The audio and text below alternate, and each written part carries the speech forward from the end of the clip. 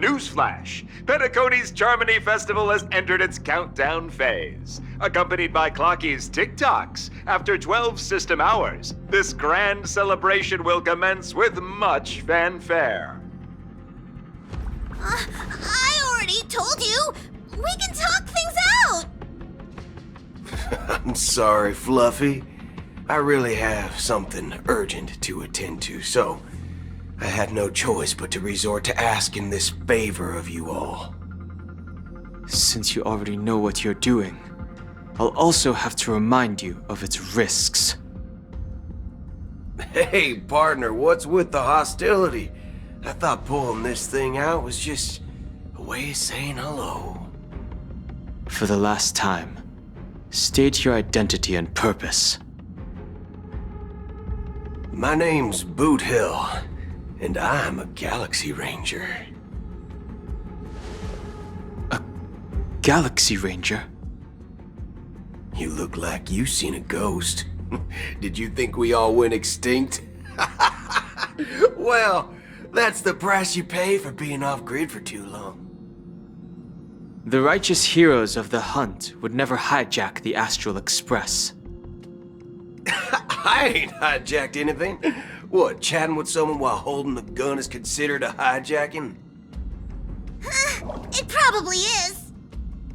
Pardon my frankness, but there are plenty of rumors in the cosmos regarding the Galaxy Ranger's current status, and none of them are pretty stories. I have a hard time believing you. Oh, this is hilarious. The tale that this bunch of fools spin is getting out of hand. There's even a bit about the Galaxy Rangers being turned into gibbons by Dr. Primitive, and they're in some valley screwing around on swings. Of course, I know you won't believe me, which is also why, similarly, I have a hard time believing that you're the real Nameless.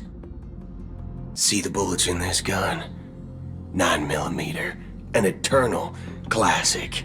I may need the Astral Express's help right now, but if you're an imposter just like that one, then this bullet might just end up in my head. I can't allow myself to be exposed to danger. That's just the way it goes, so you all have to first prove yourselves, eh? Huh? Where are you going?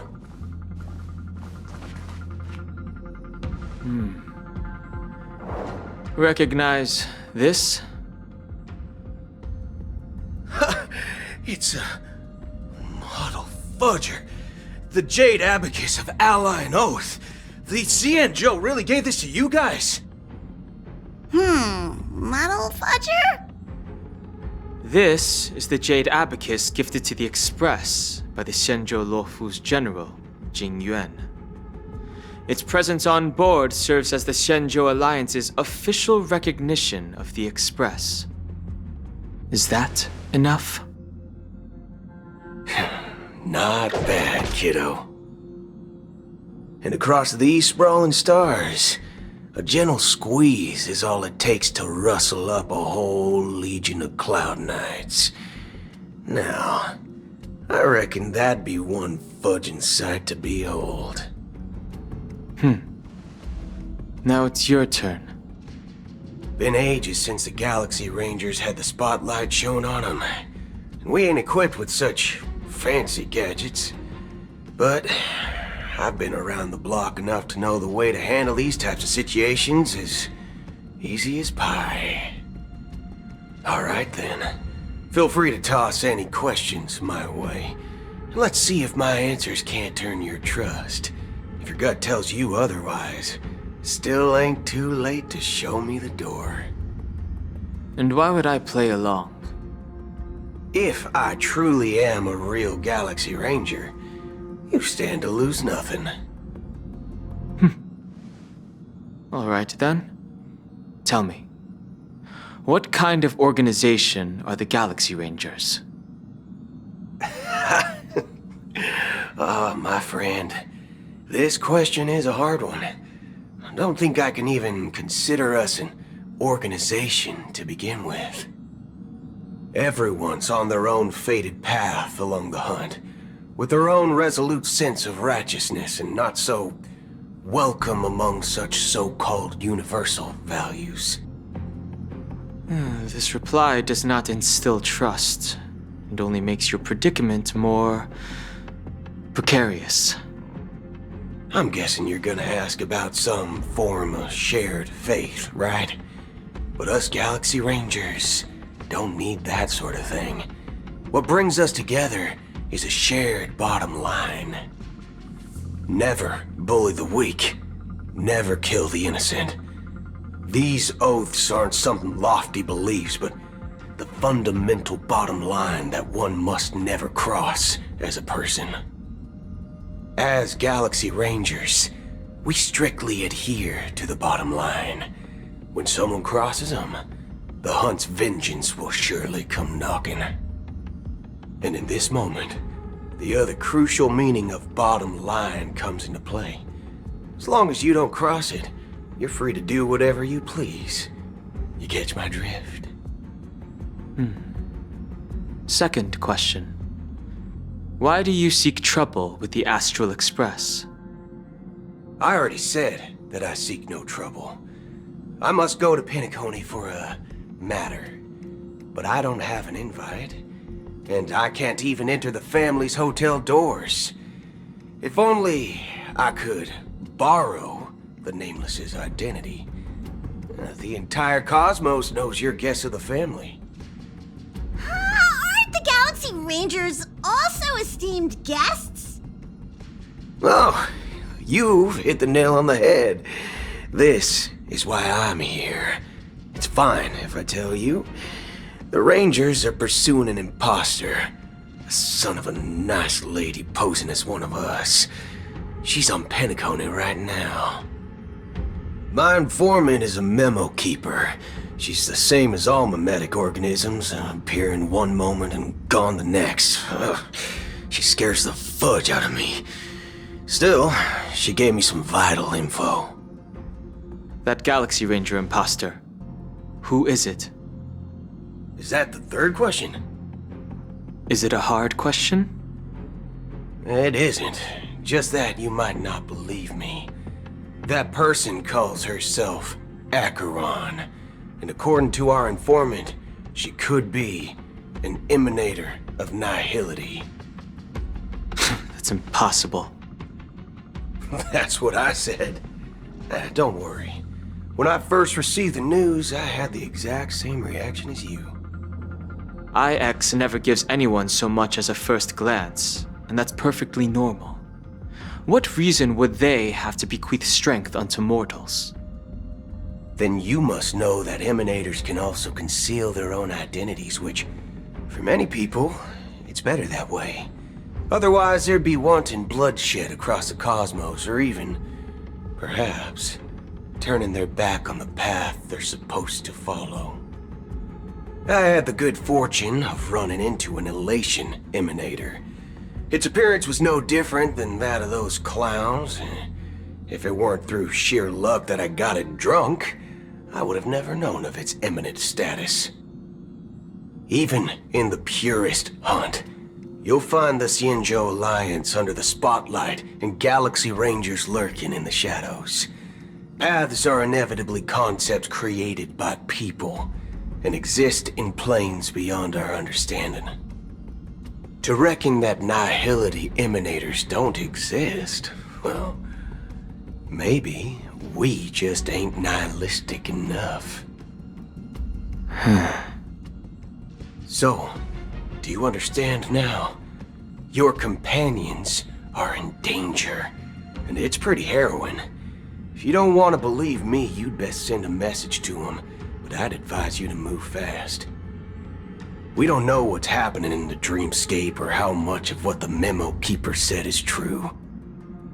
And that Acheron, who knows what she intends to do?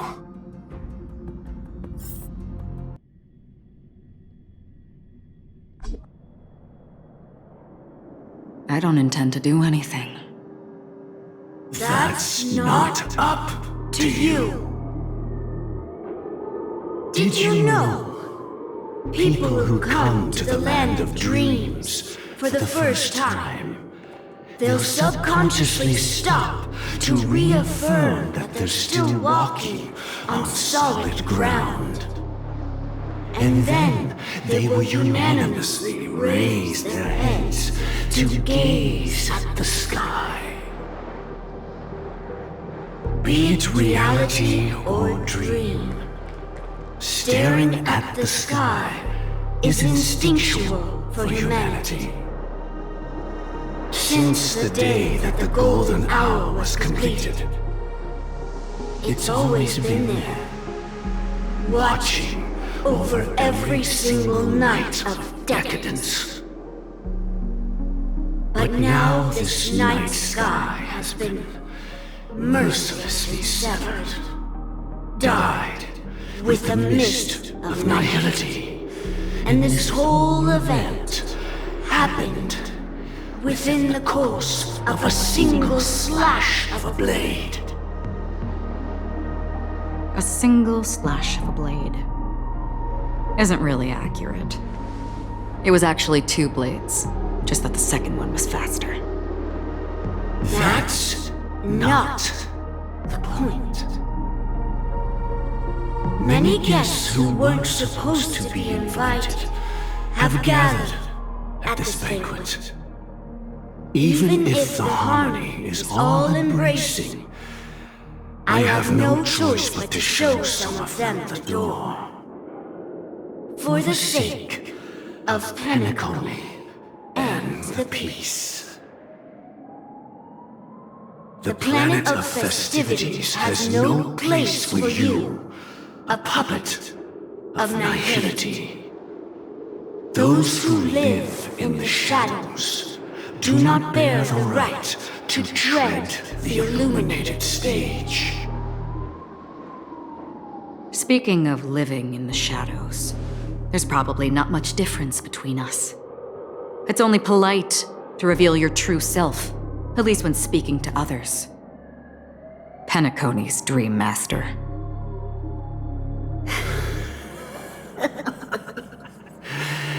That's just another reason that you can't stay. Whether you believe it or not, this is the real me.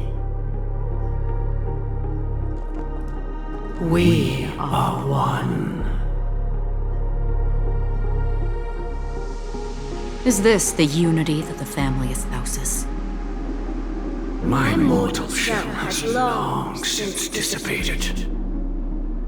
The Oak family's 107,336 offspring are now my eyes, ears, and mouths, spreading joy across dreams when required, and in times of essential need, exiling evil from this haven in my stead. From the sound of it, it seems like you're asking me to leave Penacony. I am glad that you're an understanding one. Alas, I'm not asking. If you think you can. Are you threatening me? I ended it with a period. It was a statement, not a threat. Knowing who I am and still showing such malice. You're not the first, nor will you be the last. This scene played out many times before. And usually, when faced with my questions, most people retort, "Why can't I?" The result has invariably been that they can't. You are confident. But be reminded, the family is forgiving, but not weak. The cords of the harmony extend across worlds. If you do not comply, when the blade is unsheathed for even a hair's breadth, you will never be able to escape the eternal Centurion's wrath. in all of your lifetime. 137 individuals. That is how many heathens I have exiled since I became Dream Master. Among them were those who once severed my wings, and those who immolated my body. And here I stand again, about to add another mark to the tally. And you will die. I mean, all of you will.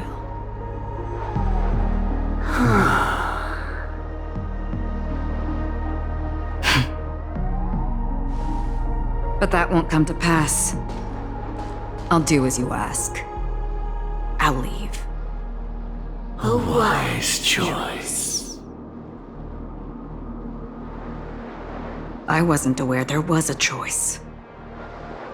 To you, that surely is the only option. Please bear in mind, you and Penacony are of different worlds. Those born on the far bank cannot seek solace across the river. Leave and never return. The radiance of the planet of festivities is overwhelmingly bright, luring in tricksters, wrongdoers, and criminals. But even the harmony itself will never welcome the self-annihilator of nihility. And even more so, when this self-annihilator heralds the destruction of everything. Your strength is obviously a gift of the sleeping and shapeless, immeasurable and fathomless, like a tributary spawned from the abyss that brings death and sin to all. Acheron, a befitting name. Take it from someone on the other side of your so-called river. You know better than I do that Penacony has already deviated from the harmony. Whatever your intentions may be, I foresee only one outcome. Its future holds nothing but nihility. Just like all the worlds that have drowned in their shadow.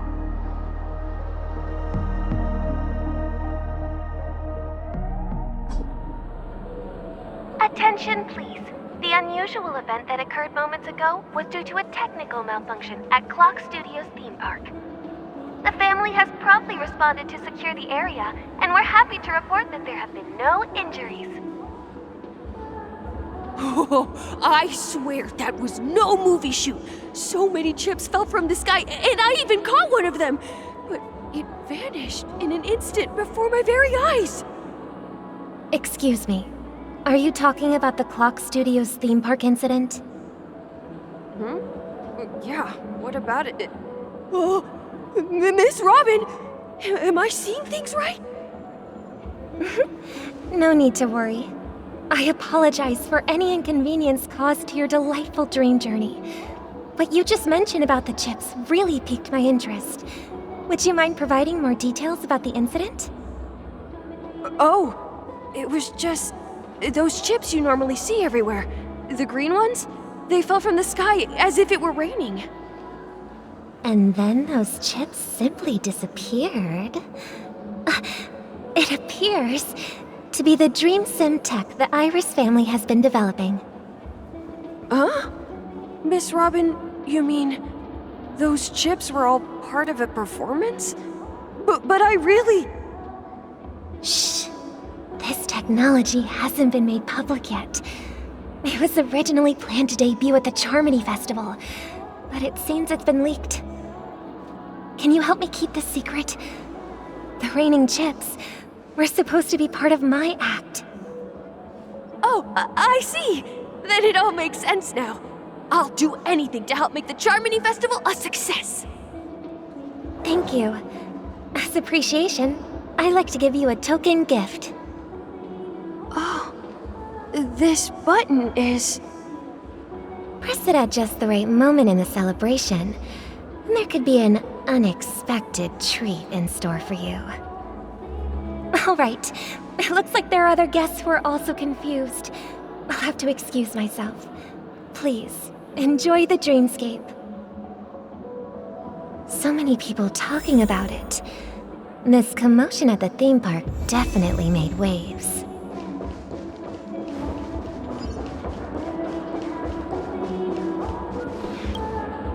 The family promised they would protect the guests within the dreamscape, but I witnessed a group of organic life forms making their way to the theme park. And soon after, a rip tore through the sky, and black rain started leaking out of the void. The family needs to provide a reasonable explanation, or I'll take my loved ones and return to reality. I thought the dreamscape was supposed to be a paradise. If it's not, then there's no point staying here. It appears the good sir has seen many great events. And it's true that an uninvited guest has unexpectedly entered the dreamscape.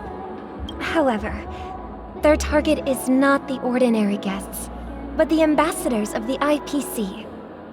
The family will certainly ensure that the safety of the guests is of the highest importance. Miss Robin, I know the Bloodhound family has already sealed off the theme park and has control over the situation, but it won't resolve the problem. The family can try their best to protect their reputation, but as a guest, I don't wish to gamble with my life. But as you can see, sir, no innocent bystanders were affected in this incident. Perhaps the dreamscape is not as perfect as promised, but there's no place safer than dreams under the family's rule. I believe you know this better than I do. If this incident happened in real life, how many people would be able to walk away from it? I could stay here, but keep in mind, guests come to Penacony to enjoy the dreamscapes. They do not wish to be entangled in a conflict between the family and the IPC, so let's not have any more unnecessary incidents. Of course. With the Charmony Festival about to commence, we will spare no effort in our preparations. Rest assured. To express our apologies, the family has arranged this gift for the guests. Thank you for understanding. You've had quite a bit to drink. Sure. Hello. May I ask what happened here? Nothing to be worried about. There's been a small rehearsal mishap at Clock Studios theme park. Please stay calm. Hey, are you a fool? You don't even recognize Miss Robin? Who do you think you're talking to? I'm sorry. I've just been transferred to the Bloodhound family, and I'm still not too used to working on the streets. I didn't realize it was you. I'm so sorry. Hey, don't sweat it. You guys have a tough job. I know how it is. How's the situation looking? Oh, we've sealed off the theme park. Most guests are used to bizarre phenomena in the dreamscape, and so far, no threats have been detected. We can expect order to be restored soon. Rest assured, Miss Robin will intensify our patrols to ensure that no incidents occur. I trust you guys.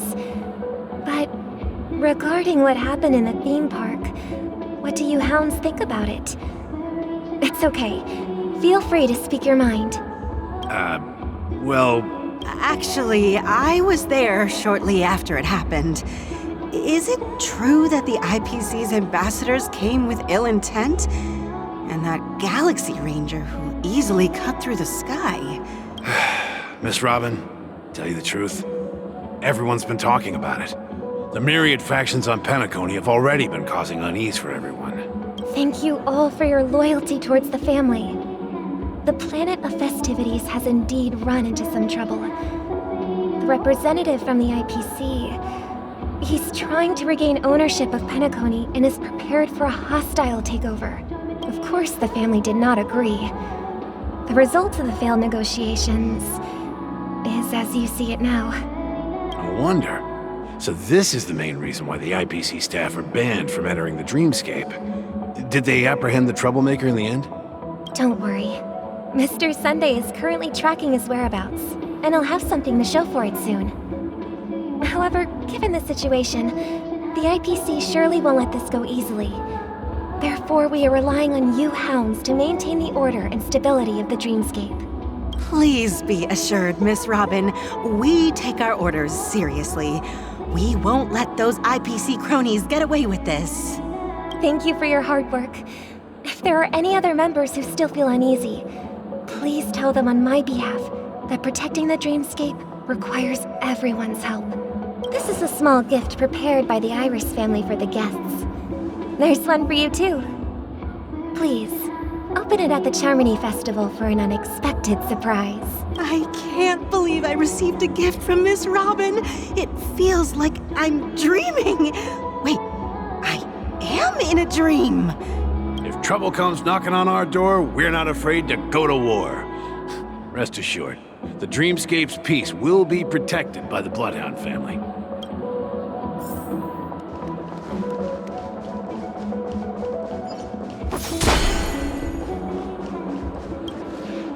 Miss Robin?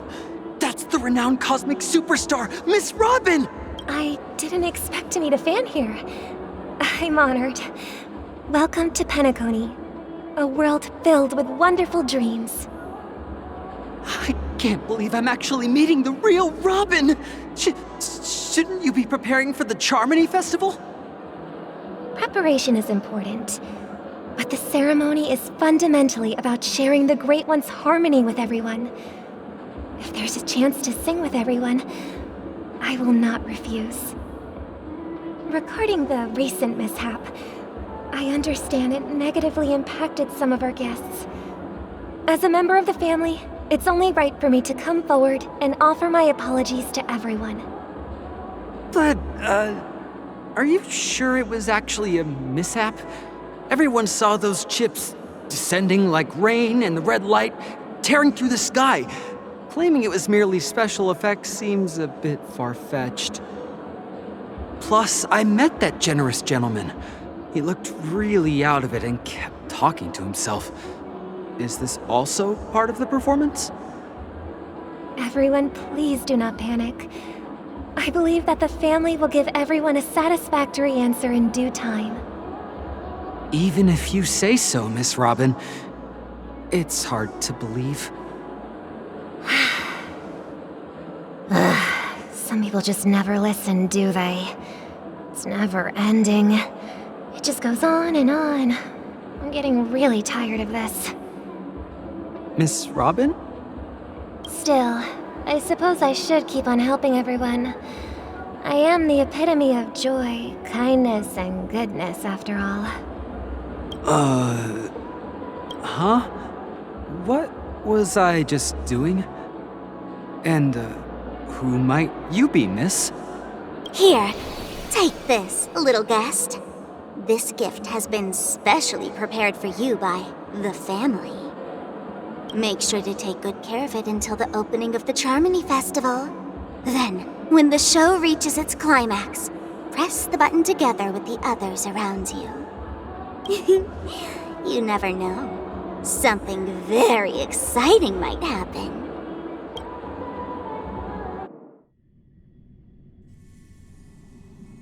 We're back to where it all began. You entered the golden hour from this place. And it is also from here where you will enter the true Penacony. It is a pleasure to journey alongside you once more. But it's time I laid bare the entire truth before you. As you might have heard, I also go by another name. Stellaron Hunter Sam. I'm fine. Sorry, I hope I haven't scared you. I know you have many questions. Do you remember when we encountered death in that strange dreamscape? When I was caught by that meme? in that instant before it killed me, I saw the reflection of another dreamscape in its ghastly pupils. So, following the clues in the script, I came up with some theories about the meme. That's why I instructed Silverwolf to issue invitations, drawing everyone to the Dreams Hotel. I intended to call upon death before you arrived, to solve the riddle using more direct means, and then invite you to join. However, contrary to my wishes, I couldn't defy the script. And I didn't get a chance to explain it to you. It is how you see now. I was impaled by the bladed wings of death. The heavy pressure of concentrated memoria miasma exploded in my mind as if it was actually reality. But after the momentary numbness subsided, I found that my body was absolutely unscathed. I was still alive. And it was just as I thought. I had arrived at a place starkly different from this beautiful dream. Beneath the dreamscape of Penacony lies another, more chaotic, more primal memory zone. Its name? Land of the Exiles. And so, then I returned to the hotel in the dreamscape, hoping to tell you of its existence. Yet I could not reveal my own identity. So, I could only divert your party's attention and lure you away from the battlefield. And after all my attempts proved futile, it wasn't until not long ago when a crimson blade of light shattered the high wall of the dream, causing you all to fall far into the abyssal depths of the dreamscape, that I was able to awaken you and your companions one by one. And that's it. That is all that's happened so far. I know it's tough to believe all this without reservations. I just want to say, you are very close to the final answer. Just one more thing needs to be done. And then I can prove it to you. Now, let's leave this place. Please close your eyes.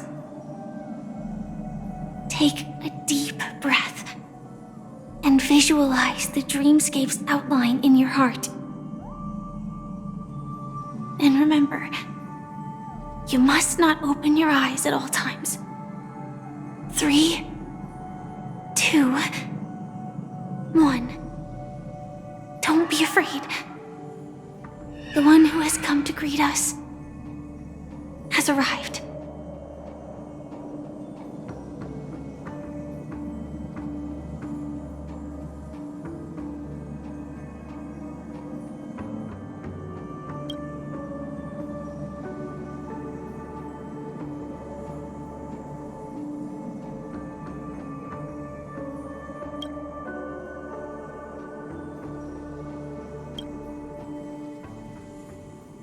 I never knew you could do this.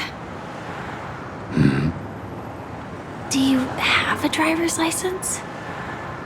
I do. That is surprising. Why?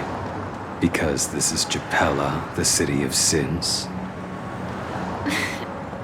No, it's nothing. I'm just thinking that you haven't slept in 20 system hours. Are you sure you're okay? I'm fine. I'll survive. Same goes for you. I'm not so sure about that. Slow down a bit. Infiltration is over. Feel free to activate Sam anytime you like. There's still some time before the next part of the script unfolds. Let me stay a little longer in this body.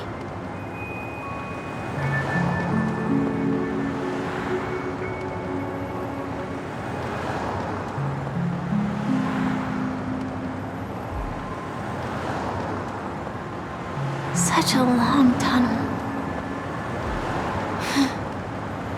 Didn't feel this long when I set off. In half a system hour, it will lead us to Kafka. And then comes the downfall of the Japella Brotherhood. Is that also part of the script? It's in your script too. Sorry. I didn't notice. Their destiny won't change just because of your selective ignorance.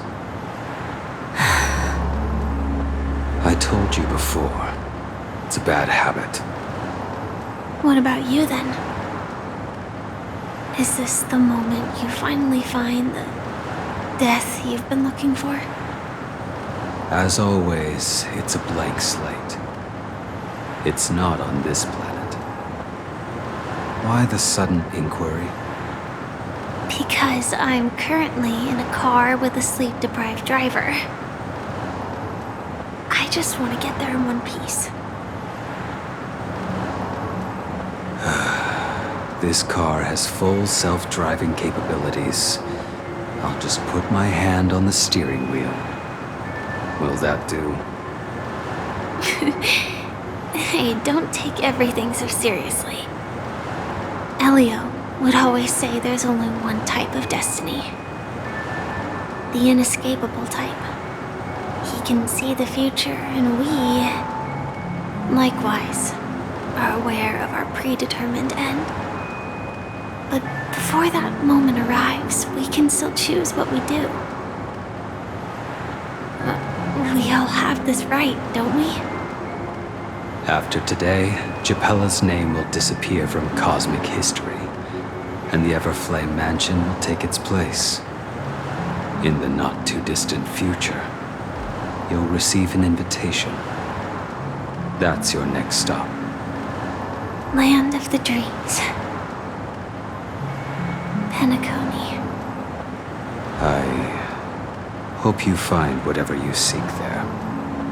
Be it answers or salvation.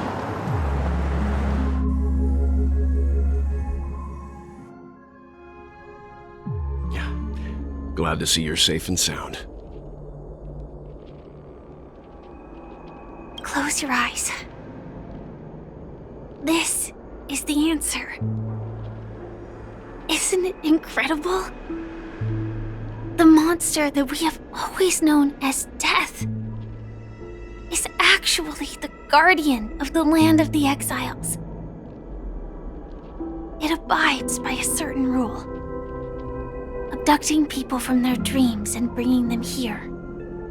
The question that has been perplexing us, does death really exist in the dreamscape, appears to be a cognitive trap.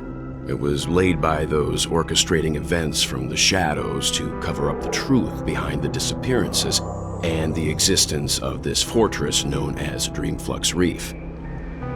Every emergence of that meme is related to the Watchmaker. Since Dreamflux Reef is where it brings its captives, it's likely that many of our long-standing questions will be answered in this place. The atmosphere here is starkly different from the beautiful dream. There are no regulators here like the family.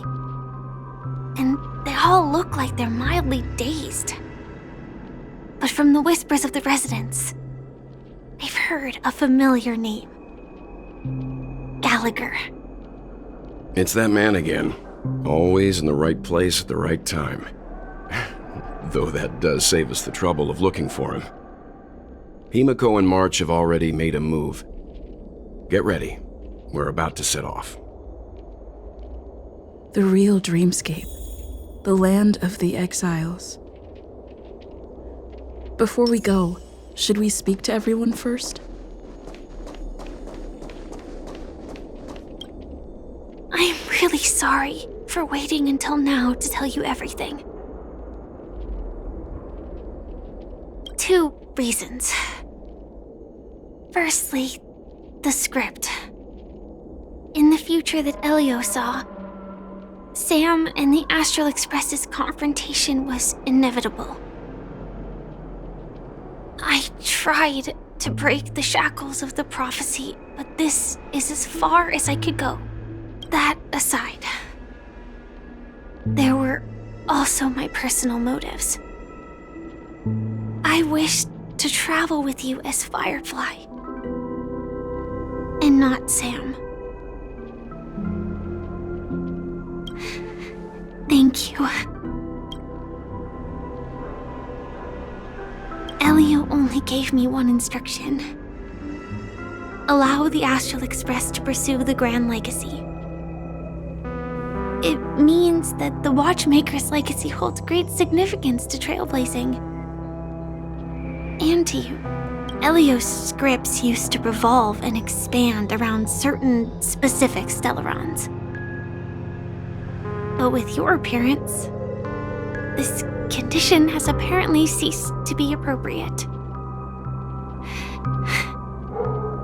Perhaps he also saw the impossible in the future. Do you still remember that medical cabin I told you about? Well, that's Sam. It belongs to the Iron Cavalry of Glamoth's Firmament Frontline. A Firefly Type 4 tactical heavy assault mech. It is the cradle of my vitality. And the meaning of my birth. And for the longest time it was how I should have looked to the rest of the world. The timescale of Dreamflux Reef differs from reality, so we mustn't lower our guard. You're sensitive to Memoria. A slight misstep, and you could get lost in this memory zone.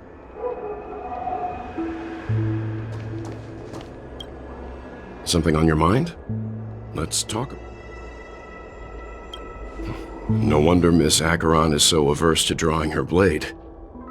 It's hard to imagine such terrifying power could reside in an ordinary sheath. If it weren't for the fact that Aventurine's power originated from the preservation, the entire dreamscape would have been affected. Don't feel burdened by this.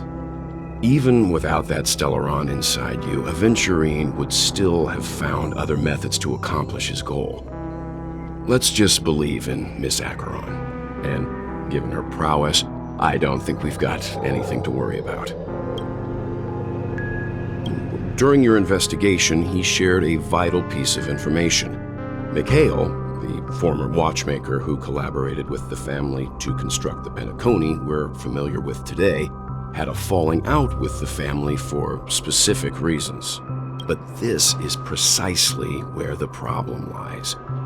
You were clearly investigating a murder, so then why, as a security officer, is he changing the subject to talk about his past with the watchmaker? And now, with Firefly mentioning his name again, it's hard not to be suspicious.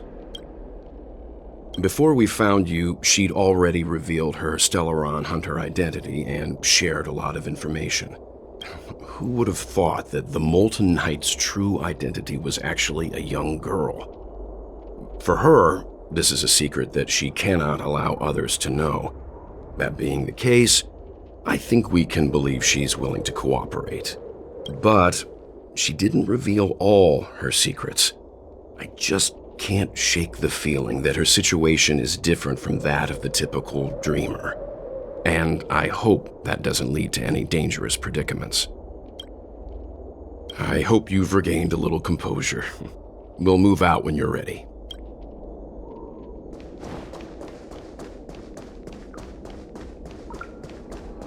Keep going straight down this alley and it'll lead to an elevator. It'll take us to the center of the land of the exiles.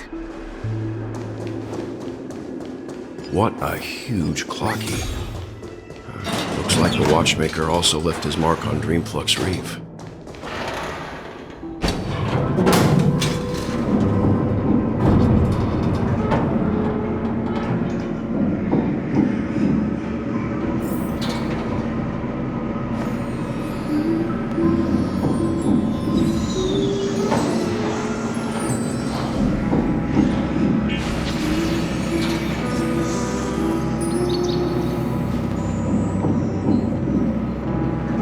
Unbelievable.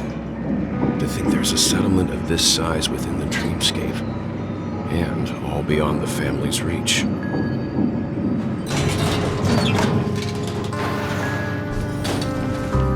The atmosphere in this fortress is pretty different from that in the beautiful dream. When I first saw it, I was in awe too. The sky here, it's like a reflection of the 12 dreamscapes. What's even more bizarre is that this place is also separated into trade and residential areas. The layout may be simple, but the facilities are very comprehensive. It seems that there are quite a number of people living here. Though both dreamscapes have distinct styles, the architectural designs are quite similar. Works of the same hand, perhaps. Hard not to speculate on the connection. But there's no point in overthinking things. Let's meet up with Himiko and the others first. Take a right turn at the end of this road and you'll reach the trade district. There are more people there. And perhaps someone knows where she is. Not coming with us? The Astral Express likely needs room for some internal deliberation. In the meantime, I'll try and locate Gallagher. Sure. Let's reconnect later. Letting her go was the right decision. Further observations are needed before we decide whether to trust her. But first, there's someone I need to talk to. Let's go. I'm sure you've already noticed him. He's right over there. The Reverie Hotel's bellboy. How did he end up here? And right after Miss Acheron severed the beautiful dream. We'd better check, just to be sure. Perfect for me. And perfectly legal. Huh? You were the guest from before. We meet again! And a new friend. Forgot to introduce myself. I'm the hotel's bellboy, Misha. Hello, Misha. I'm Welt. We met in a dream. Oh. And who might this be? Tick-tock! Old friend and new friend! Let's high-five! Your, memory zone meme? Nope. Clocky is a good friend of mine. We all live here. How did you two get here? This dreamscape isn't supposed to be open to the public. I wonder if it has something to do with Sleepy. So, this is your home? Yep. After my work in the beautiful dream ends, I'll go back home. Commuting used to be more convenient, but ever since travel became cumbersome, Sleepy started ferrying people back and forth between the two dreamscapes. This Sleepy. Can you describe what it looks like? Sleepy is a memory zone meme. Looks fierce and has many eyes. But it's actually really well behaved. Gallagher's been taking care of it. Based on the description, that meme is indisputably death. A nightmare for the family, but for the people who live here, well, that couldn't be further from the truth. Death? Not in a dream, surely. Sleepy's just a little aggressive, and sometimes messes up by fetching the wrong guess. But it would never hurt anyone. I see. Has it brought back any guests recently, say, in the last day or two? We're currently investigating a missing person case that occurred within the beautiful dream. I see. Then you'll have to speak with Gallagher. But he's currently busy hosting a visitor from the Oak family and specifically asked not to be disturbed. Mr. Yang, the person you're looking for, is it Miss Robin? Just as I thought. Considering what happened with Miss Firefly, this doesn't come as a surprise. If you're looking for Miss Robin, I can lead the way. She told me that she'd be willing to meet with outside guests. If it's not too much trouble. Also, we're looking for our missing companions. A woman with red hair accompanied by a girl with pink hair. Have you seen them? Oh, I haven't. But please, rest assured. Dreamflux Reef is a small place, and it's not as bustling as the beautiful Dream, but its safety is unmatched. How about this? Since it's your first time here in Dreamflux Reef, I'll be your guide and help you find your companions. And then we can all go visit Miss Robin together. She's gone to Mrs. Grace's to visit the children. She won't be leaving anytime soon, so there should be enough time. All right then, we'll follow your plan. Well, we now know the answer to both murder cases that have caused such commotion in Penacony. As for the intentions of the mastermind behind it all, we're still none the wiser.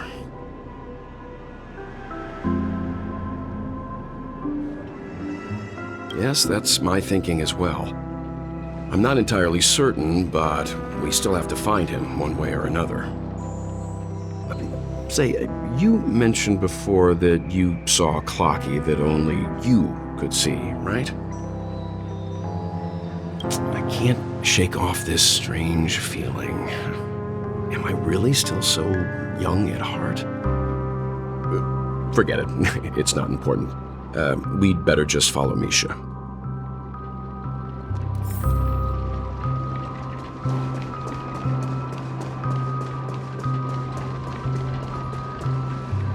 Everyone, look! From here, you can see the most spectacular view of Dreamflux Reef. A black hole? No. An accretion disk formed from consolidated memoria? Was Dreamflux Reef built on such unstable memoria? Oh, so Mr. Yang is also versed in memoria dynamics. I was just trying to figure out how to explain this huge hole to everyone. I bet you guys have a lot in common with Miss Kami.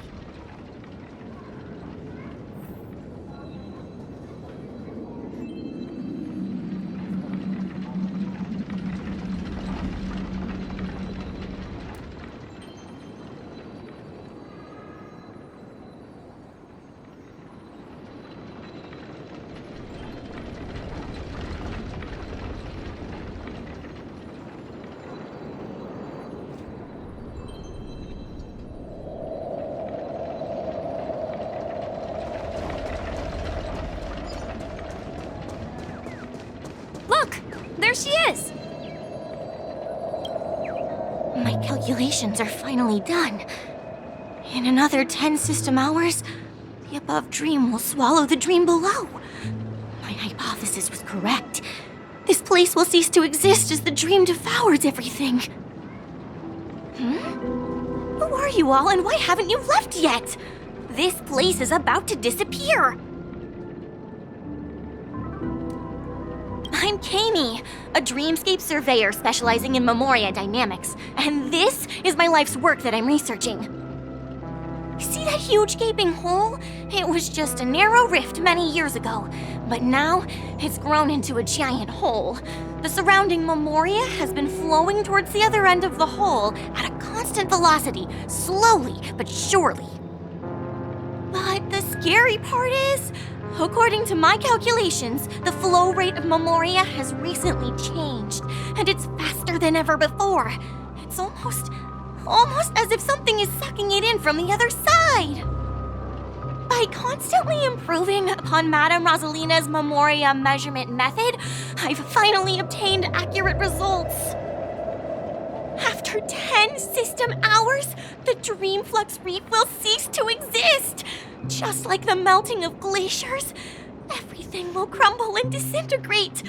The dreams on that side of the void will fuse into one. Please don't worry. This sort of thing has happened many times before. Miss Kami isn't a bad person. She's just a bit lost in her own world. She'll probably realize she's wrong soon enough. You don't say. There was something else that piqued my interest. Who is Madame Rosalina? Oh, do you know her too? Or are you also a fan of Memoria Dynamics? We're very interested in Madame Rosalina's achievements. Could you tell us a little more about them? Why, of course! She's an excellent scholar of Memoria Dynamics, and the first person to apply Memoria rate measurement methodology on interstellar travelers. Regrettably, due to the presence of the Garden of Recollection, ordinary people don't pay much attention to the nature of Memoria. She departed this world without much fame, leaving only a few thin journals behind. I came to Penacony to learn more about my idol, and went to great lengths to seek out Dreamflux Reef, all because this is her final resting place. Prodigies always meet their demise prematurely. If only Madame Rosalina had more time, she would have discovered a way to reverse the flow of Memoria. I felt it. The source is in the golden hour. There is a certain anomalous presence stirring the currents of the memory zone. I must uncover more concrete proof. I must convince everyone. Does the name Madame Rosalina sound familiar to you? That's right. It seems like she did a great deal of research and calculations in Dreamflux Reef before abruptly passing away. Miss Katie regularly mentions her. I hear Madame Rosalina passed away during the prison war. She could see the Penacony of today. Its people building homes in the memory zone. I bet she'd be really happy. Our destination is the commercial district. That's where the largest crowds gather in Dreamflux Reef. We might be able to find the others there. Let me go. Ghost! There's a ghost! Don't come near me! Oh my. I'm human and so are you. Can you get a grip? Mr. Yang and Miss Trailblazer, I've been waiting for you. Quickly, come help. I bumped into a member of the family on the way here. He was so scared and I just wanted to calm him down. But... Let me go! Let me go! I've only done good in my life. Why can't I rest in peace after death? Well, this is how it turned out.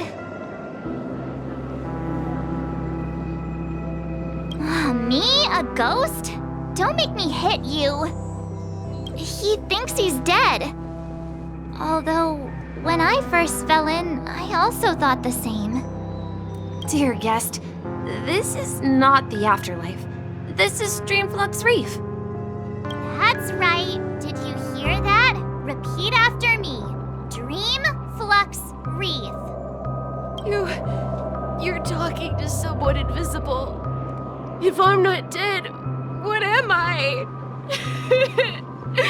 I shouldn't have pushed my luck and tried sleeping in my dream. Curiosity kills the Papashi. Stop asking!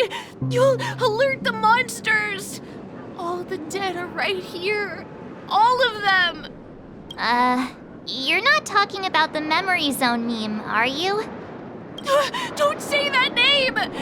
It's all your fault. They're coming!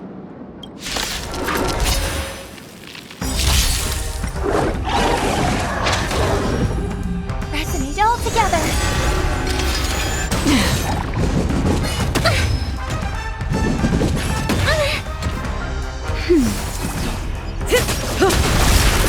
Still waters of oblivion. Stand still.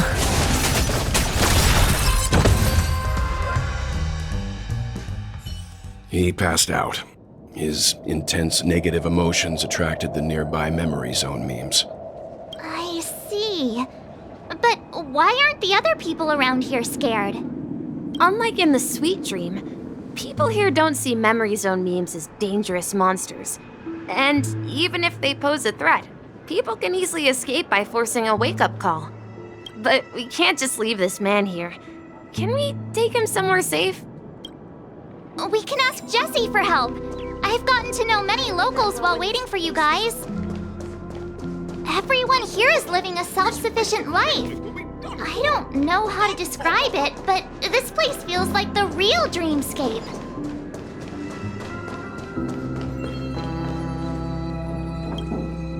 Evening, Jessie. Is it evening? Welcome, Miss March. Who might these be? These two are my friends. As for the man lying on the ground, he's a scaredy cat who fainted from fright. I see. Another poor guy who accidentally ended up here. I'll take care of him. There have been a lot of new faces lately. Things must be tough in the beautiful dream. The few remaining havens of freedom in Asdana will soon face trouble. Do such things often happen here? Not really, but they're becoming more frequent now. Guess it's one of the signs of the Sweet Dreams collapse. This man has had quite the shock. Could you help me find a Halovian lady, March? Her songs can heal mental wounds. A Halovian lady? That must be Robin. She's also here in Dreamflux Reef. Huh? Robin? But I thought she... Oh, right. If Firefly is here safe and sound, then it means Robin must be okay too. Misha's about to take us to her to find out what happened. But before that, let's meet up with Himiko. You were with her earlier, right? We met some stowaways in the residential area. Most of them came from neighboring star systems. I heard that places like Dreamflux Reef are scattered throughout the memory zone of Asdana, like islands in the ocean. They existed before the family arrived. I also heard that when Dreamflux Reef took shape, it was the center of all dreamscapes in Penacony. If that's true, it's no wonder there are so many similarities between this place and the Sweet Dream. Himiko must be gathering information. Let's hurry up and get going.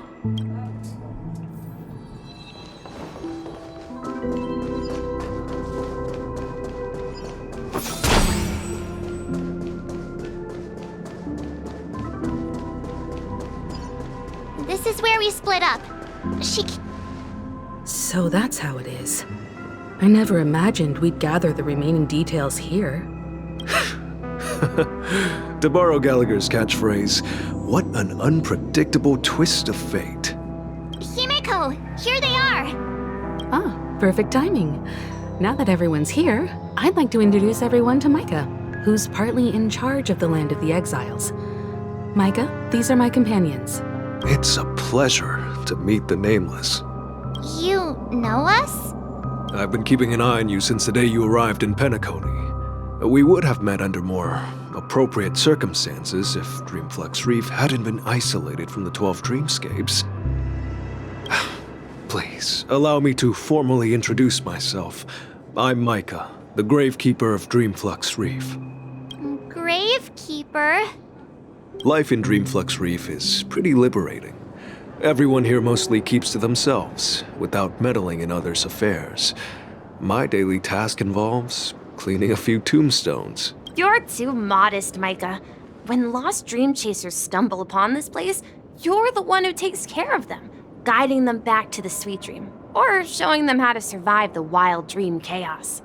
So, guardian of sorts. Were you talking to me, Mr. Yang? On that note, Mr. Mika, which tombstones are you referring to? We didn't come across any graveyard when we arrived. They're actually just symbolic stones. But since you're curious, Mr. Yang, I'll take you there. I have a feeling you might find something of interest there. But before that, you have an important guest joining you. An important guest? Who could it be? This way, please.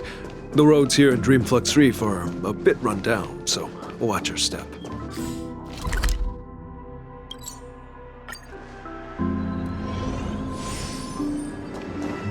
This trash can is perfect.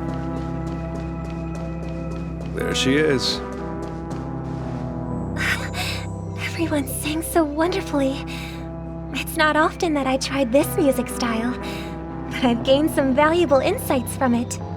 Oh, I can't thank you enough, Robin. Well, these kids have made incredible progress in only a few days. It was nothing, Grace. I merely taught them how to sing. It was you who brought hope into their lives.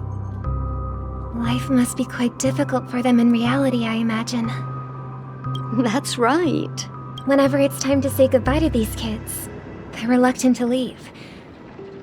But I've explored every corner of Dreamflux Reef, talked to everyone I met, and they all told me the same thing.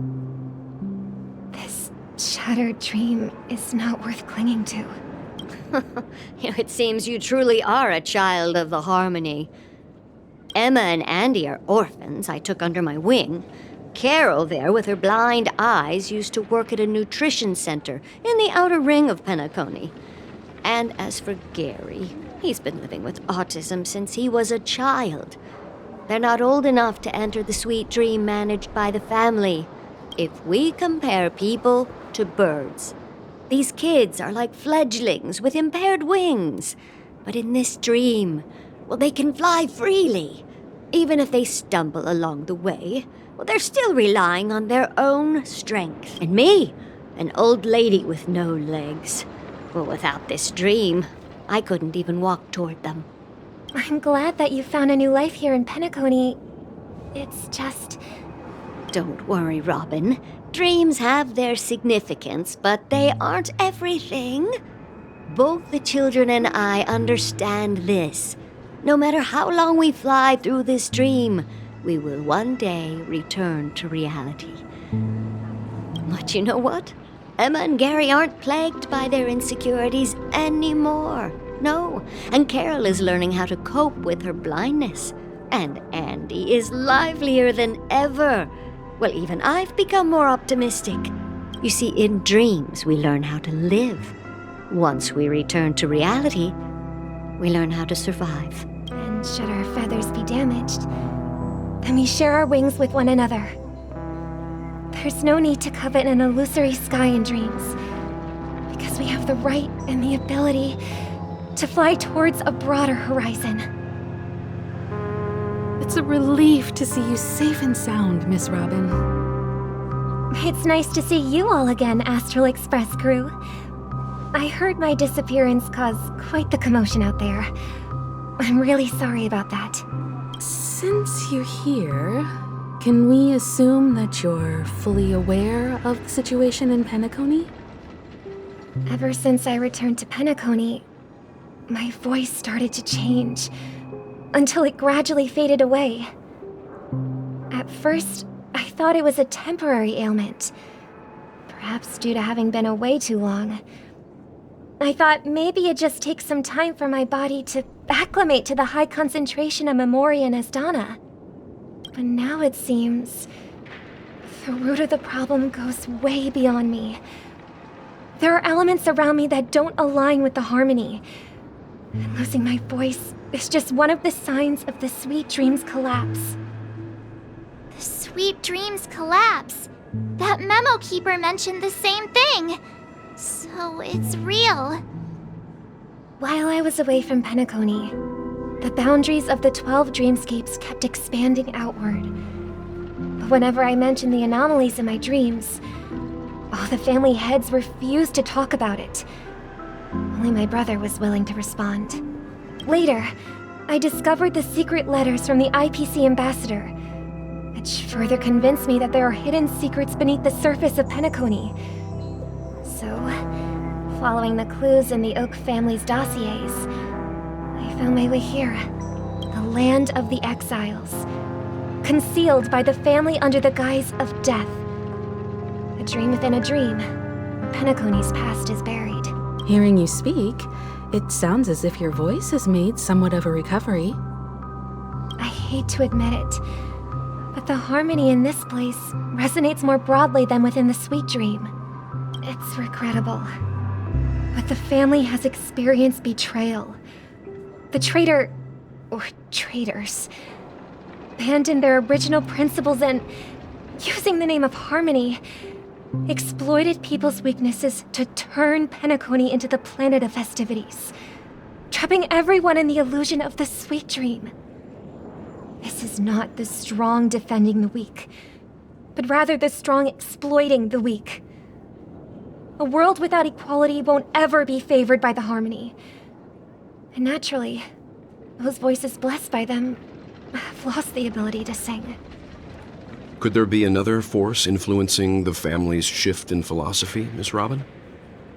Considering what happened with Acheron, it's difficult to conceive of another entity within the realm of the Harmony capable of influencing everyone. Unless a power surpassing that of an emanator is involved. I'd heard about what happened to the Xianzhou Alliance. But as far as I'm aware, the family hasn't faced any such external interventions. Who knows? Perhaps I've just been away too long and missed something. Regardless, I cannot accept my home is moving towards the very opposite of what the Harmony represents, while still claiming to uphold it. I must uncover the reason why Mikhail cut ties with the family, and who exactly it was who betrayed us all. Do you remember our arrangement, Mr. Micah? Well, here's my answer. I've decided to forgo my role, and never step foot on the Charmony Festival stage again.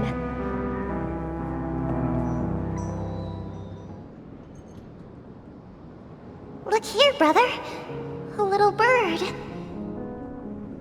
Looks like a fledgling Charmony dove. But Charmony doves don't live here. So how did this little bird get here? Maybe its parents abandoned it? It looks weak and frail. Why don't we find something soft and make a nest for it? This place is too dangerous for a fledgling. Let's take it with us.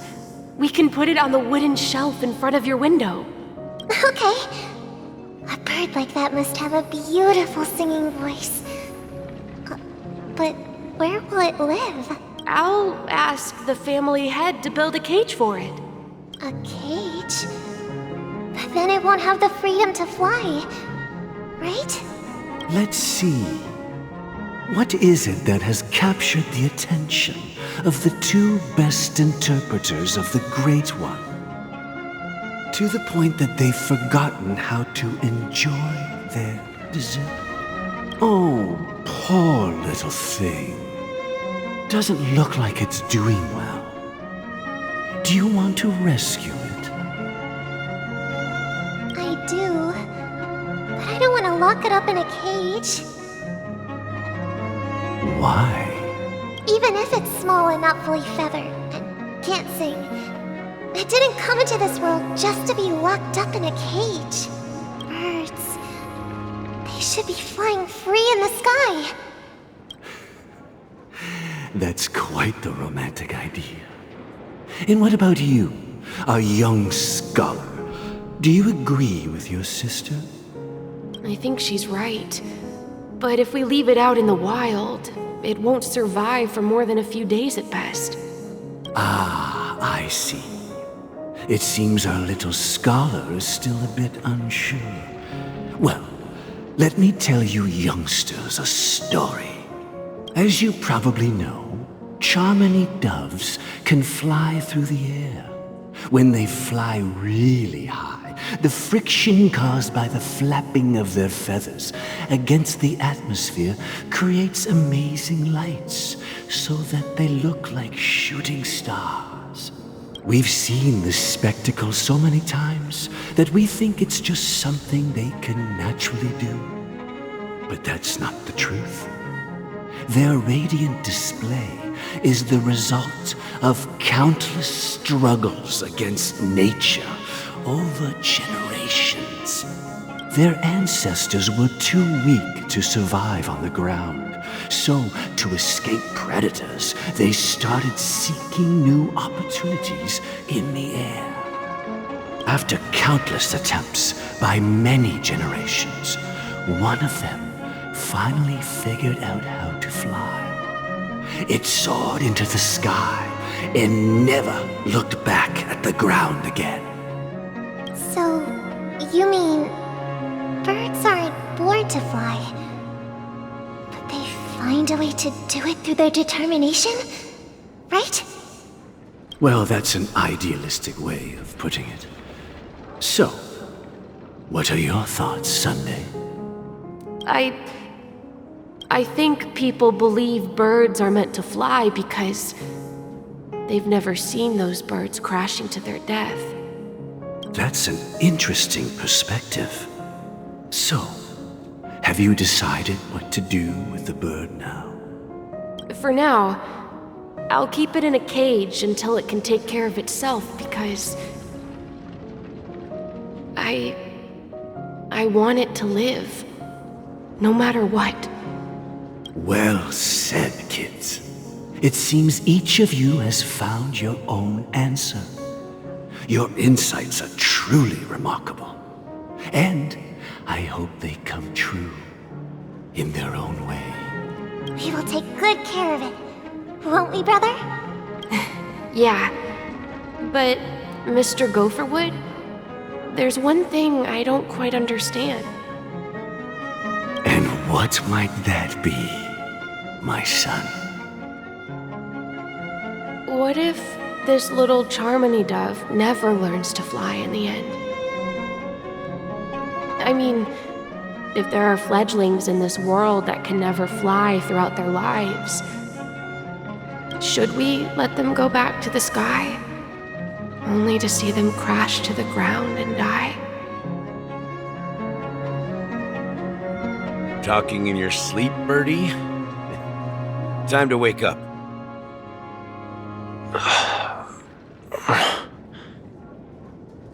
Huh? Need a hand? I'm still alive? Yeah. Happy about that? Where is Robin? Tell me. Now. I knew that was going to be the first thing you'd ask. Don't worry, your sister is here, safe and sound. She's probably walking around the streets now. If I were you, I'd be more worried about myself. After all, right in front of you is the guy who just stabbed you in the chest with a dagger. If you wanted to kill me, you wouldn't give me the chance to speak. Just tell me your demands, lackey of the Watchmaker. So, you figured out who I am, huh? No wonder you had the guts to go against the Dream Master and the Four Families. Looks like I made the right choice. Choice? You are aware of my plan and see through my act. Time is running out, so let's drop the charades. I'm suggesting we cooperate. Cooperate? What makes you think I'd cooperate with you?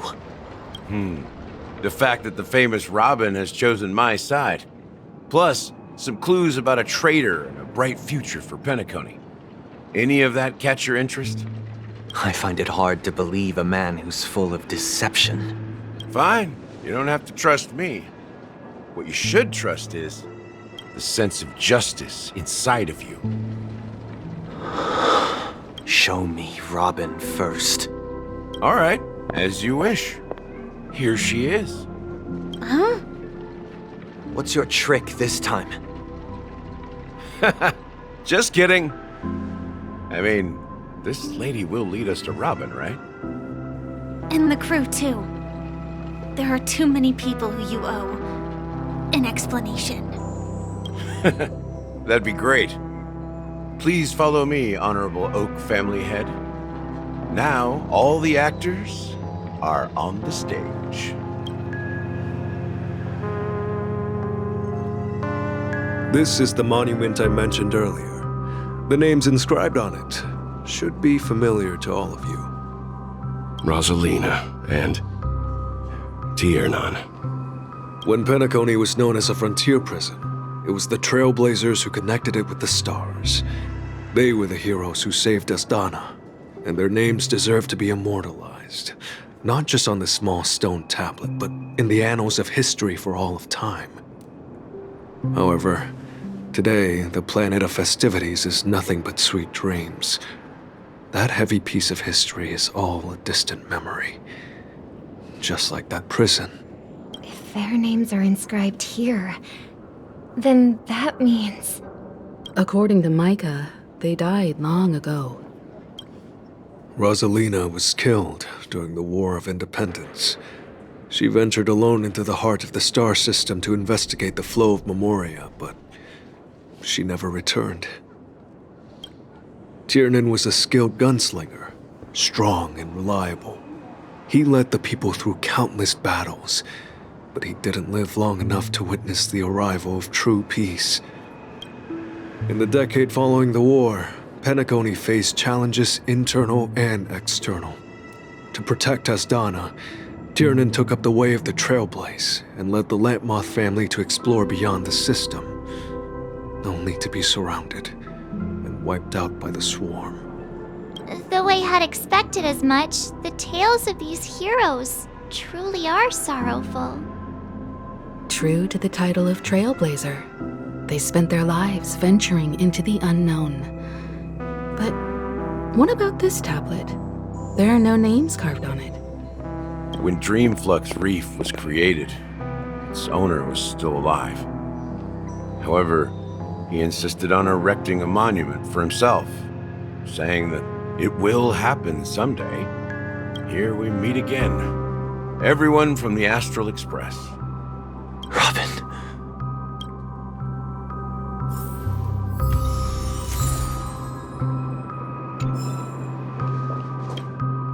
I promised to give the siblings some privacy, so let's talk about our business first. What do you say? That sounds sensible enough. Since you went through the trouble of gathering the family heads, the crew, and the Stellaron hunters, I'm guessing you have something important to say, Mr. Gallagher? Oh? Is it that obvious? The look on your face is practically screaming, I'm the one behind all this. You're right, Mr. Yang. It is indeed time to come clean on everything. The siblings already know what they need to, and they've made their choice. But you, Nameless, arrived a bit late. So it's only fair that I answer your questions.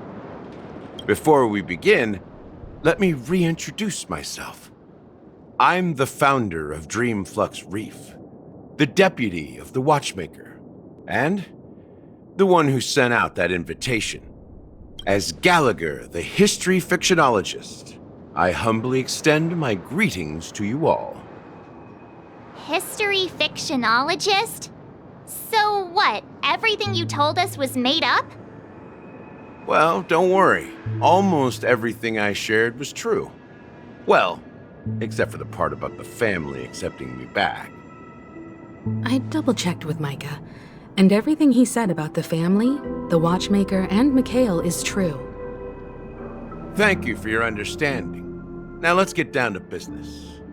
I'm sure you're all wondering why I went through the trouble of setting up this battle for the legacy, inviting different factions, and stirring up a ruckus all over Penacony.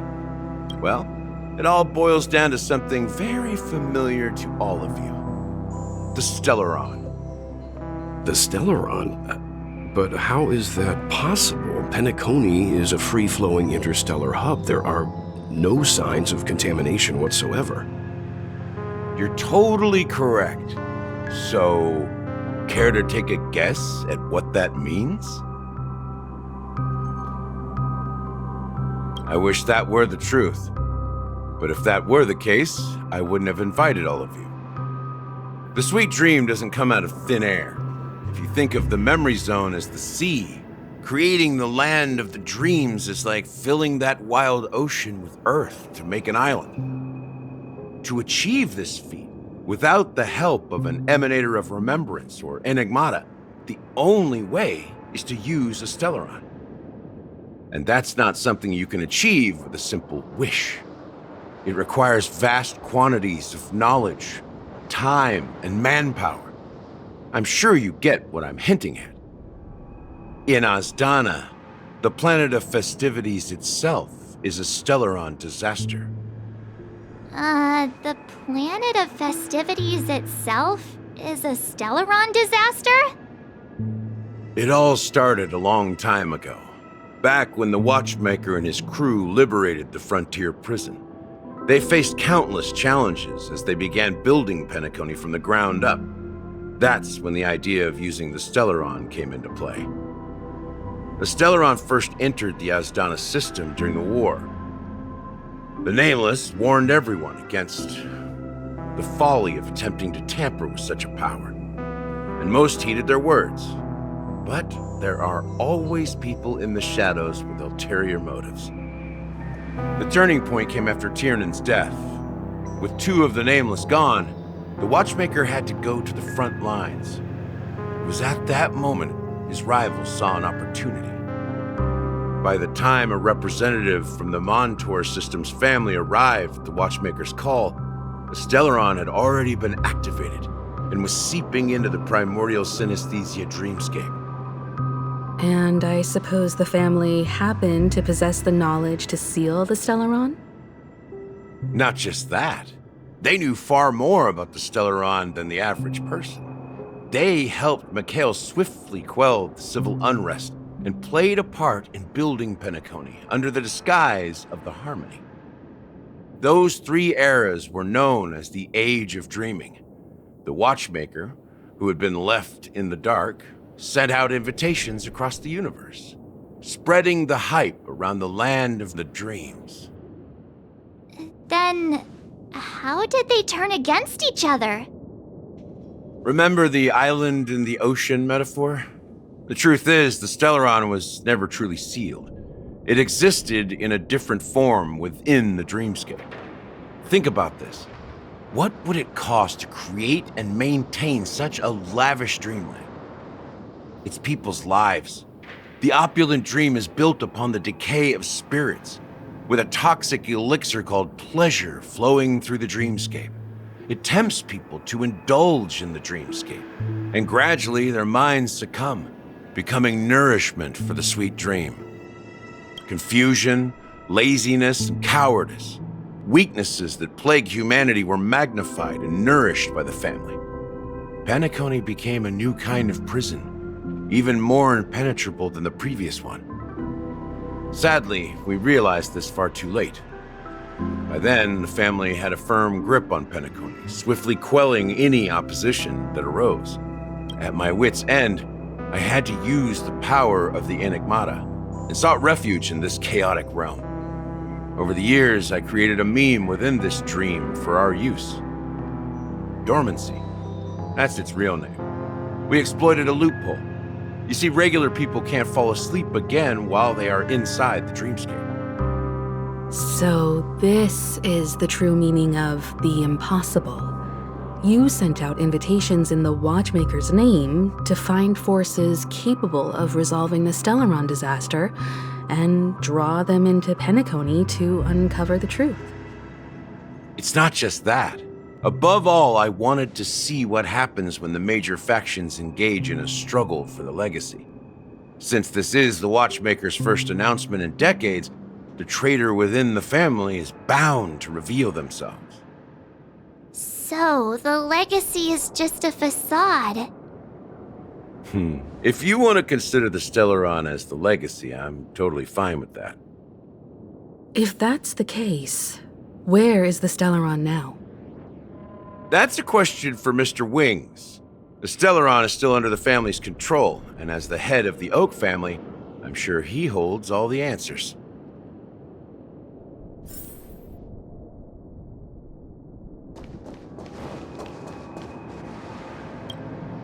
Are you done talking? So, will you tell us where the Stellaron is? It is the Penacony Grand Theater itself. As I suspected, it's the embodiment of the family. The edifice that first materialized within the sweet dream. That's what turned Penacony into its current state. As for the person who employed its power, it is in fact Mr. Gopherwood, the current Dream Master. Well, that was easier than I thought. Did you conduct your own investigation already? Correct. When I was trying to track down the person who murdered my sister, apart from you, Gopherwood was my second suspect. Confronting me first turned out to be a smart move on your part. I didn't have other options. The Dream Master has been elusive, and even the heads of the families can hardly get an audience with him. Moreover, Mr. Gopherwood has been kind to my sister and me, and I didn't want it all to end like this. What do you mean by that? To be honest, my brother and I are also victims of the cancer of all worlds. We grew up as orphans, and were adopted by the family when they came to help. Mr. Gopherwood recognized our potential and brought us to Penacony. But I can't just stand by and watch Mr. Gopherwood become an enemy of the Harmony. I won't use my voice to support an evil cause. I won't step on that stage and sing, no matter who the traitor is, or what orders they give me. I won't let the Charmony Festival become an event that destroys Harmony itself, or the paradise in our dreams. Indeed. For the paradise in our dreams. As the head of the Oak family, I'm responsible for ensuring Penacony's promising future. Robin and I will head into the Sweet Dream and confront the Dream Master. And if it turns out that the family has truly strayed from the Harmony, I'll fight alongside you. We'll put the Charmony Festival on hold and make sure Mr. Gopherwood pays for his blood debt. The enemies you are about to face aren't like this old dog here, who can barely even bark. Since our interests are aligned, why don't we team up? Maybe, just maybe, we'll have a shot at success. We have always been following in the footsteps of our nameless predecessors, and there's no reason to stop now. Yeah, we Nameless won't back down from a challenge. Isn't that right, Miss Trailblazer?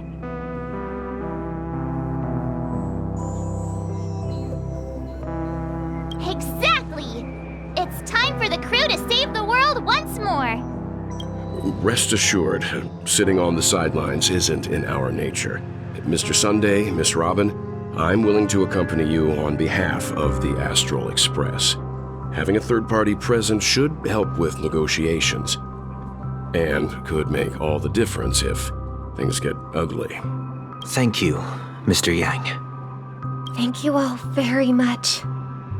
The Charmony Festival is about to start, and time is against us. We must hasten. Everyone, let's gather over here. We still need to make some preparations. I may have been quick to step up to the plate, but confronting the Dream Master could be a very dangerous affair. Huh? Even you're saying that, Mr. Yang? How powerful is that Dream Master? He's the leader of the families of Penacony, and he has the entire power of the Harmony behind him, not to mention the Stellaron in his possession. We must proceed with great caution. Maybe you can just stay behind this time, Mr. Yang? No, that won't do. Even if we count Robin as an ally, something felt off about Mr. Sunday just now. Although, I can't quite put my finger on it. I have to make sure he won't turn against us when things start to get dicey. You're still carrying the keepsake the IPC envoy gave you, right? May I borrow it for a moment? I knew it. As I suspected, this chip Aventurine gave to you is actually a miniature transmitter. If I'm right, he intends to use it to track your location or contact you when needed. As it so happens, this may actually be of some use in the current situation. Aventurine? Is he still alive? And what does he have to do with our mission to confront the Dream Master? Remember what I said earlier? Working with the IPC is a way to keep the family in check. If negotiations go south and the family show their true colors by going after the Stellaron, I'll use this transmitter to send a message to the IPC. It'll be just the opportunity the IPC ambassador was hoping for. The only question mark in all of this is Aventurine's current status. But the IPC is always listening, especially senior strategic investment department heads like him. Getting the message across shouldn't be a problem. Good luck to you, Welt. Well, you take care too. If anything goes wrong, don't worry about me. Just make sure to seal the Stellaron. Spoken like a true hero. Even if the Dream Master is innocent, the family's corruption runs deep. I won't make the same mistake Mikhail did. Let's wish him the best of luck. Don't you have something else to tell us, Gallagher? Why would you say so? Before we departed, the conductor asked us to inquire about the 3 nameless in Penacony. We've already collected intel about Rosalina and Tiernan, so the only one left is legwork. If I'm not mistaken, we've already met him somewhere, haven't we? It's not enough to say meet, but the answer is pretty obvious. After all, I've hinted at it in quite an evident way. I've been watching over you ever since I received the reply from the Astral Express, and I've seen the great effort you all put into linking different realms together across the cosmos. And now, after getting this far all in one piece, you have truly proven yourselves. Miss Himiko, were you the one who repaired the Express and got it sailing through the cosmos again? Yes. And you two, young Nameless, you have very interesting life stories and extraordinary skills. I don't know much about my life story, but I do have extraordinary skills. You're full of energy. Please send my regards to the conductor, Pom Pom. Please let them know that their friend had fond memories from his time aboard the Express, which he reminisced on every time he had a good drink. As for the last Nameless, he embarked, disembarked, and embarked again, traveling in a great circle, ending up back where he started. On his deathbed, he told me to find the Astral Express and deliver an invitation to the future Nameless.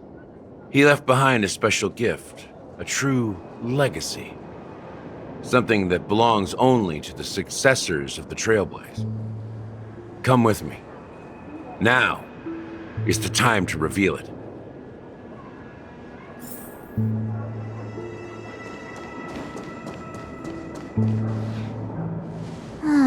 Back here again. Sometimes I feel like you're still alive, old friend. Like you've still got so much to say and do. I've kept my promise, brought the future Trailblazers you've waited so long for. I don't know why you were so obsessed with that train, but I remember your last words. Don't let us down, old man.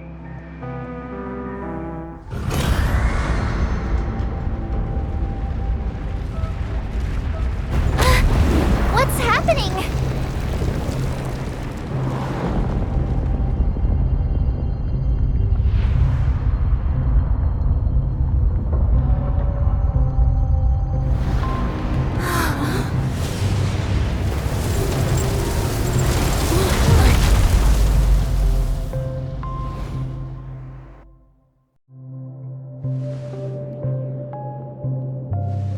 Go ahead. His resting place lies in the garden up ahead. The first and last Nameless of Penacony. Mikhail Char Legwart, the Watchmaker.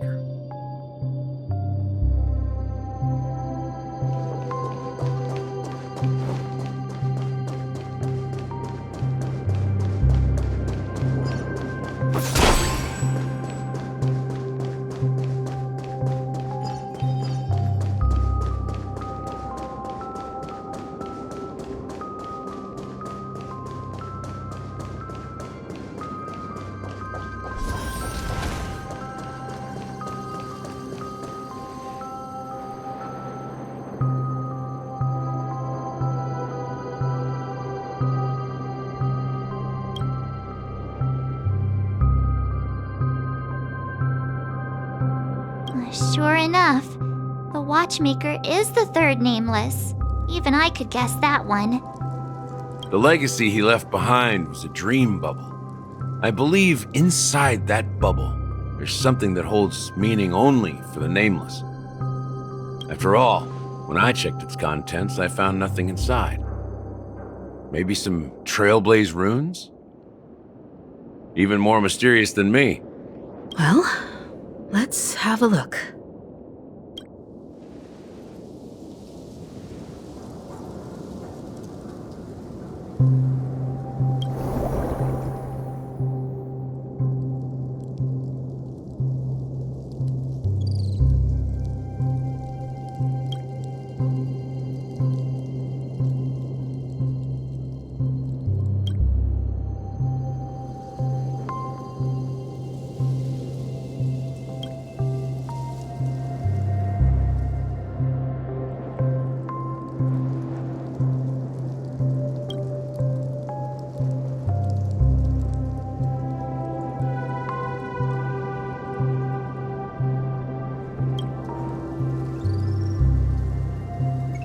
Wait, what's going on? Seriously?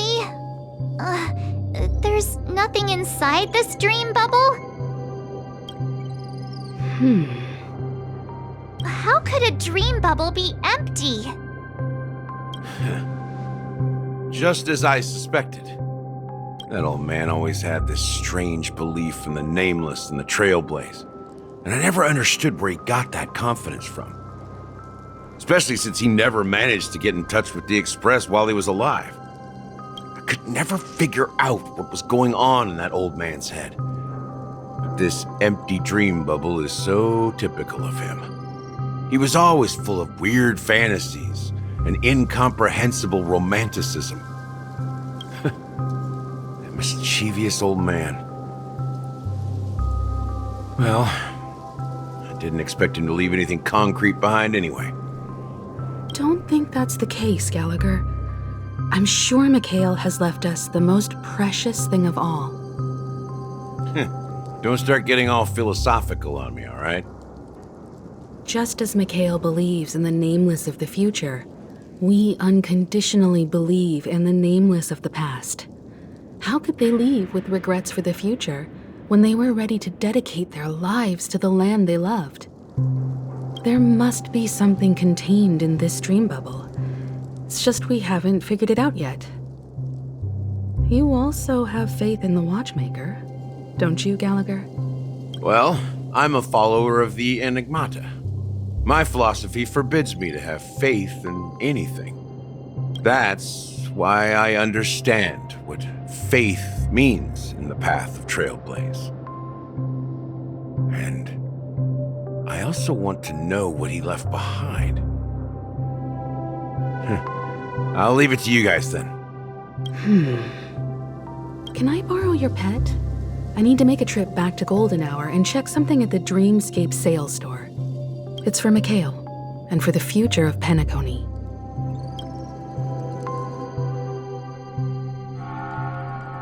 Welcome to the Reverie Hotel. How may I help you? Greetings. We're the Nameless from the Astral Express, and we'd like to check in. The Astral Express? But I thought... Yes, my companion's already checked in.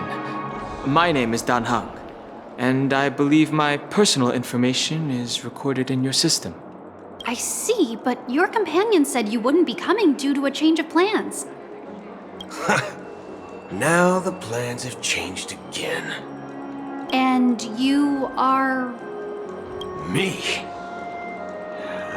I'm Pom Pom, a new nameless who's also with the Astral Express. He's my fellow trailblazer. We responded to the family's invitation before he boarded the express, so he wasn't registered in your system. Is it possible to accommodate him as well? Oh, I see. Another one of the Nameless had a similar situation. Seems like a lot of people are joining the Trailblaze these days. Since there's a precedent, it shouldn't be a problem. Just give me a second to contact your companions. I'm sorry, dear guests, but it seems I'm unable to reach the other members of the Astral Express. do you mean by unable to reach them?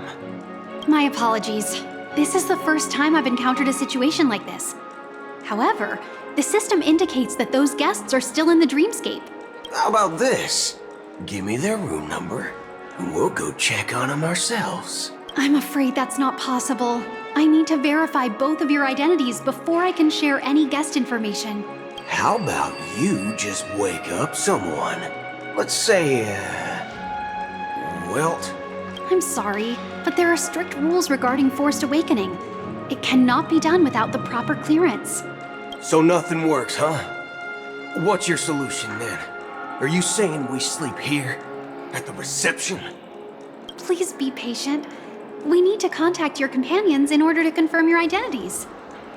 And now it seems you need to confirm our identities before you can contact our companions. It seems so. Fudge! Look, nothing personal, but if you can't handle this, go find someone else who can, okay? Please calm down, dear guests. I do recall that Mr. Sunday, the Oak family head, personally handled this issue earlier. Oh, please wait a moment while I contact him. I don't think she's trying to give us a hard time. She really just doesn't know what to do. I have a bad feeling about this. You tried to contact them on the Express earlier, but they didn't respond. Something doesn't seem right. I need to leave for a moment. You can stay here with the receptionist. Sure thing.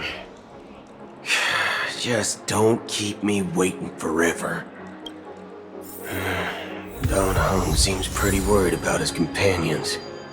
I should give him some space. Stressing out about it won't help anything.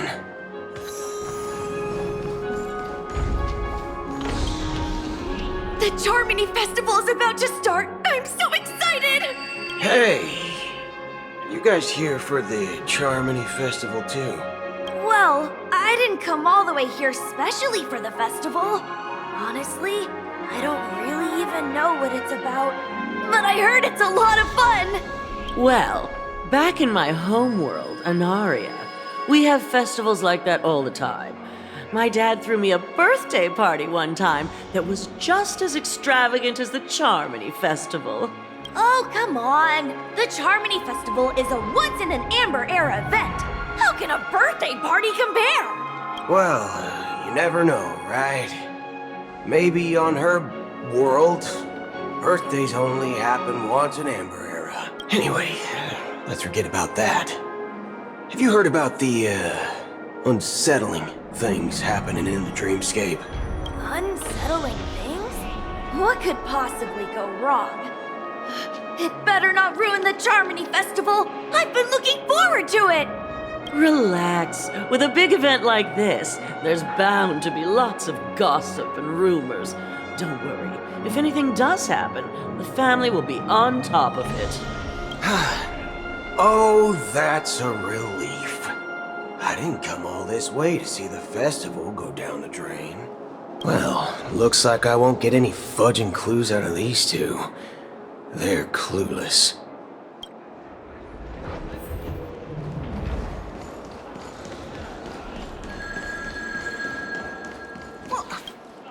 Greetings. I'm Cody of the Bloodhound family, head of security for the hotel.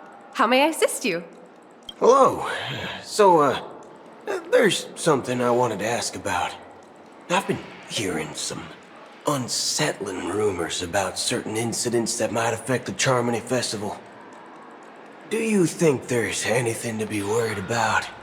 I've traveled all the way from the Hayahi Federation, and I don't want my trip to be ruined. What do you mean? Wait. You haven't heard? I'm not sure where you heard those rumors, but they're completely baseless. I can assure you, as a representative of the Bloodhound family, that everything is going smoothly for the Charmony Festival. At present, all of the families are focused on making sure the festival starts on time. Even the Dream Master himself has arrived. So don't worry, your trip won't be in vain. That's a relief to hear. She doesn't appear to be acting. So, it seems that even the hotel staff are out of the loop. Back already? Hasn't she returned yet? Nope. I'm starting to wonder. Sending her to contact Sunday was a good idea. Neither the staff nor the guests seem to know anything about what's happening in the dreamscape, and wherever we go, all we see is people enjoying themselves. Definitely not a good sign. I agree. Another unusual thing is that the Oak family is supposed to be in charge of organizing the council and managing everything inside and outside the dreamscape. However, I walked around the hotel but didn't meet a single member of the Oak family on such an important day. Well, I'll be forked. If I remember correctly, the head of the Oak family is that Sunday guy, right? We shouldn't linger here too long. Let's go back to the Express for now. Not so fast. Have you ever robbed VIPC, bro? If you run away now, everyone will be chasing after you. Are you suggesting we sit here and do nothing? I wouldn't say do nothing, but let's stay put for now. Even if the family has ulterior motives, they couldn't have anticipated us showing up here. We're the surprise factor for them. They don't want to attract unwanted attention from certain outsiders, so they won't do anything reckless. See? The IPC lackeys are keeping a close eye on this hotel. If I were a family member, I'd find an official excuse and keep the surprise factors here. If we just wait here, that would be like walking into their trap. Of course, we don't need to walk into their trap. I gave a backup plan to the memo keeper. If it turns out we won't be allowed to enter the dreamscape, she'll order a drink for me in the VIP lounge at the hotel. In reality, a secret signal. That's right. Oh, a concrete object can indeed help the memo keeper establish a connection with you. But Boot Hill, if you have more backup plans in the future, I hope you'll let me know in advance. I'm sorry, but it's one of my quirks. I have too many unreliable friends. And if I reveal that I have backup plans, things can go awry. And that would leave all backup plans completely useless. How do we get into the VIP lounge? This is where my street smarts come into play. You're the lobby manager, right? Yes, I am. How may I assist you? We're the Nameless from the Astral Express. We wanted to check in, but there's something wrong with your system. The lady at the front desk said she would contact the manager, but now she's nowhere to be found. Now, we've been waiting here forever, without any food or water. What the fork, man? Is this how the family treats its guests? Is this your idea of street smarts? Starting an altercation? It's called standing up for your rights. I apologize for the inconvenience. Please wait while we try to contact Mr. Sunday. I'll arrange 2 premium seats in the VIP lounge so you can rest there while you wait. See? Just like that. Just don't call yourself Nameless next time. Wow, this bar's something else. Certainly worthy of the planet of festivities. Good evening, gentlemen. Hey, I have an order for a bottle of Hasdana's White Oak. Can you help us find it? Hasdana's White Oak? I think there might be a misunderstanding. We don't serve that here. Oh, no way. Are you sure you're not mistaken? If someone had reserved such a beverage, I would definitely remember it. It sells for hundreds of thousands of credits per bottle, after all. I couldn't afford to cover for such an item if it were broken or lost. That's strange. Well, could it be that the memo keeper couldn't afford it? Then what should we do now?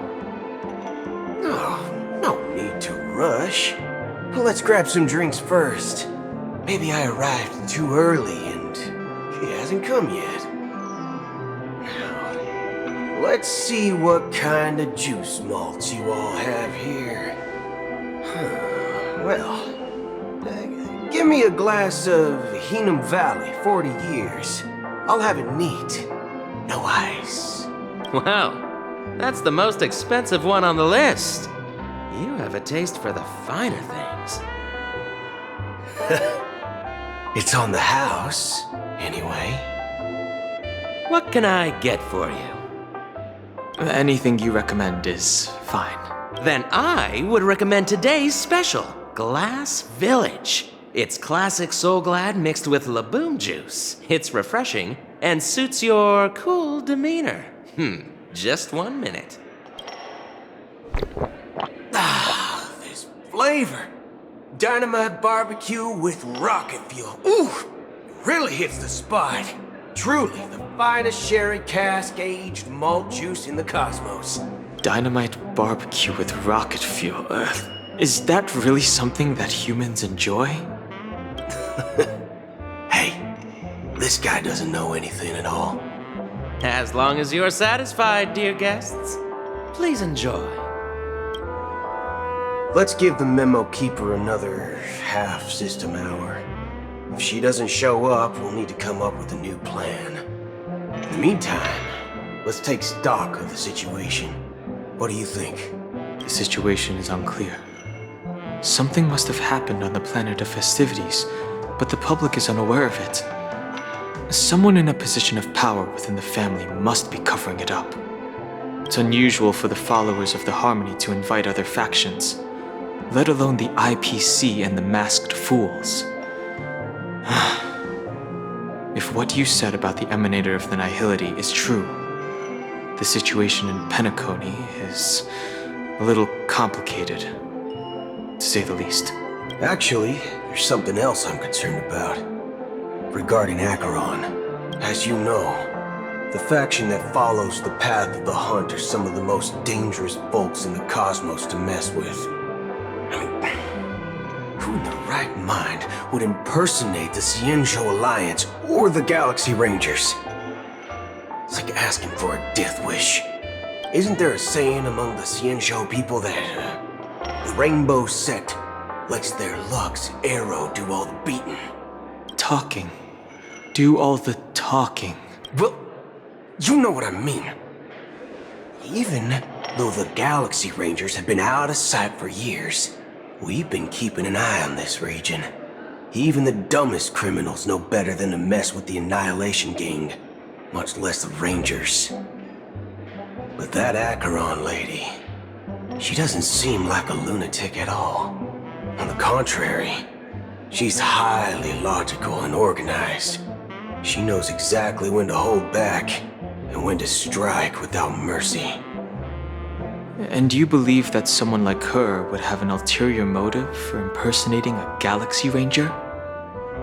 I'm not entirely sure, but I do have my suspicions. Maybe she knows a Galaxy Ranger, or perhaps she's trying to lure us out for some reason, which I can't figure out. Anyway, what worries me more are the anomalies within the family. They've summoned followers from various paths for the festival. No matter how generous such a gesture is, This move seems highly unusual. Unless the invitations weren't sent by them. If that's the case, it's even more intriguing that the family insists on organizing the Charmony Festival, despite the chaos. Maybe it's Shipei the Harmony pulling the strings. You find it beyond human understanding because it wasn't arranged by humans at all. People do stupid things out of irrational impulses. They abandon their principles when self-interest is involved. They believe in things they know they shouldn't, and fudge, they even break their own rules. But Eons don't.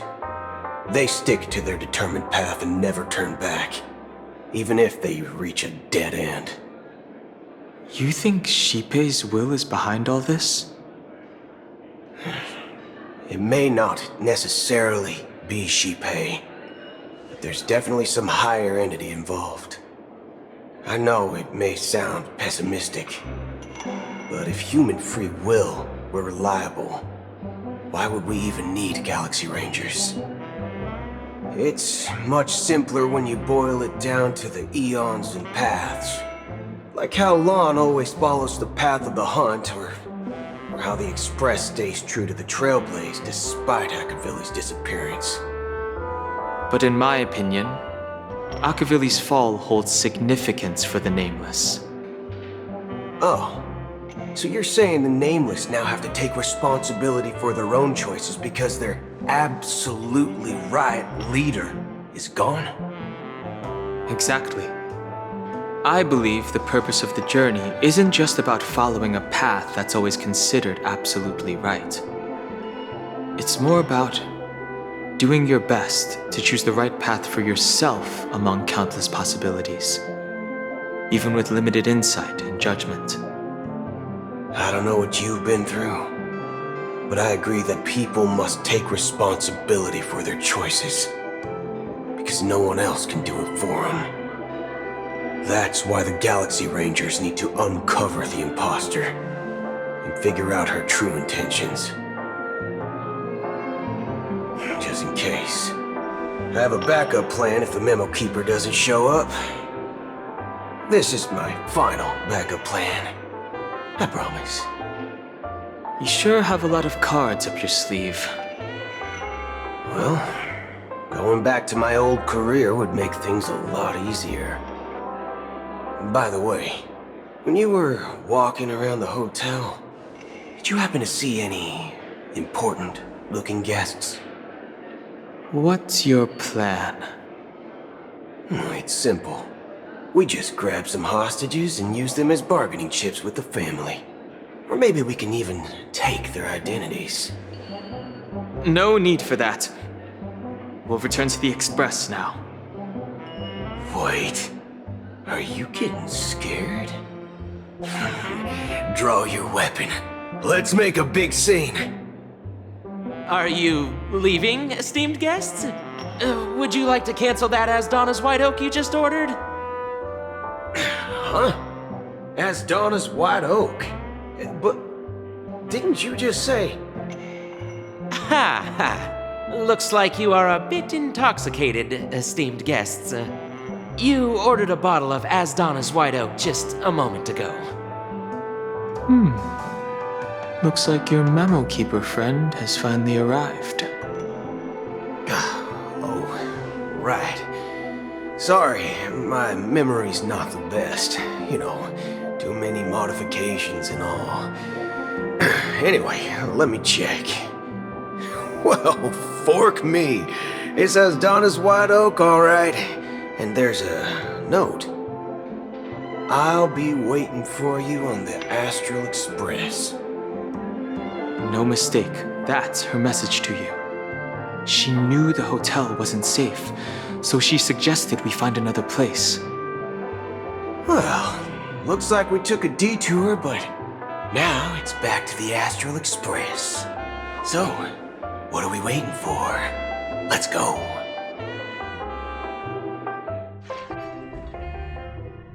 You're back?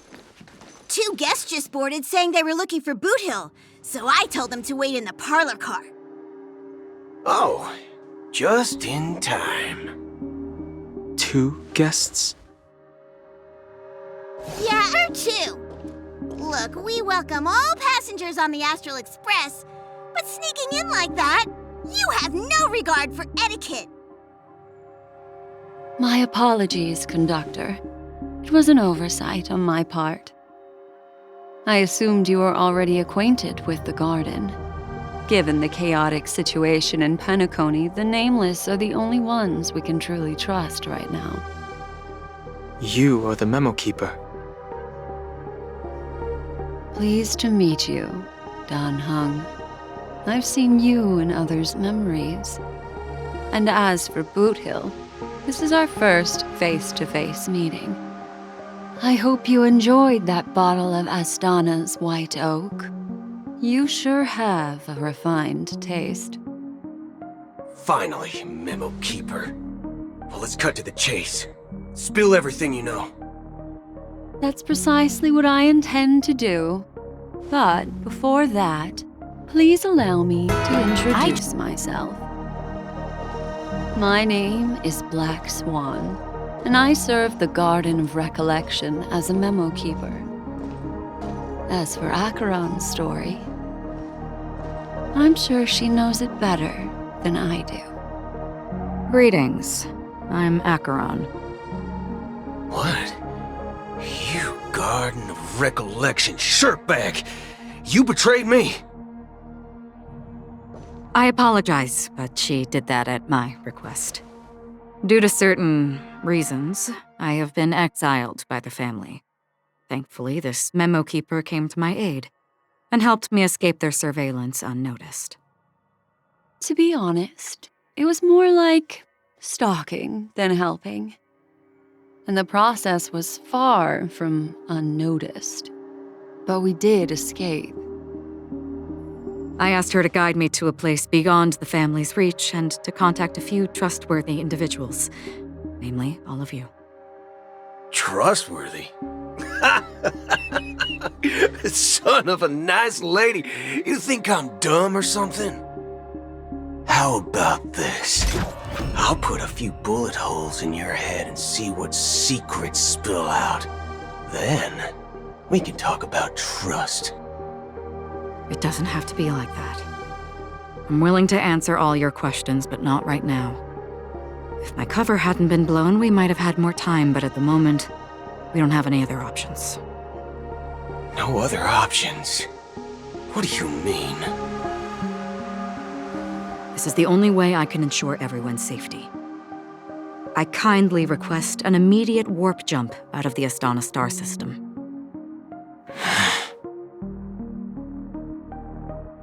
This passenger is requesting...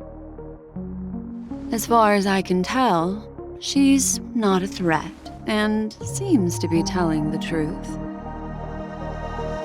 I've briefly traveled with your companions and know their whereabouts, Dan Hung. Please rest assured, your nameless companions are safe, but they need our help. As for Boot Hill, you may have guessed. I've been waiting for you. Galaxy Rangers are known for their elusive nature and limited contact with each other, so this was the only way I could reach out to you. Only by doing this can I find a true Galaxy Ranger and fulfill a long-standing promise. To return his relics to their rightful owner. Someone once told me that every rainfall is like a gift from the heavens, a sign of their mercy upon the world. Raindrops are said to be the tears of the gods, shed in response to the sorrows of the world. Their constant pouring is a reminder that the gods haven't abandoned us yet. So, how long has this rain been going on for? I used to believe, just like you, that it would eventually stop. Years and decades passed. And in the end, such hope faded away before the rain did. Looks like the god you mentioned doesn't exist after all.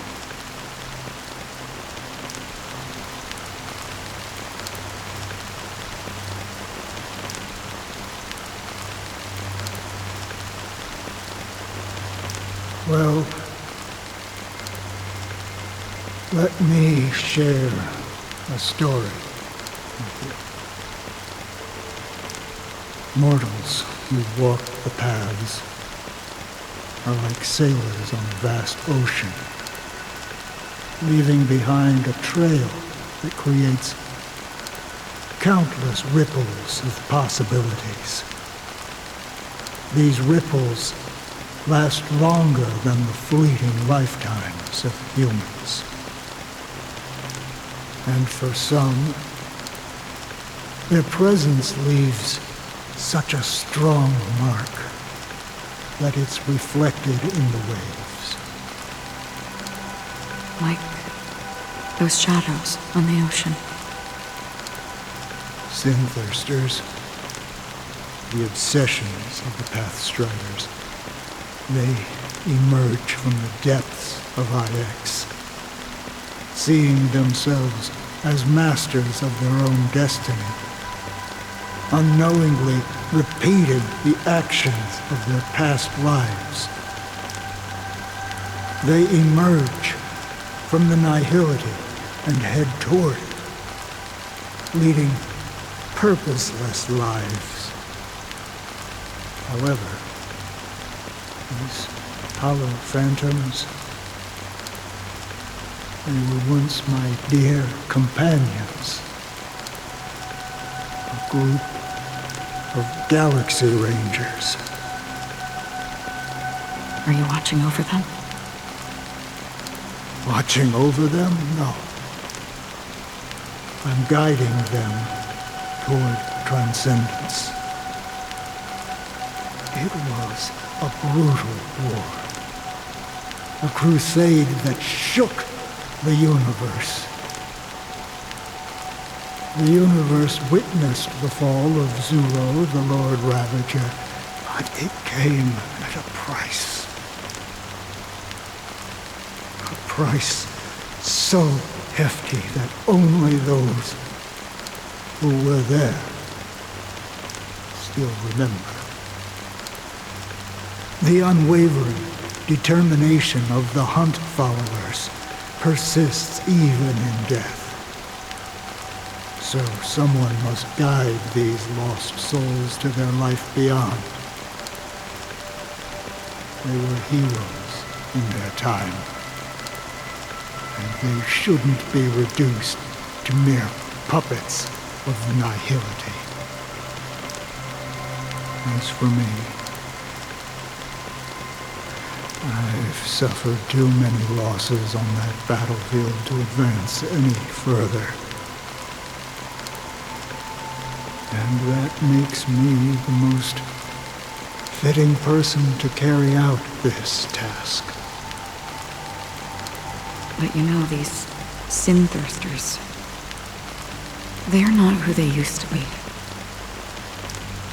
Does this seem pointless to you? Well, some tasks have to be done, even if they are pointless.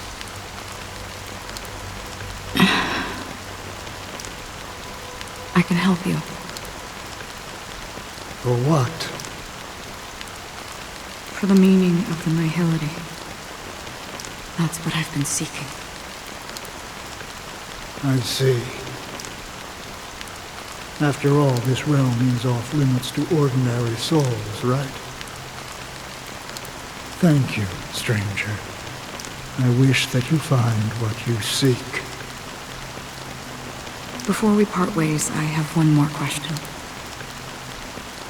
It is true that their actions and even their entire lives may seem pointless from our perspective. But if, and it's just an if this is what the departed ones expected, should we try to change it? A good question. And a profound one. I don't know the answer. What I do know is that one day I too will pass away. And when I bid farewell to this world, someone will stand at my grave and place a bouquet of flowers on it.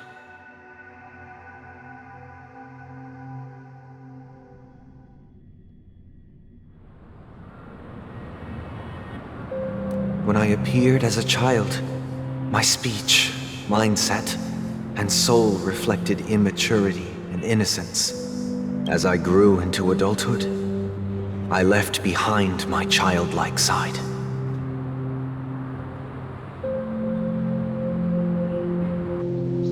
I humbly request your blessings, esteemed advocate of Shipe. Come to me, my kinship. I have sought their presence with us. As you wish. I have faithfully served the Alfalfa family for nearly a decade, promoting the path of the harmony to the best of my ability. However, I made a mistake yesterday. While I was preparing dinner for the family head, I accidentally dropped a prepared dish on the floor. Out of laziness, I lied and claimed that everything was ready. Although the head has dismissed me as punishment, it has been tough to sleep with the guilt still gnawing at me, as I worried that the seeds of evilness may have taken root in my soul. So, I confess to you now to seek atonement for my sins. Do you sincerely repent and vow to change your ways? Yes. Have you examined your soul and confessed all your sins? Oh. Are you willing to accept the process of atonement? Yes. Very well. Show your dedication and goodwill to the family, and you shall be reinstated among them. Now, please, leave in peace. Oh, praise Shipe. And thank you, esteemed advocate.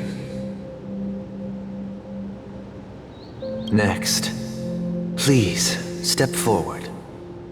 I wholeheartedly confess to you. Please, pardon my sins. Rest assured, I have implored their presence to be with us. As long as you are sincere, absolution will be granted. Oh, great. You know, I arrived in Penacony as a stowaway. I sold everything to get a ticket. My house, my land, and my 2 children. I see. Please, go on. My children were starving, and I hoped they'd have a chance at survival if they became slaves here. If I can strike it rich here, I'll lift them out of that situation and give them the life they deserve. But the Bloodhound family got wind of it. They're on my tail, hunting me down. I thought I could bring my kids here. It was all my fault. All my fault. The family is ready to forgive all sinners. I'll ask the Bloodhound family to cease their pursuit. You don't need to live in fear anymore. Oh, thank you. Thank you. I'll work my hardest to redeem my children and make them part of the family. Praise the harmony! Next, please step forward. Hey! Long time no see, Mr. Sunday. The most esteemed individual in Penacony, and the next leader of the Oak family, right? I have sought their presence with us. Let us proceed. Sure, let's just get this over with. I have sinned, please forgive me. I wasted half a pizza at breakfast, and a bottle of Soul Glad. That's it. Nothing more. Can we wrap this up? I've got a robo-ball game to catch, you know? Do you seek to atone for your sins through good deeds? My sins? Starting to sound like a saint, huh? Well, let me tell you something. Neither the family nor you have the right to judge me. You think nobody knows what your precious family has done? About the watchmaker? Huh? Don't kid yourself, Featherbrain. Those dream chasers might be fooled by your act, but don't fool yourself. Before you start spouting off your holy verses, answer me this. Where does the power of the Oak family come from? And your power? What makes you think you can sit there all high and mighty, looking down on everyone else? Well, I've spent enough time in confession today to enter the Harmony's paradise, right? Then I'll take my leave. Good luck with your election, and, don't make me regret my investments in you.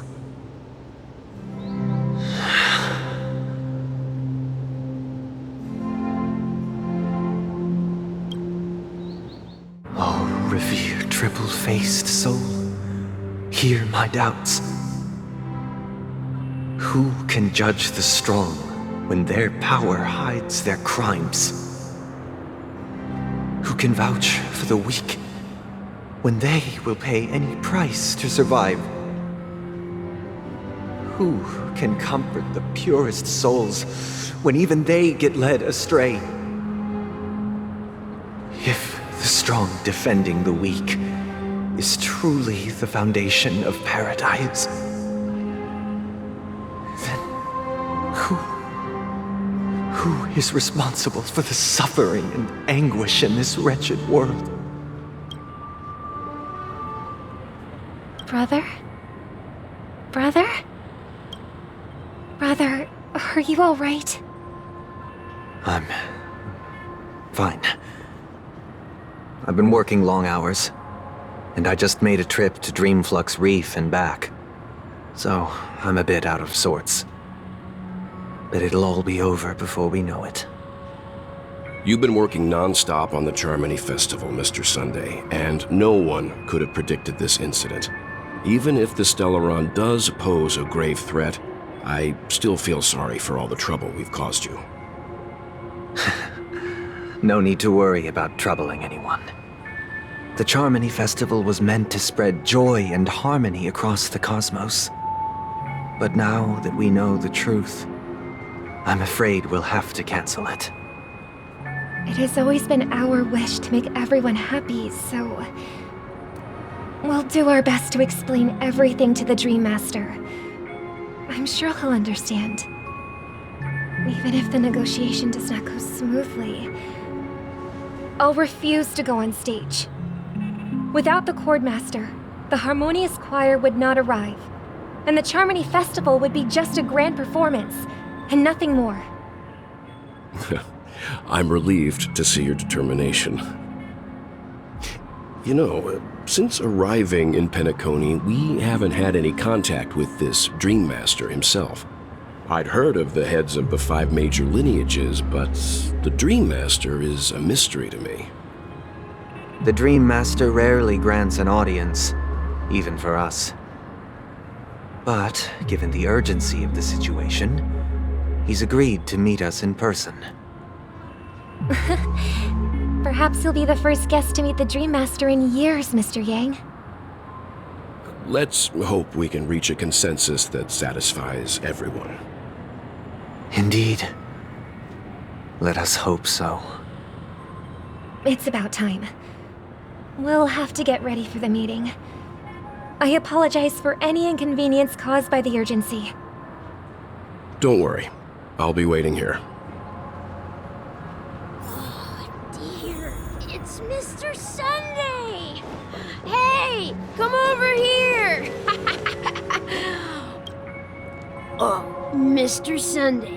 Hey there! Okay, see the moon in the sky? It's about the size of the cap on my Soul Glad bottle. If I just reached out my hand, I could grab the moon, couldn't I? The moon? You mean the Grand Theater? Yeah. Look at me. I've been away from home for too long. I must be missing that moon. But it's no big deal. The Grand Theater here looks much better than the moon back home. It's just magnificent. They told me not to sell everything I had just to come to Penacony. How short-sighted.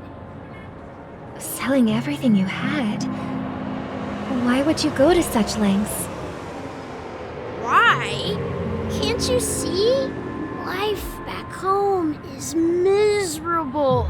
It's not really living at all. It's better to be here at Penacony. No pain, no worries about tomorrow, just sweet dreams. You can do whatever you want. That's what I call living. Yeah, now this is the life. Is this truly living? Huh? What did you say, young lady? I didn't quite catch that. Oh, it's nothing, sir.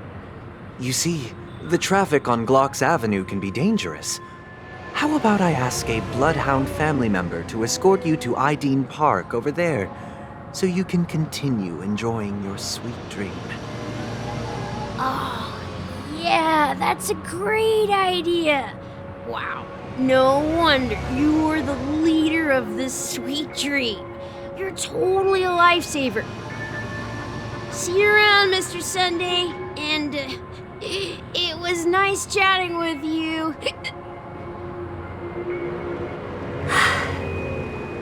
What's up, sister? This is the land of the dreams. But why do they live like this? The man we ran into, he doesn't seem happy at all. Even though sweet dreams are nice, they're just illusions. But for him, they're the only way to survive, even if it means giving up on reality. That's not really living at all. I suppose you have a point. But, in my opinion, that's how most people live their lives. Why do you say that? You think that man is not actually living, but that's not quite accurate. Even without Penacony, people create their own illusions called self-value. People believe they have a predetermined value to fulfill. Gaining value means gaining power, and those deemed worthless are seen as the weak. However, value doesn't come out of thin air, and there's a limit to it. To accumulate value, people have to take from others, so the weak get exploited and oppressed. Are you suggesting that this is not how things should be? Exactly. But, ironically, people don't think there's anything wrong with it, because they uphold the illusory notion of self-value, and even the weak believe in it. The survival of the fittest. That's where all the tragedies in the world come from. People come to the sweet dream in Penacony to escape from that reality and find solace. No tragedies exist here, only happiness, although in its nascent form. Isn't that the same paradise we yearn for in our dreams? Perhaps that man is just an exception. let's not jump to conclusions. We should experience the dreamscape ourselves. Just as I did at Dreamflux Reef. Yes, seeing is believing. I'll accompany you. The Dream Master hasn't shown up yet, so we have some time for a stroll.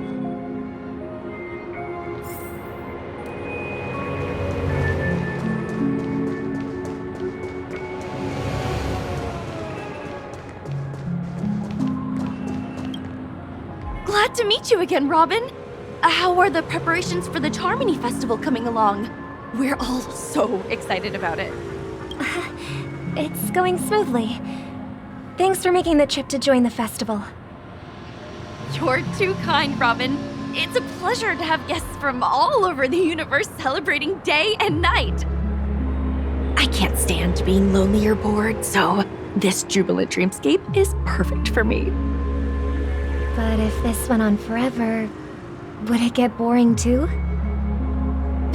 Nah, not at all. Who would get tired of having so much fun? Every day, you get to wear fancy clothes, explore all sorts of dream bubbles, indulge in delicious food without gaining weight, and you never get old or sick. As long as you can afford a room, this place is the ultimate paradise. But you know that only a few things can be brought back from the dreamscape to reality, right? That's exactly why I don't plan on bringing anything back. Just enjoying the dream itself is good enough for me. I mean, I'm not one of those long-living species. I only have around 60 or 70 years in this lifetime, and there's so much to worry about. Being happy here is pure bliss. Only in this sweet dream can I truly feel like I'm in control of my life and fate. Who would want to go back to reality after experiencing this bliss? I see. I genuinely wish you all the happiness in the world. And I wish you a fantastic performance, Robin! I'm off to the Blue Hour for the ball. See you later.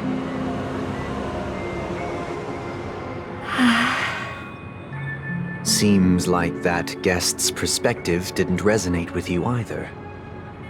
She had a valid point, and I could sense her genuine happiness. It's just that... What you're trying to say is, she thinks she's in control of her life, but in reality, she's just escaping from reality and seeking solace in this sweet dream. Once she steps out of this sanctuary, everything will be lost. Well, she did make mention of being able to afford a room, didn't she? However, the paradise in our dreams, it doesn't have to end. No, and the paradise we yearn for shouldn't be just a fleeting dream either.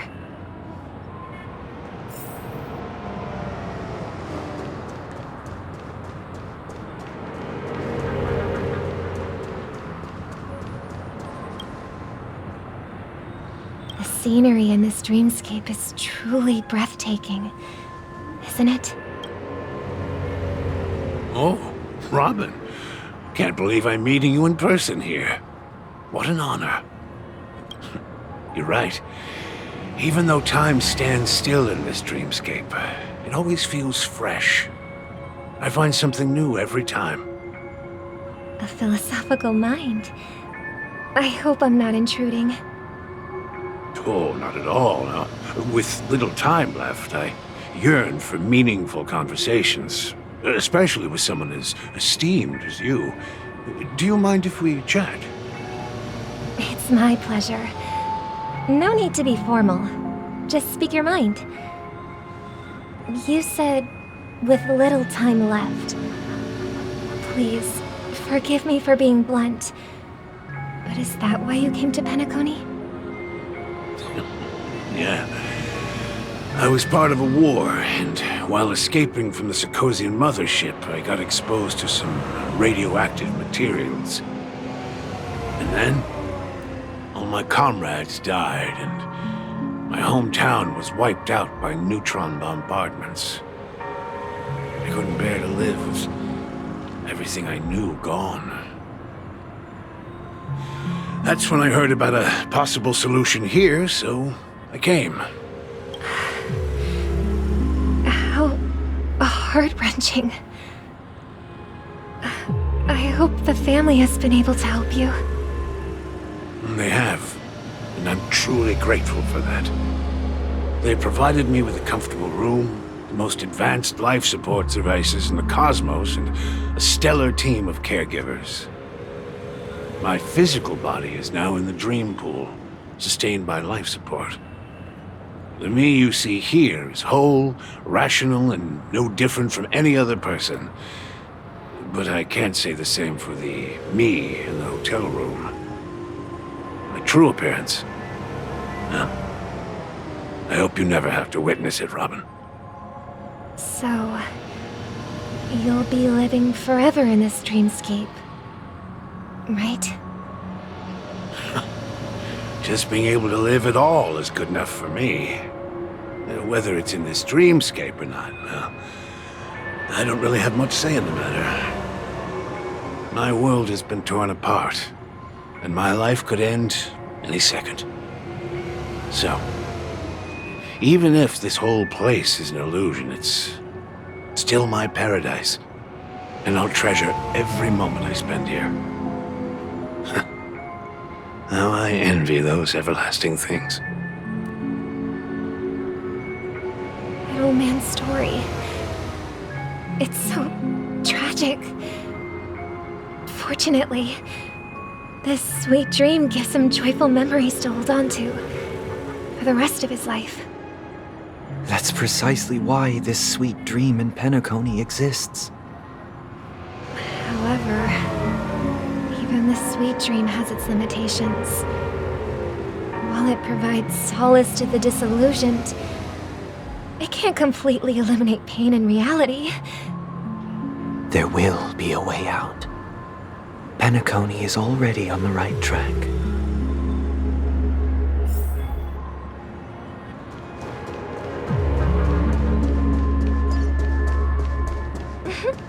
Look what we have here. A lovely young lady. Brother, what a surprise to see you again. Show yourself. Your trick won't work on us. I've heard that a skilled masked fool received an invitation too. That must be you, right? Did you enjoy yourself? Barely. The people here are way too gullible. A little bait is all it takes for them to bite. And they run away at the slightest hint of danger. In other words, they're naive and cowardly. Now that you've had your fill, it'd be wise to leave before it's too late. The music of the harmony doesn't tolerate discord. What? Now that you have the real Robin, I'm useless? Oh, how disheartening. I've done so much for the family.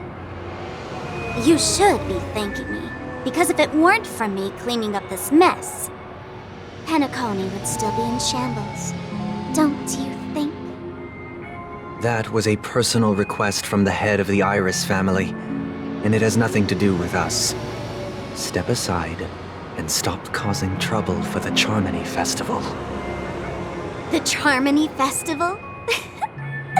You think you can scare me? You think I've no idea what you're planning? I don't care what you're thinking, chicken wing boy. But I'm pretty sure our lovely Robin won't be appearing on stage. After all, you're well aware of what a sorry state this dreamscape is in under the banner of harmony. Penacony, the land of the dreams. Is this truly the paradise you desire? Stop it. What's the rush, chicken wing boy? Did I get to you? Our paradise is none of your concern, masked fool. Leave now, or the family won't tolerate you anymore. All right. I'll go. But Robin, I suggest you seriously consider this. Do you really believe those living in dreams can escape pain and find true happiness? Well, I've done my part, and now I'm simply waiting for the fireworks to begin. Here, the last 2 gifts for both of you. And don't lose them. If by some unfortunate chance the Charmony Festival starts against all odds, remember to use them during the show. And it'll be thrilling. Bang! I heard a raven cawing in the distance. It seems the Dream Master will arrive soon.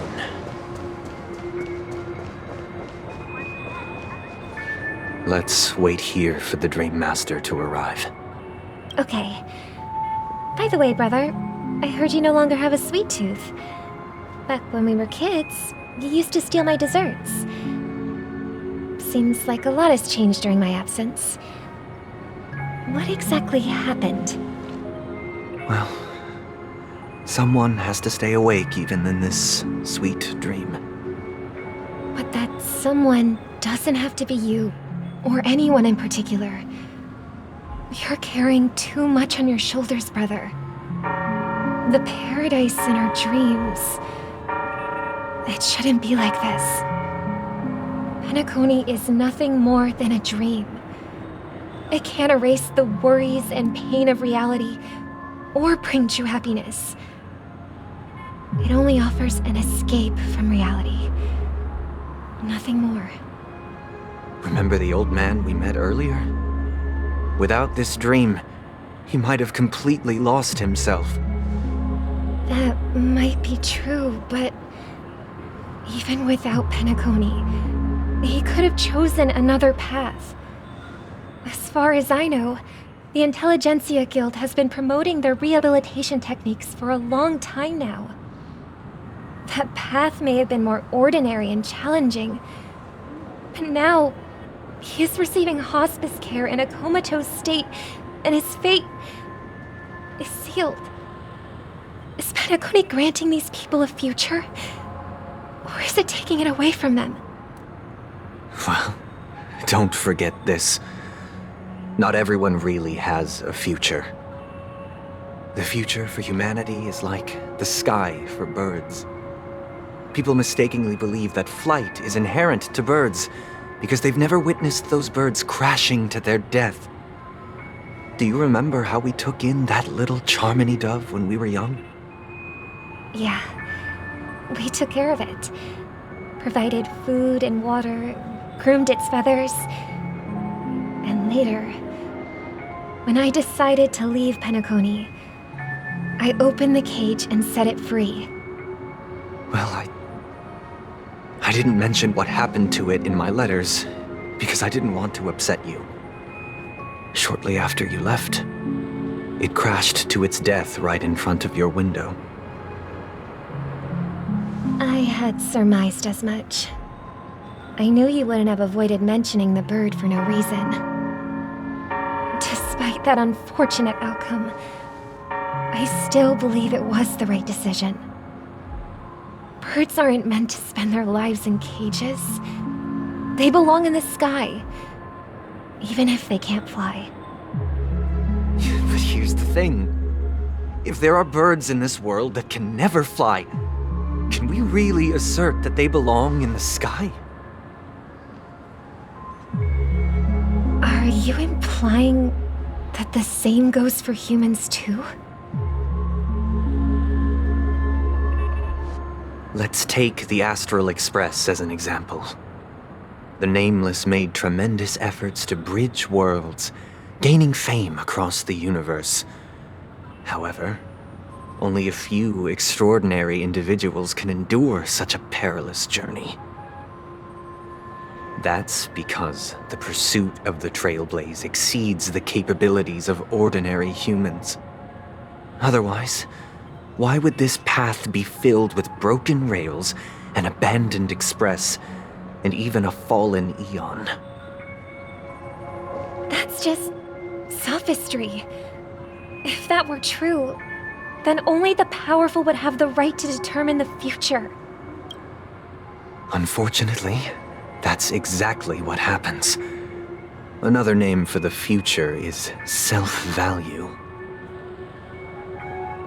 While this world has its fair share of heroes who inspire people and garner admiration for their heroic deeds, the majority of ordinary people will never become heroes in their lifetime. Some are born weak and vulnerable. Some find themselves trapped in unfortunate circumstances. Some fall victim to malice and cowardice. When it comes to survival, everyone is equal. And the weak can only watch as their value gets constantly diminished by external forces. That's why we should care for the weak and support them as if their suffering were our own. That's what the Odes of Harmony have always taught us. While the Harmony holds noble aspirations, the strong will always be strong, and the weak will always be weak. Even in this carefree dream.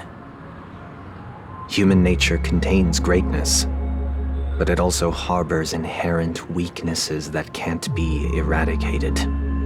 In the end, if people can't even secure their own survival, they won't care about the illusory future of equality. As long as the law of survival of the fittest prevails, there will always be fledglings crashing to their death. But if people don't live for the future, do they merely exist for survival? If even you, my brother, don't believe that the Harmony will save the weak, then which eon can make our dreams come true? People often forget that when the first bird took flight, the entire world envisioned a future where no more fledglings would ever crash to their death. Are you reading, sister? What are you reading? Mr. Gopherwood gave me a picture book. It's about the story of the harmonic strings. If I could become a chord master, I'd like to summon Dominicus, the harmonious choir. I want to sing with everyone and spread our wishes so that all can feel happiness and joy. I see. Then I would summon the harmonious choir too. Don't you have a wish of your own, brother? Of course I do. It's just that it includes your wish and everyone else's. I long for a true paradise where everyone can find peace. Then let's build a stage there and invite everyone to our performance so that both our wishes come true through the power of the harmonious choir. It's a deal then. Yeah, it's a deal. But how can I become a chord master? Maybe you will have to become a star first.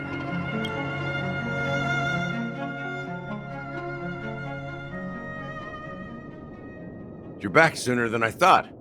Any results? Yes. And now, it's up to us to forge ahead.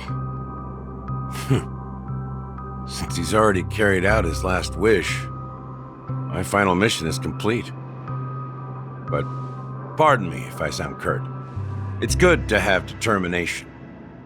The path Mikhail left for you is not an easy one to tread. Why else would he have chosen to sleep in solitude, staking everything on some nameless in the future? But you have the numbers, and in numbers comes strength. So that might just delay your inevitable a little more. Got any more encouraging words? As I see it, relying on Welt's negotiations alone is far from enough. Regardless of whether the other party will be compliant, negotiating simply allows us to meet them as equals and won't grant us an upper hand. Penacony is our rival's home turf, and we already have very few chips left to play with. Rather than idly sit around while the family's got us blocked off, An offensive approach might be a wiser course of action. We're more familiar with the Stellaron's properties than most, and since it's the key to stabilizing the sweet dream, it's vital to the family's interests. By attacking their core interests, they're bound to retaliate hastily. And as the saying goes, haste makes waste. That's right. As long as we pose a threat to the Stellaron, either with words or otherwise, we have a chance at gaining the upper hand. But the problem is, on the eve of the Charmony Festival opening, how exactly are we going to get close to the theater? Family security will be airtight, and if we brute force it, even if we succeed, it's too risky. So, no one's gonna say anything? Then I'll raise my hand. I know the answer to this question.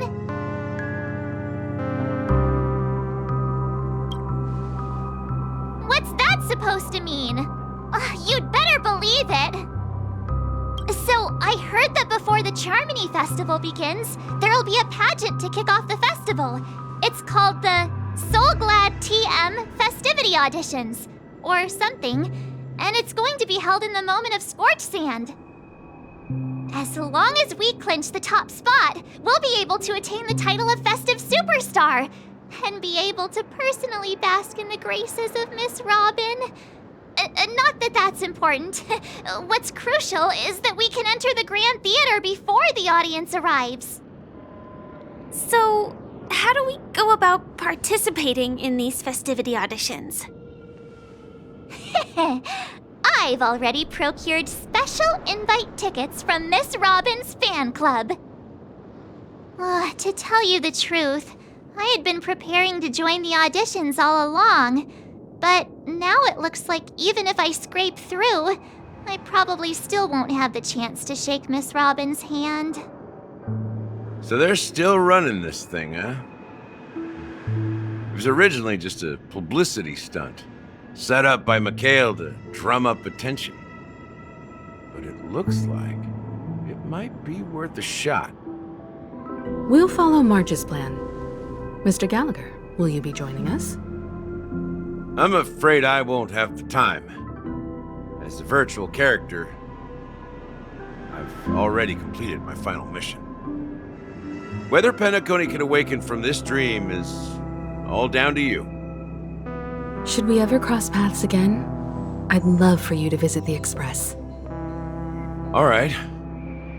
I'll have to add to that data bank of yours you've got on the Express. And Miss Firefly, we thank you for all your support. We're faced with a formidable enemy. As long as the Astral Express and Stellaron Hunter's objectives are aligned, we're willing to cooperate with you. We've already come this far together. I'd like to join you for the rest of your journey on Penacony. I'm pleased that we can finally fight shoulder to shoulder. I couldn't ask for a better ending. This is also the spirit of the Trailblaze. Now, everyone, let's prepare to move out.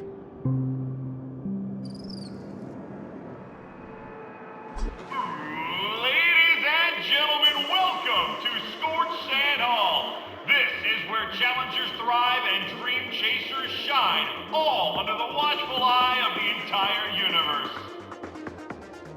If you have ambition, dreams, and the drive, dear friends, the next superstar of Penacony's Charmony Festival could be you! Oh, wow, they've really outdone themselves! Oh, I'm starting to get excited! Behold, here come 4 friends with spirits high and full of steel. Are you aspiring to be the superstars of the festival? Is he talking about us? Yes, you! There's no doubt about it. I see you have all the potential of a superstar in you. Excuse me, you 4. What are you hoping to get out of all this? As the last group of contestants, how confident are you in overcoming all of the challenges? Would you be open to a brief exclusive interview with us? It'll be quick. Your journey is long and fraught with peril, yet under a sky blanketed by banners, you vie for the crown. The sword and rose! Protect the beauty! Magnificent and majestic! A knight's head is hard as steel. Brother Lance's focus is stubborn as a heel. We don't all have to be winners, but if we don't have fun, we'd all be sinners. People are pouring in. It kind of feels like all sorts of baddies are showing up. Let's get in there quickly and enter the competition. Ladies and gentlemen, please make way. Make way. Coming towards us now is one of Penacony's top 10 wealthiest tycoons and the soul-glad business empire's founder, Mr. Dean. Allow me to introduce myself. I'm the director of Soulglad's factory, Dean Lena. My four friends, introduce yourselves to the audience across the cosmos. Hello, everybody. I'm Himiko, a nameless from the Astral Express, and these are my companions. Don't you guys need to hide your identities? I can't hide it anyways. Penacony is plastered with our posters. And because the Astral Express is so well known, the family won't dare to make any rash moves.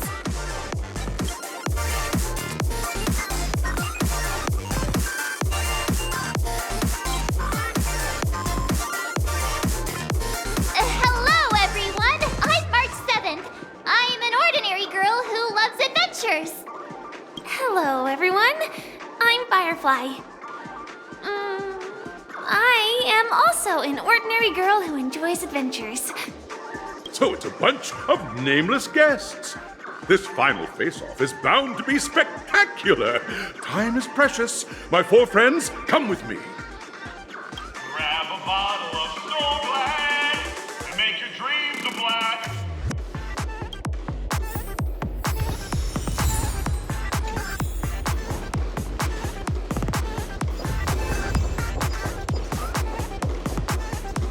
This place is buzzing.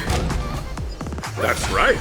This venue is a miniature representation of that time known as the era filled with boundless possibilities. Grab a bottle of Soul Glad and make your dreams a black. Nameless, your arrival reminds me of the grand occasion when Penacony was first established. I was still a young, bright-eyed lad back then, lured here by the watchmaker's ads, full of zeal and ready to make my first fortune in life. Once, during a particularly grueling day, I passed out and was resuscitated by a drink from Mr. Sousa. That sweet taste has since been etched in my mind, and that was what drove me to create the Soul Glad that we all know and love today. The dream-chasing era was truly a wondrous time. Oh, I miss those days, and the watchmaker. Scorched Sand Hall is my homage to that time of boundless possibilities. I wholeheartedly hope you make it to the finish and emerge as the next superstars of Penacony. Now then, is there anything you'd like to say before the competition officially begins?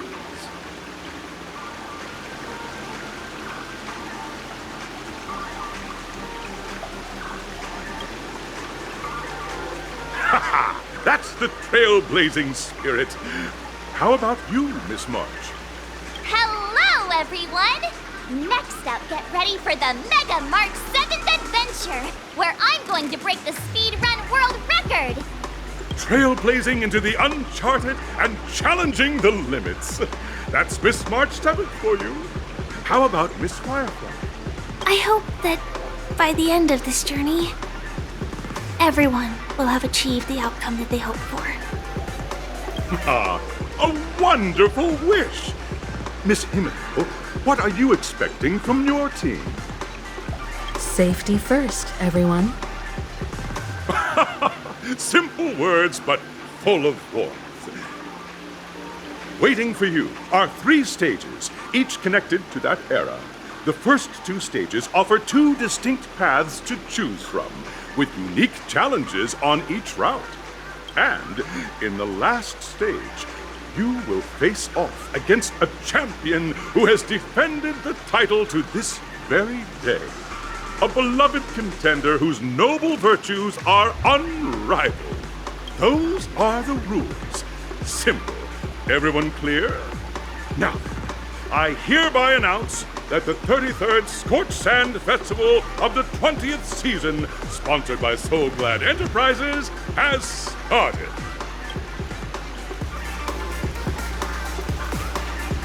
Everyone, as the Charmony Festival is drawing closer, we must reach the end as quickly as possible. Factoring in efficiency and safety, splitting up into 2 groups is the best choice. March and I haven't known Miss Firefly for too long and aren't overly familiar with her. It'd probably be better if the 2 of you paired up. Fine by me. Let's do it. All right. I don't have a problem with that.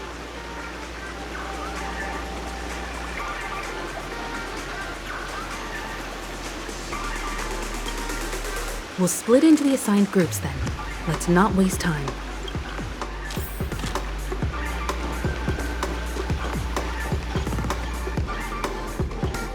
Welcome to the first stage of Soul Glad Enterprises' 33rd Scorched Sand Festival of the 20th season, Dream Play Fantasia! In this stage, you can choose between 2 challenges, the School of Acting or School of Action. In the School of Acting challenge, you have to complete 3 performances from 3 scripts and move the panel judges.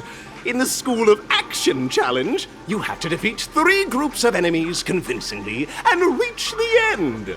Now, make your choice.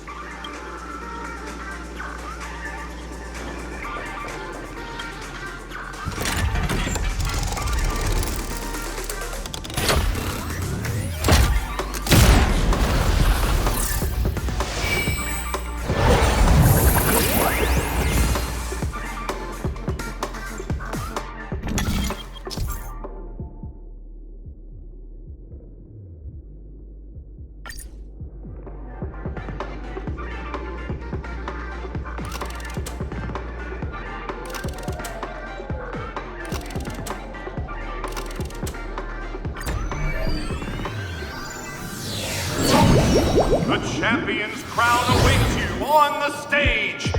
Welcome to the Arena of Action. Competitors, allow me to introduce the rules of this challenge to you.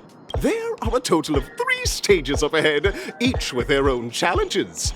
The enemies you will contend against are antagonists from the film Once Upon a Time in Dreams. It's worth mentioning that the fastest time of this stage was achieved by a contestant with fiery red hair. Astoundingly, he overcame all enemies across the 3 stages in only 5 minutes. Time is of the essence. Let's make this quick.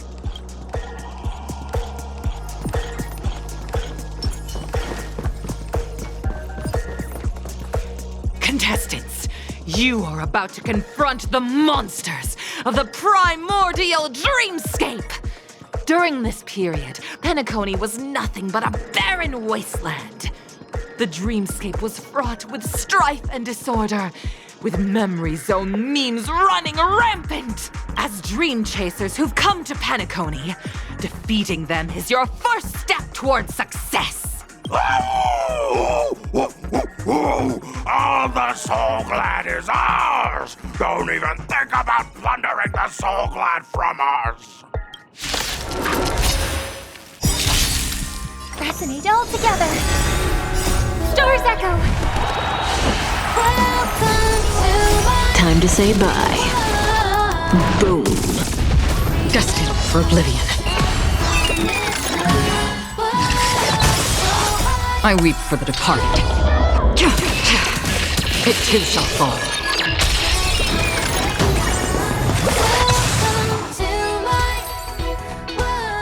Soul Glad! My Soul Glad! Pretty simple. I just hope these tests don't take too long.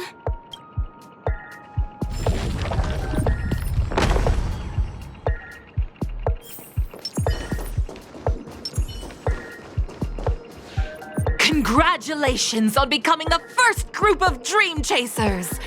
Answering the call from the Watchmaker, you are disappointed to learn that Penacony isn't paved with gold. Resigned to your current plight, you start from the hierarchical dredges, biding your time for a chance at success. Just as you're about to give up, a downpour sparks a business idea. You enter the umbrella business! But just as things are looking up, you encounter a competitor. Defeat them and emerge victorious from this trade war. Why is our opponent so glad? Because this is So Glad Enterprises' 33rd festivity auditions of the 20th season! Isn't this just product placement? To safeguard the integrity of Soul Glad, I will soar high into the sky and become its shiniest star.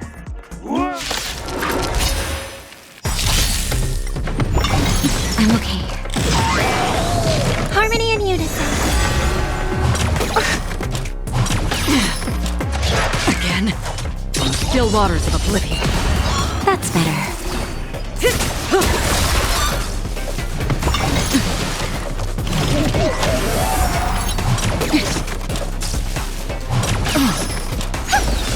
Relax. Stars echo. Time to say bye. Boom. I weep for the departed. It too shall fall.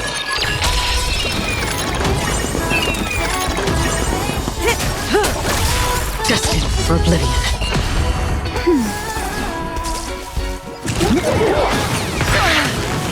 Time to say bye.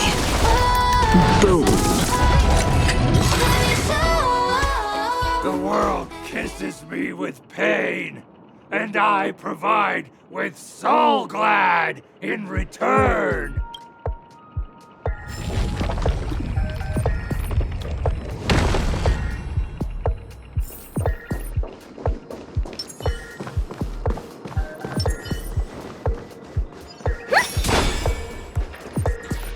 Congratulations to our two Dream Chasers for establishing yourselves as budding stars in Penacony. However, now you face a competitor selling at low prices, pushing you to the brink of bankruptcy. No matter how lengthy the battle, you always persevere. Topple this powerful opponent, and the tides will turn, paving a way to success. None will take my Soul Glad away from me. I will use the transmutation arcanum to turn into a dinosaur! Oh, dinosaur! Devour my enemies! Ah! Grab a bottle of Soul Glad and make your dreams a blast! Ah! Dangerous harmony and unison. Just a little something. Think nothing of it. Familiar.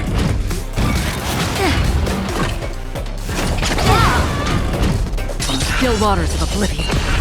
That's better. Stand still. Stars echo. I weep for the departed.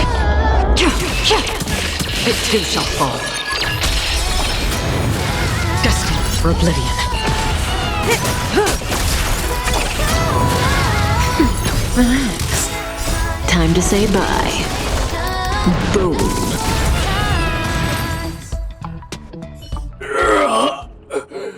The body withers, but the Soul Glad name shall not. Ah! You truly are a beast! More than I can ever be. That should do it! Okay. Let's go. Mr. Yang is waiting for us. Isn't this fight way off from the actual storyline?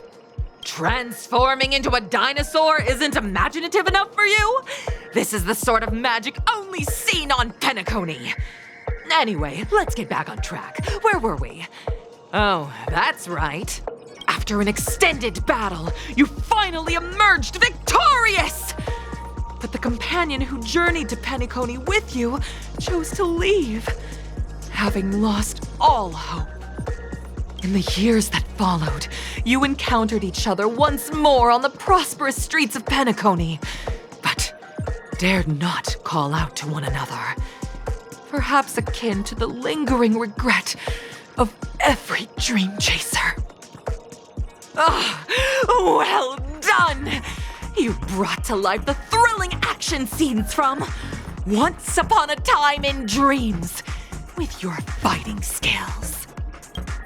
Looks like we won! Let's hurry up and get to the next stage.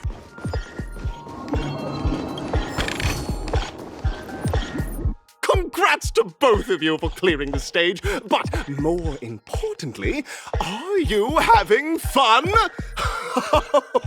Fun is more important than success. Look at the time! You finished much faster than that red-haired contestant did. That red-haired contestant. Who is that exactly? You'll find out eventually, but only if you clear the next test first. Welcome to the second stage of the 33rd Scorched Sand Festival in the 20th season, sponsored by Soul Glad Enterprises. Gunfire time!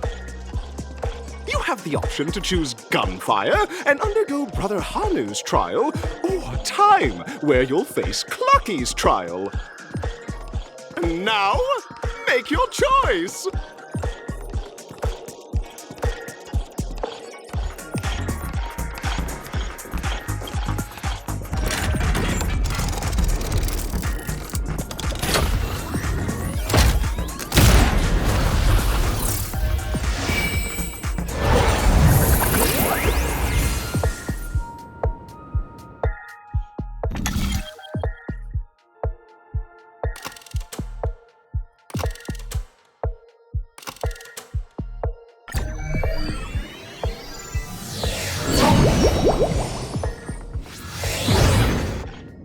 Dear friends, welcome to the enchanting universe created by the Watchmaker. Awaiting you is the morally dubious yet ever-charming character from the animated Clocky series, Hanu! It is said that these cartoon characters were inspired by the Watchmaker's own experiences. According to research by Clocky scholars, the original Hanu of reality shared a deep friendship with the Watchmaker, akin to comrades in arms. Enter into the world of Hanu via the TV by the entrance and partake in an enchanting and suspenseful story with him. Good luck in there! If it's a gunfire trial, we should be able to settle this with a fight, right? I hope this won't waste too much of our time.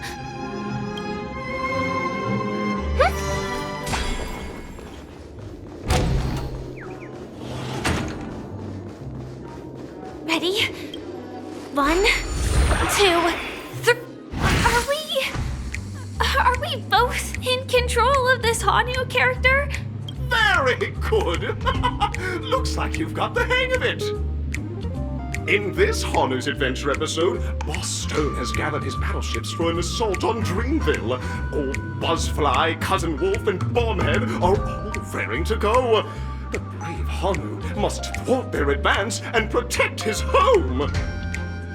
Alas, Hanu presently is ill-equipped to fend off the malevolent mischief makers, which is why he is preparing to seek out the Puzzle Gentleman's aid. Go forth and speak to him.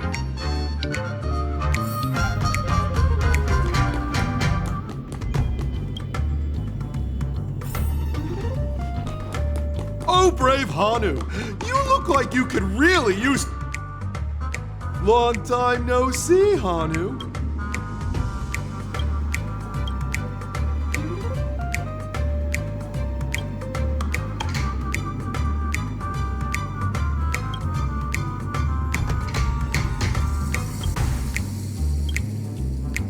Oh my!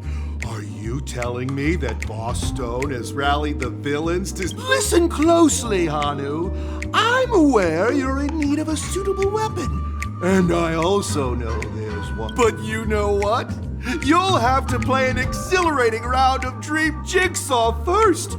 No Jigsaw, no moving forward.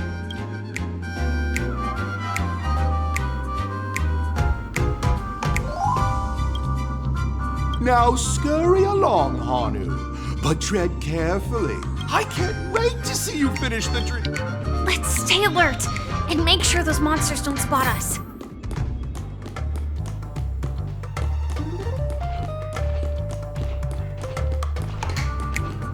Look up there! If we can push that thing down, do you think that would do the trick?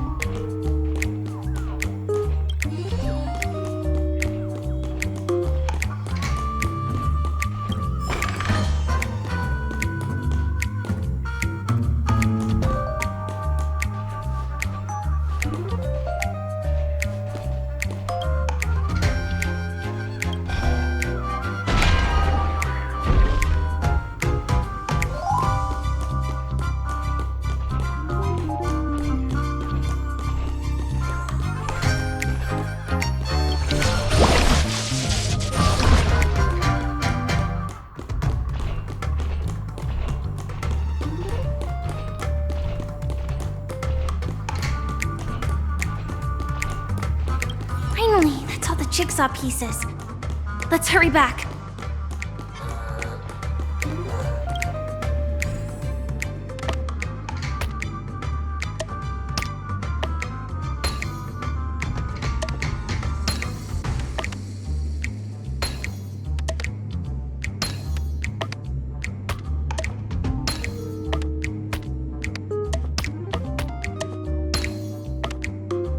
Oh my!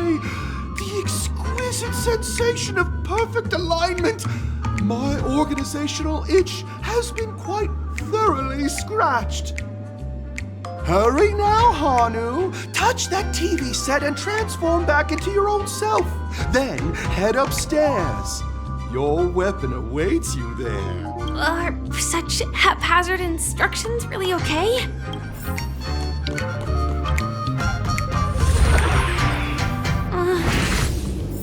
Disconnecting from that thing so suddenly has left me feeling slightly disoriented. Is that...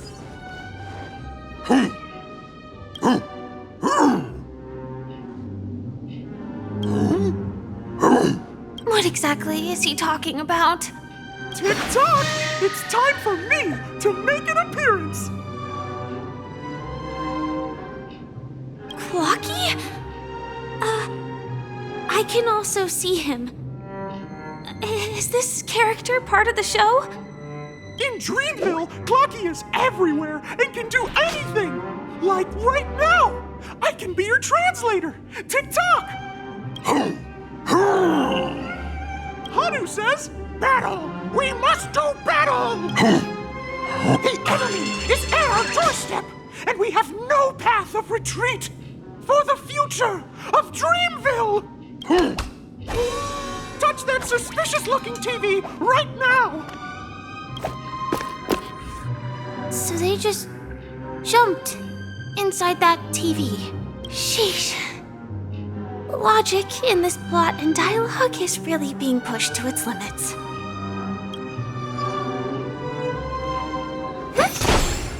Well, here we go again. Ready? I am gradually getting used to this. Who knows? I might even be able to perform some high-level moves with Hanu. Oh, did someone say high-level movies just now? That's right, pal. The upcoming script is just exploding with all sorts of high-level shenanigans. Last we saw, Hanu was preparing for battle. Suddenly, he hears heavy footsteps coming from the hallway. Malevolent mischief makers have broken into his home, but brave Hanu won't go down without a fight. he instantly sprints for the storage room, ready for a do-or-die showdown against the baddies. But we still don't have any weapons in hand. Guess what? Hanu's favorite bazooka just so happens to be in that storage room. So get a move on. What a coincidentally convenient plot twist. It'd be even more awesome if the organizers allowed me to wear armor.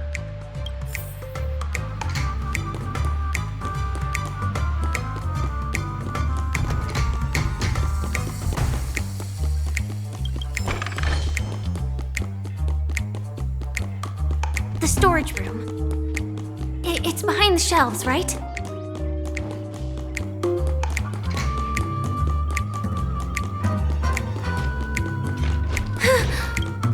He wasn't lying. There's actually a bazooka here. Now we should have a way of dealing with those baddies.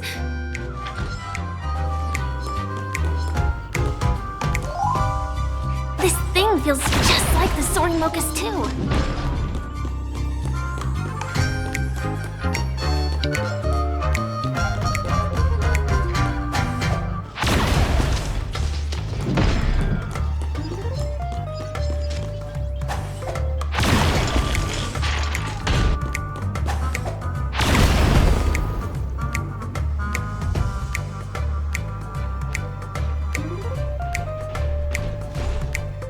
Careful.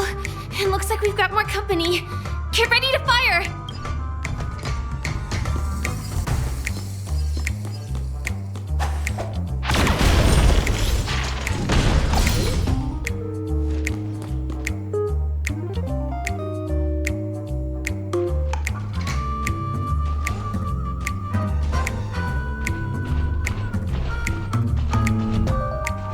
Here we go again.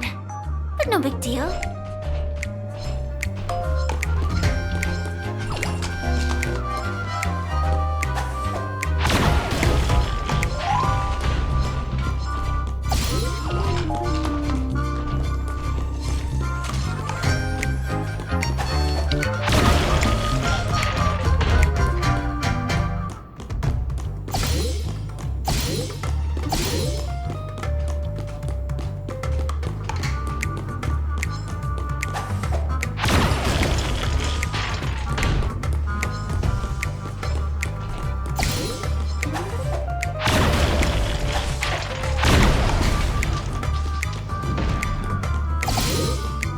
Should be all of them, right? Oh my! Hanu is on a streak! Everyone! The stage is complete! Quickly! Head through the TV to the next stage!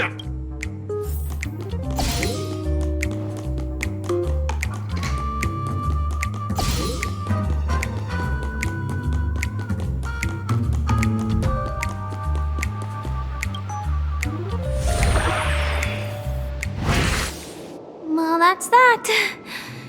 But it is gonna be hard to let go of this bazooka. Never mind. Let's hurry over to the next stage.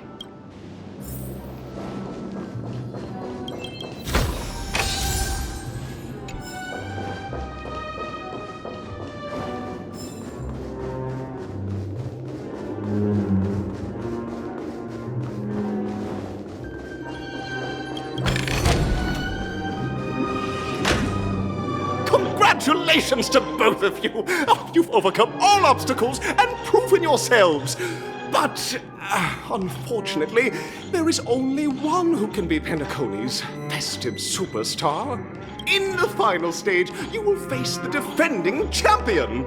If you fail, you will lose the opportunity to become the festive superstar. Welcome to the 33rd Scorched Sand Festival's third stage in the 20th season, sponsored by Soul Glad Enterprises, Superstar Showdown.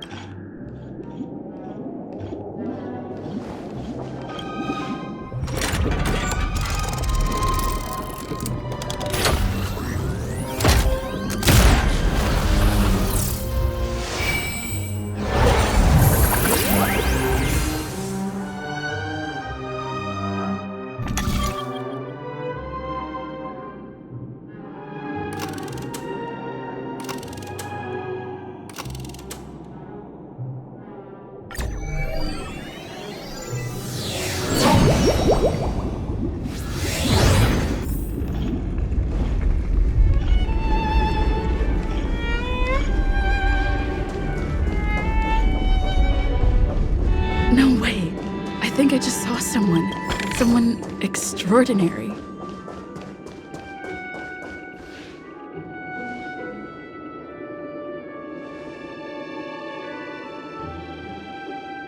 Are you a Knight of Beauty?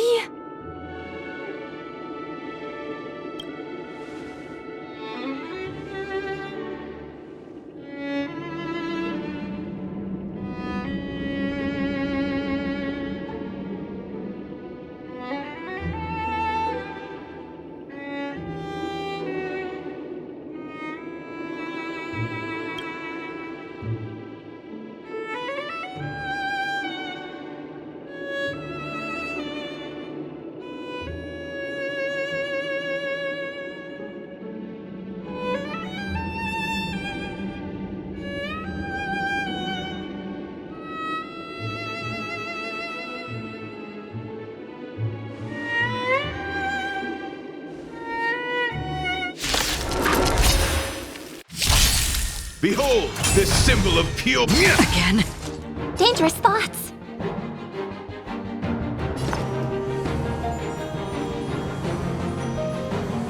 Harmony and unison. Still waters of oblivion. Relax. May as well kill them all. Let the duel commence. I weep for the departed. It too shall fall. Put forth all your might. Just a little something. Think nothing of it. Thanks. You're too good to me. Stand still. Confess.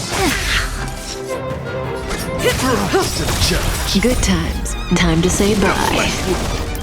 Boom. Another journey begins. Destined for oblivion. Now, relax. Resonate all together. Bear witness to honor. Night. Stars echo. no more time.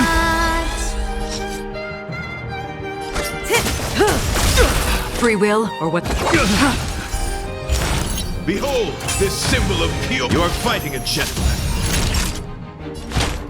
That's better. Pledge thy loyalty. Put forth all your might. Can't hurt. Just a little something. Think nothing of it. Thanks. You're too good to me.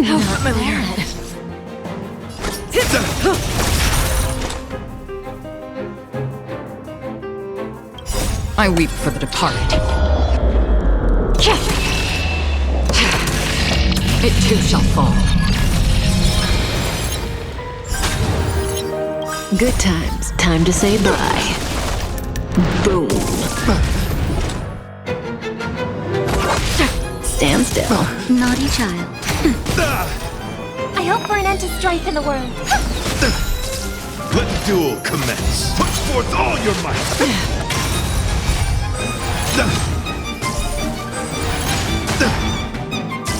Bear witness to... You're fighting a gentleman.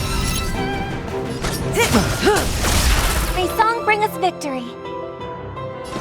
Harmony and unison. Night. Stars echo. No more time. Destined for oblivion.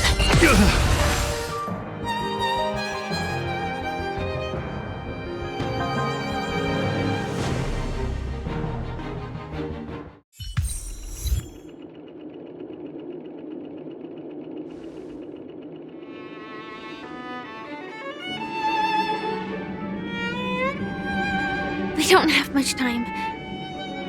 May fate allow us to meet again, Knight of Beauty.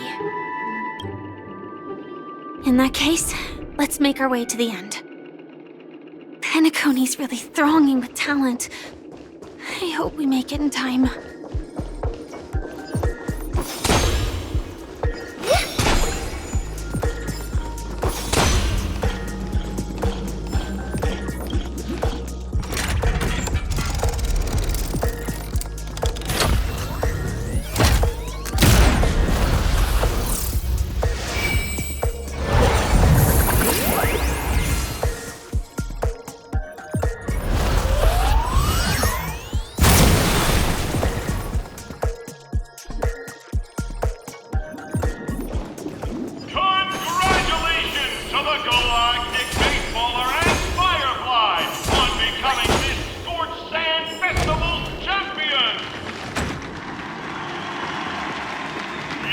forward to their amazing entrance in the Charmony Festival.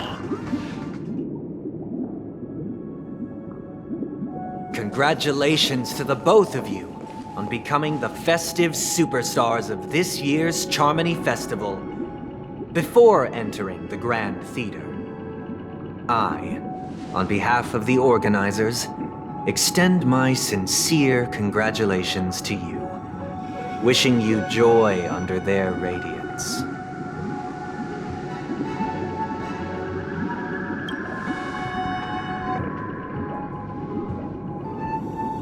As previously promised, my sister, Mr. Yang, and I have met with the Dream Master. We delved into the truth about Penacony and its Stellaron, and have come to a consensus. Both I and the Oak family cannot acquiesce to your request. Just as expected. We acknowledge the perspective of you, Nameless. Penacony does require change, but not as you propose. The planet of festivities cannot and will not revert to a place characterized by chaos, disorder, or anarchy. Through your journey of overcoming obstacles, you must have glimpsed the essence of that era. The vulnerable ruthlessly eliminated, equality non-existent, common folk living precarious lives, eking out a dreary existence. Ultimately, only heroes like yourselves manage to achieve success. But I would dare ask, if you did not possess the special status of having a Stellaron, and you were but an anonymous and frail member among the masses, which Penacony would you prefer? A dystopia for the survival of the fittest, or a sweet dream paradise for all?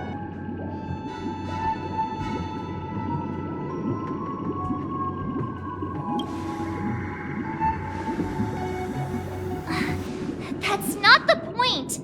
Don't let him mislead you!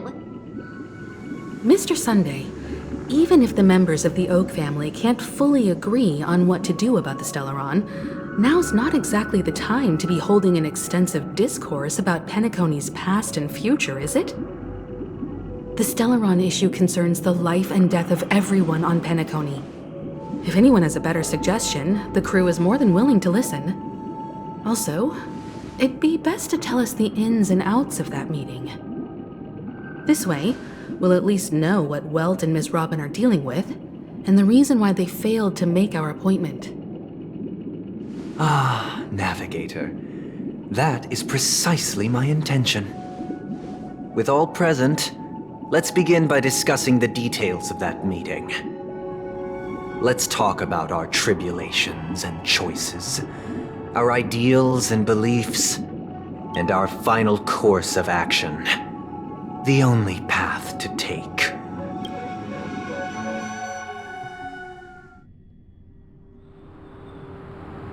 You mean to say that for the longest time, there have been scoundrels who would use the Charmony Festival that I have bequeathed to the masses as a tool to realize their ambition?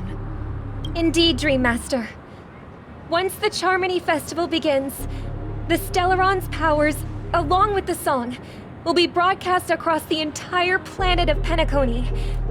And then everyone in their dreams will be unable to awaken.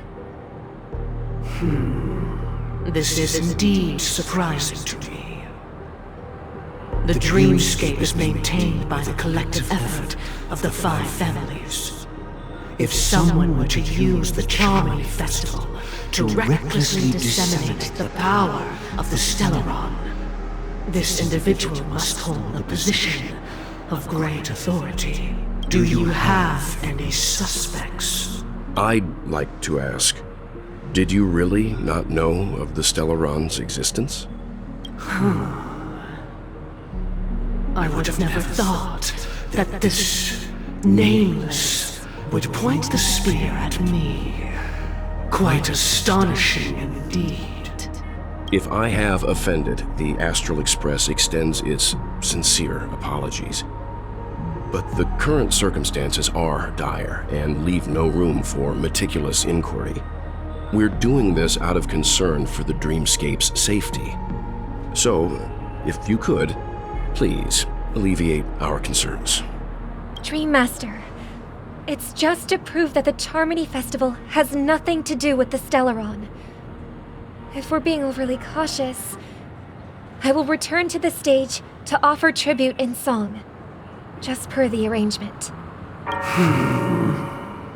Sunday, Robin, I've watched you two grow up and know your dispositions like the back of my hand. Both of you, right now, can surely be lauded as their most devout advocates. I already know your resolve. The magnitude of this matter is enormous and cannot be taken lightly. Since Mr. Yang has asked with such earnestness, I will personally respond in kind. If there is a need, the entire Oak family will be mobilized to heed your call. Someday, might I ask you to beseech them to cast their light unto me, and question me in their stead, so that no lies may be concealed? I will do as you command. Robin, could I entrust you to be present as a witness, to document the truth, and to proclaim my innocence, so that all slander may be utterly dispelled? I will do as you command. May thy will be carried out on earth, just as it is in the heavens. Oh, triple-faced soul, please sear his tongue and palms with a hot iron, so that he will not be able to fabricate lies and make false vows. Let us begin. There is nothing else to prepare. Understood. Question. Have you devoted your life to your god, never worshipping other gods? Naturally. Do you love your god as you do yourself, always heeding their admonishments? Naturally. Have you strayed from the path expected by your god, betraying their name? Never. Have you ever been inordinate with your asks of your god, coveting more than the foundation of the creation itself? Never. Then, a final question. Do you swear to fulfill all vows, past, present, and future? With the Eon as my witness, if I do not deliver on my words, or if I renege on my vows, may I be cursed in accordance with divine law. They have seen your faith, and have endorsed your faith. With this, it can be evidenced... Just a moment. What is it, Mr. Yang? I have another question I hope to have answered. To my understanding, the family's harmony and prosperity have never relied on so-called divine laws. The god you both mentioned, are they truly Xipe? Mr. Yang should know that those belonging to the family toil together as if they were kin, embracing solidarity and unity under their light.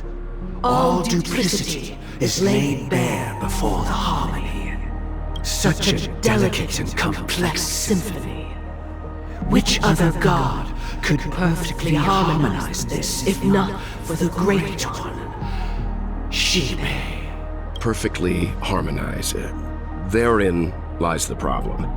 It isn't an outsider lurking in the shadows who changed the harmony, but a dissonance that has surreptitiously emerged from within this very symphony itself. In the distant past, there existed an Eon. With one flick of the wrist, they crafted the laws of the cosmos. their followers formed the Beyond the Sky Choir, spreading solemn and reverent hymns throughout the universe. Later, they fell. The route traversed by this eon clashed with the harmony, ultimately being absorbed and fused into it. The chorus that once reverberated across worlds fell silent, and when it echoed anew, it was transformed into the hymn of harmony. Though an eon may perish, paths with no masters still linger. In the all-forgiving harmony, echoes of bygone dissonance may subtly arise. Mr. Yang. Being overly astute can be a detriment, especially when you find yourself alone and without allies. So this is how it is. For the sake of our grand cause, Sunday, please afford these two an opportunity to rest. What?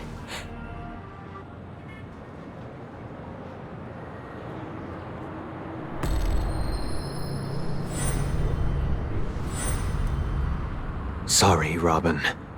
It's just you. I did not wish for you to know this. It's a pity that things have turned out this way. So, this is the true reason I can't sing? The shadow that envelops Penacony is actually... We were never children of the harmony. Our ideal paradise could not have been crafted by Shipe. True bliss can only be guaranteed by the one who transcends the many. Within the foundation of law, humanity establishes civilization, and through harmony, we obtain order. Unbelievable. To think that there would be remnants of the Order on Penacony. What have you done with Mr. Yang and Miss Robin? Don't worry. I just gave them some time alone to ponder their fates. You should know that these actions make you an enemy of the Astral Express. Should we need to stand against the Nameless, it would only be myself and the Oak family involved. But we haven't reached that point yet, have we?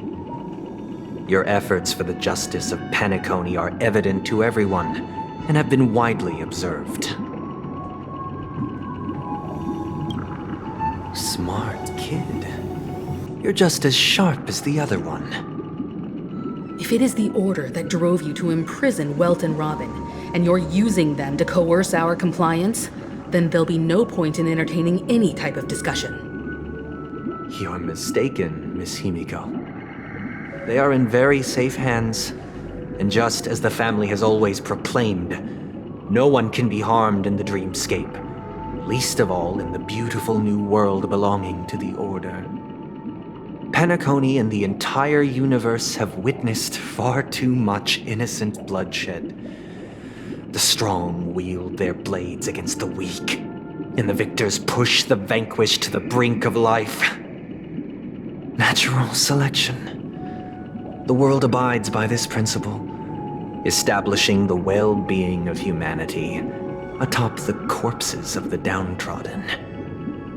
Only we, or rather, I, possess the power to put an end to this farce. So you've decided to resurrect a dead Eon? No one's ever done such a thing. If Miss Himiko is interested, let's draw back the veil and speak candidly. I've always firmly believed that people can understand one another through peaceful means. I'm willing to divulge the unembellished truth as to the intentions of the Order's Pathstriders, so that you will make better judgment for the Astral Express, for Penacony, and for this stretch of the universe. Words can hardly do justice to the beauty of that ideal. So, come with me. Everyone, let us retrace our steps and see once again where this road leads. Huh? Where'd he go? Welcome. This isn't any location in Penacony's dreamscape. It's my inner world. The reason the scenery before you remains unchanged is because your consciousness has drawn on similar concepts to fill in the gaps. Did you do the same to Welt? It's a tuning process. Stronger in effect and more draining on the mind. The gray-haired guest has experienced it before, so she should understand what it entails. Tuning allows you to intuitively grasp my feelings, which also means that I cannot hide anything from you.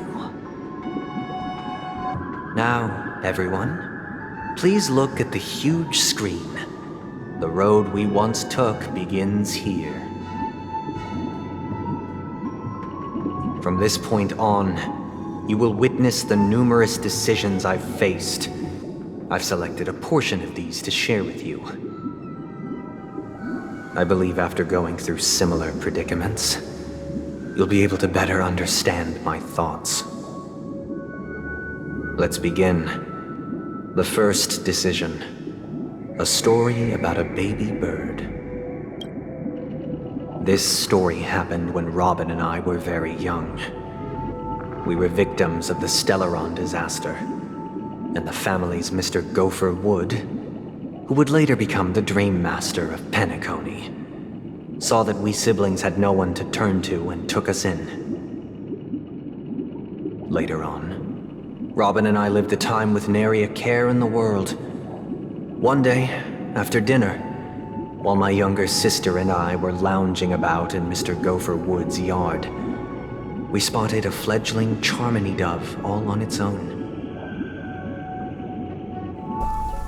That baby bird was tiny.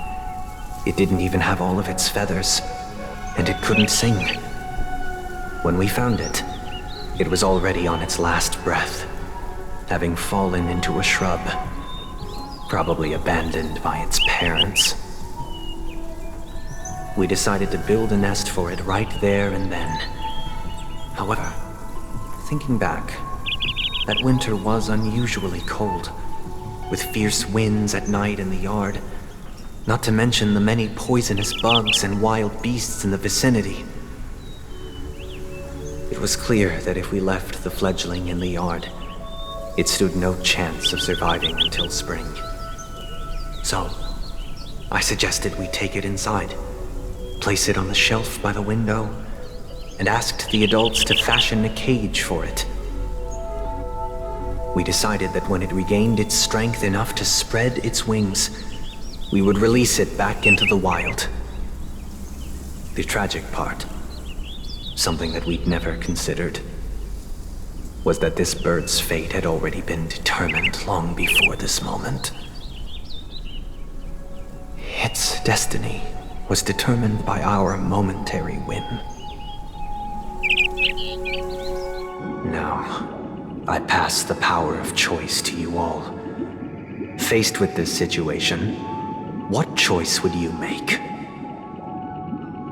Stick to the original plan and build a nest with soft net where the Charmony dove fell. Or build a cage for it and feed it, giving it the utmost care from within the warmth of a home. I eagerly await your answer.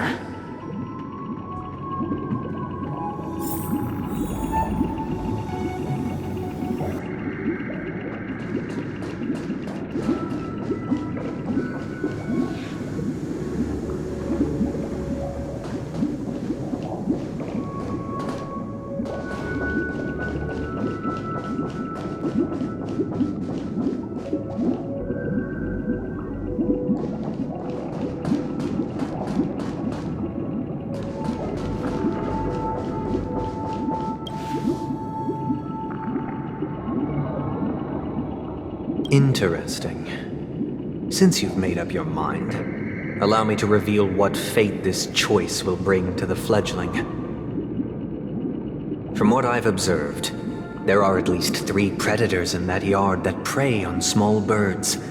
The Vosicle scorpion, Asdana wolverine, and the Huntington winged snake. Even if they shy away from humans, these animals are still near apex predators in a fenced location like a yard. In such a location, only one fate awaits that little Charmony dove. A painful death. As for the choice you made, I am deeply sorry. Now, let us advance to the second decision. This time, it's the story of a dream chaser. This story happened when I was appointed as Bronze Melodia, a position exclusive to the Oak family, charged with listening to the problems and vexations of Dreamscape residents, and providing them with the relevant guidance. It was during that period that I had the opportunity to hear voices from all corners of the Dreamscape. Joy, sorrow, arrogance, regret. The complex tapestry of human nature that formed the world. And I was fortunate to catch a glimpse of it. He was a dream chaser, and an illegal stowaway. Just like the rest of them, he came to Penacony in search of a better life, except that, to most people, the price he paid, I suppose you could say it was everything. He told me, I sold everything I could at home. The house, the land, even his 2 children. He said he could not afford to raise them, and that at least they could eat if they lived as slaves. He had a plan in place. He would buy back his children once he had made his fortune, and enjoy Penacony's beautiful dream with them. Alas, his plan to smuggle himself was somewhat clumsy, and he was sniffed out by those pig-headed hounds. After hearing the Dream Chaser's story, I immediately appealed to the Bloodhound family to cease their pursuit. That way, at least he could live peacefully. But I was still too naive to the ways of the world. I did not anticipate that what I thought was a kind gesture would later lead to dire consequences. I'll tell you the outcome soon. For now, I'd like you all to make a choice. Will you do as I did, and try to convince the Bloodhound family to stop their pursuit, so that the Dream Chaser may live peacefully and realize his wishes? Or will you remain silent, leaving him to languish while the hounds are hot on his heels, until his inevitable judgment arrives? I look forward to everyone's decisions. Who knows? Perhaps they might even alter the outcome of this tragedy.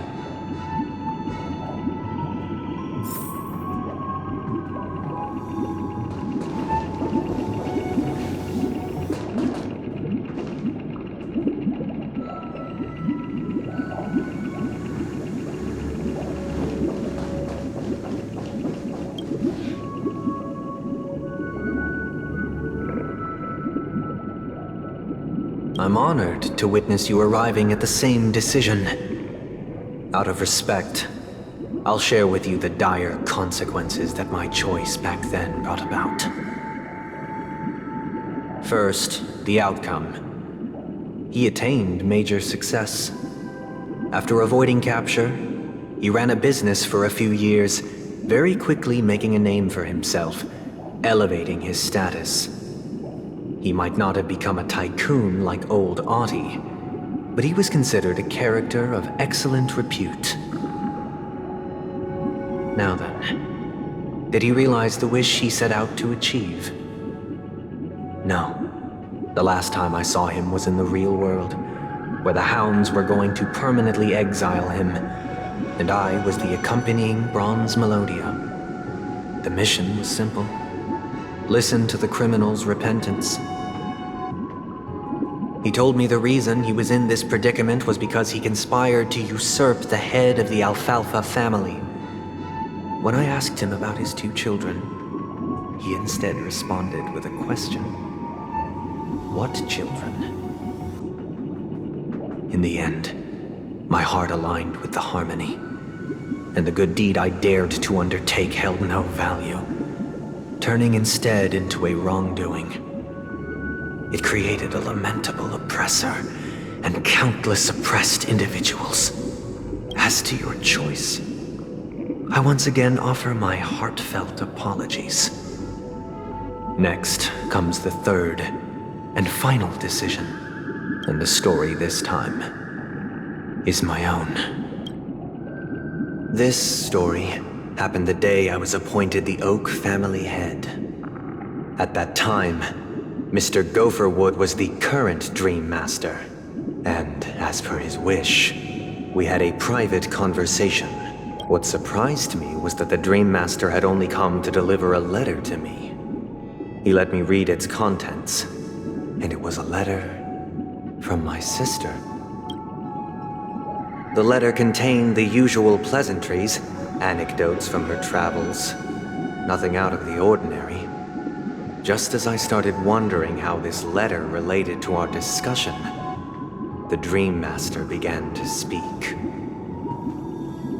Do you know who wrote this letter? My sister, of course. But why would you personally visit me to hand me a letter from my sister containing mere trivialities? To help you grasp the full scope of this issue. Do you know where Robin is at this moment? From what the letter indicates, she must be in Caspelina 8, correct? She's touring there right now. Correct. Has she mentioned anything about a stray bullet? A stray bullet? What? A war has broken out on that planet. It is because of this very reason that Robin chose this destination. To spread the word of the harmony, and to save the lives of that planet she personally made for the front lines. She hoped to ease the people's suffering with song, and was willing to brave mortal danger to deliver the IPC's medical supplies. Unfortunately, stray bullets show no such compassion. Is she all right? If the operation was successful, she should probably be recovering in the field hospital. By the eon above, the bullet struck her neck directly, yet possibly as a reward for her consistent deeds of harmony, it didn't hit any vital arteries. Once you've attended to your outstanding tasks, it'd be advisable to write her back as soon as possible. Those damned savages! I'll pack my bags right away. My gratitude for bringing this to my attention, Mr. Gopherwood. Now you understand why she always wears such elaborate neck ornaments, don't you? How could this happen? Miss Robin? It's all in the past, so please don't worry. I share this in the meager hope that you will understand the harmony's limitations and predicament. As grandiose as the strong defending the weak sounds, many times, it is nothing more than wishful thinking. Likewise, I've prepared one last question, one last choice. But rest assured, this choice will not have any grave consequences. Because this is merely a figment of imagination, a nightmare that has haunted me through countless nights. If you ever had the opportunity to make a choice like I did, would you still support Robin's journey on the path of harmony?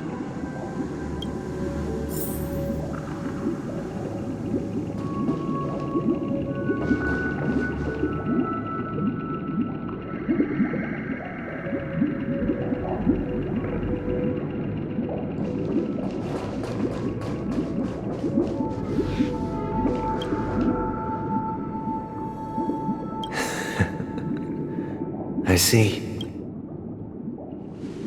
I am now aware of everyone's stances. Raising these questions merely serves to illustrate one point. The plight of Penacony cannot be salvaged by the harmony.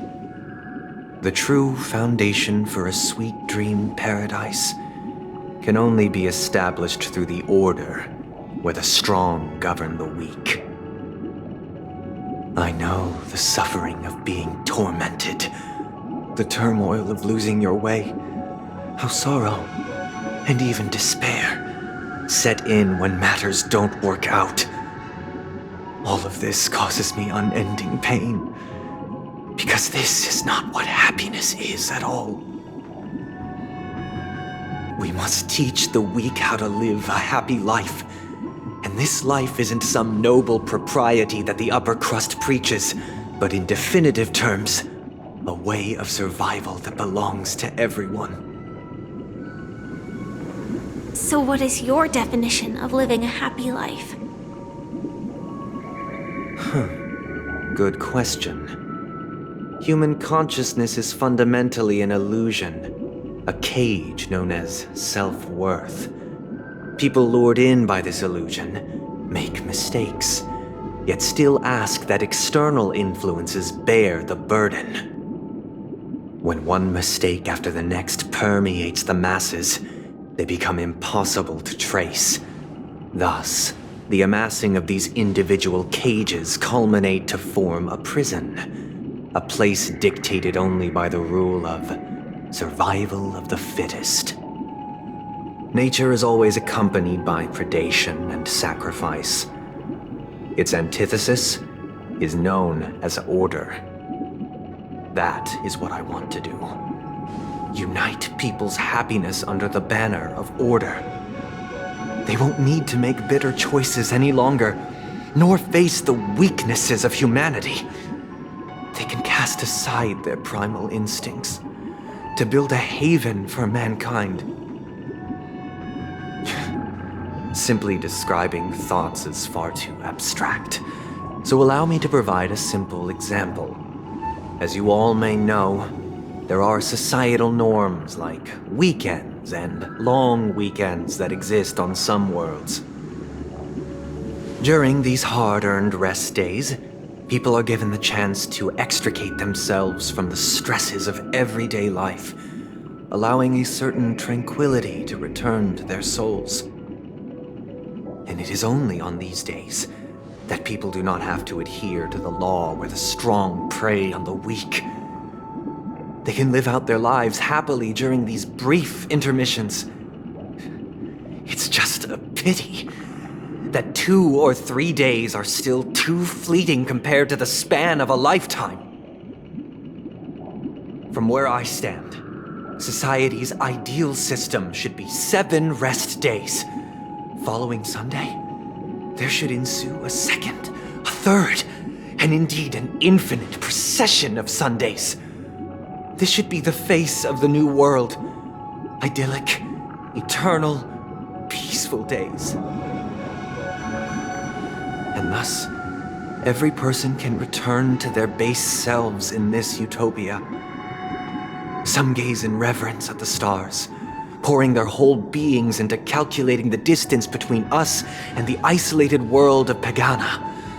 Meanwhile, some seek refuge in quiet corners, holding one another, unencumbered by the chains of unwelcome obligations.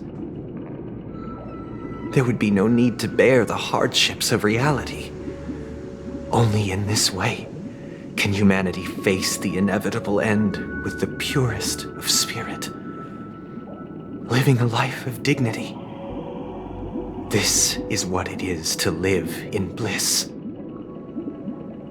Miss Firefly, you who are stricken with entropy loss syndrome, you of all would surely understand this.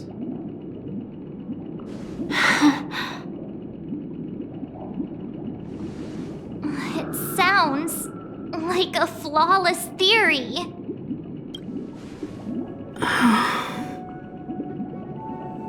But what is the price to attain all this? The cost is minute, merely a personal and eternal sacrifice. If this paradise is to be maintained for everyone, someone must remain trapped in solitary awakening until the end of the cosmos.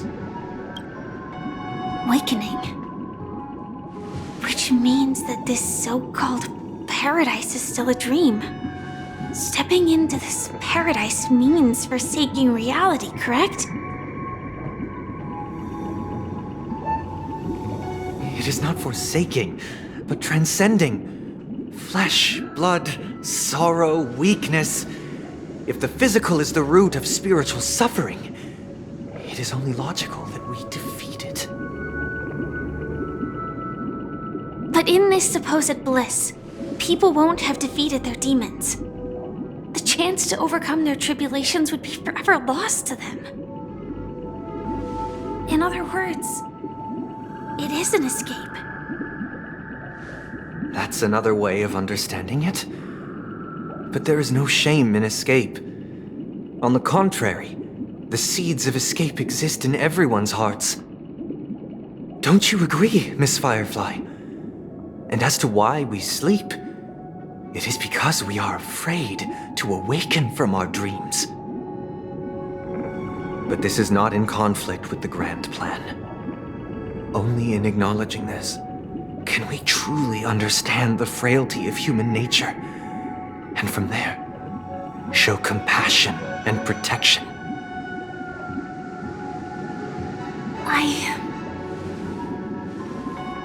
I admit that you are a born leader. Your perspective on humanity brims with pessimism. Yet you express compassion for all, even when your heart pities them. But unlike you, I live for the self. From my perspective, individuals making choices for themselves is their birthright. The want to escape may be innate in the weak. But whether they are weak or not, it is not up to another to decide. Perhaps in your mind, you also view me as weak?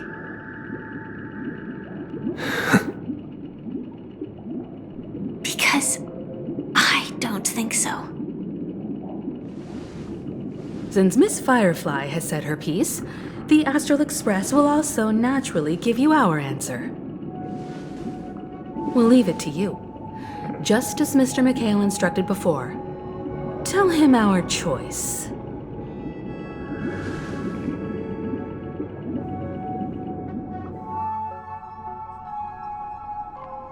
What is this place? Does this place ring any bells, Misha? I don't know, but I feel a sense of déjà vu. What is this place? It's the realm within a dream bubble. This was left to the Astral Express by a nameless, but weirdly, when we entered it, it was completely empty. Dr. Edward from the Dreamscape sales store told me that dreams are formed from memories, and a dream bubble can't take shape if its core is empty. So I thought you might be able to help us in unraveling this mystery, Misha. As a hotel doorman, you know Penacony best among us. I don't know much about dream bubbles, but if you want to figure out what this mansion is, I'll do my best. I'm counting on you then. Himiko, I still don't get it. Why were you so sure that Misha had a connection with this dream bubble? wasn't sure. It was just a hunch. But since Misha feels familiar with this place, my hunch might be correct.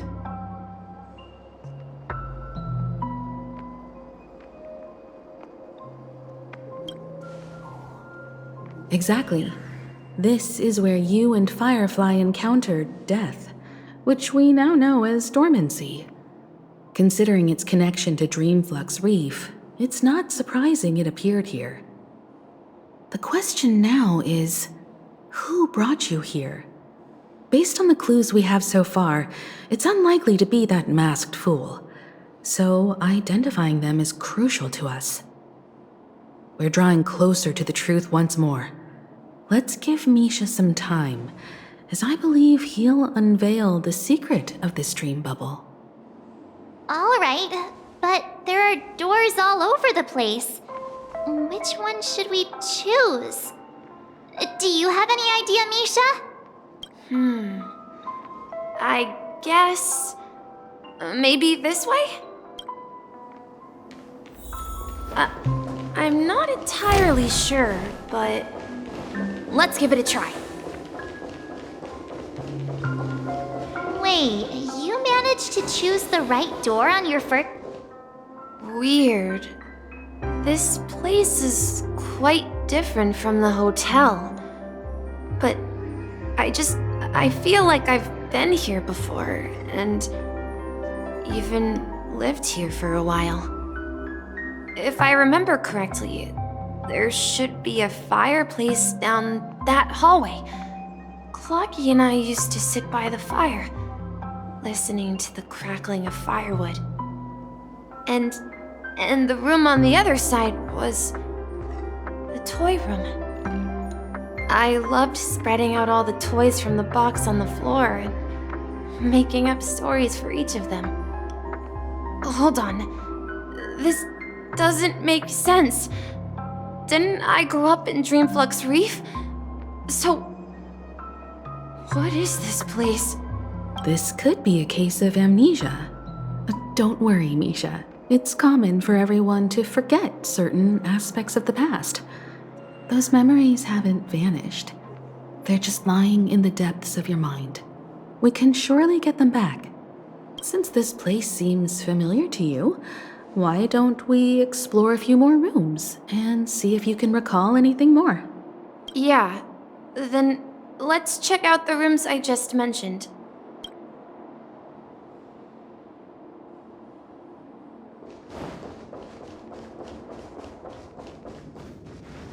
Mikhail, that's the name. Now we all know him as the Watchmaker. So, who is he talking to? Do you know anything about it, Misha? I'm sorry, I don't know much about the Watchmaker. But, Mikhail... Anything special about that name? Mikhail is Grandpa's name. Grandpa? Do you mean you're the Watchmaker's grandson? But we haven't heard anything about the Watchmaker having descendants. And the name Mikhail is not rare. Perhaps it's merely a coincidence. Could you tell us more about your grandpa, Mikhail? Yeah, sure. He was a seafarer who fearlessly ventured into mysterious seas and storms. He was always on the sea and had lots of friends who accompanied him on his travels. He didn't want me to call him Grandpa because that would make him sound old. He believed he was still young.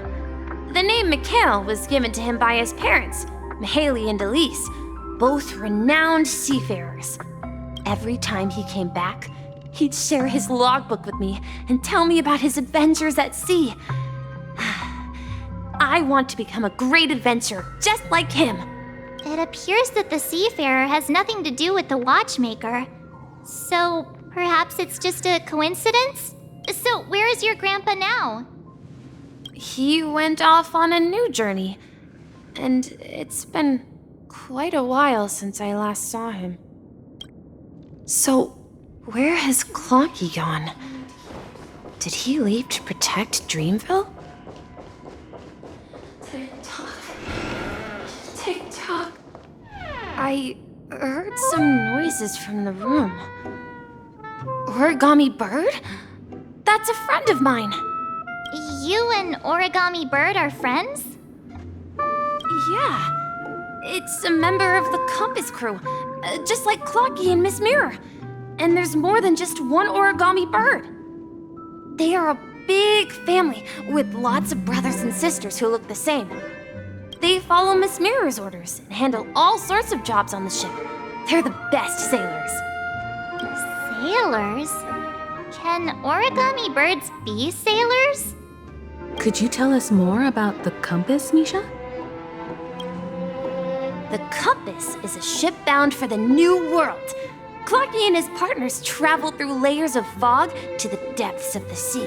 Whenever there is danger, Clocky will use a compass and guide the ship in the right direction. That's a great story. But in the Penacony cartoon, Clocky and his partners have always lived in Dreamville and never ventured out, right? Huh? Oh, that does seem to be the case. Weird. I clearly remember Clocky arrived in the New World in the end. Perhaps Clocky has a hidden past. I think I hear the sound of water. You once mentioned there's a magnificent fountain up ahead.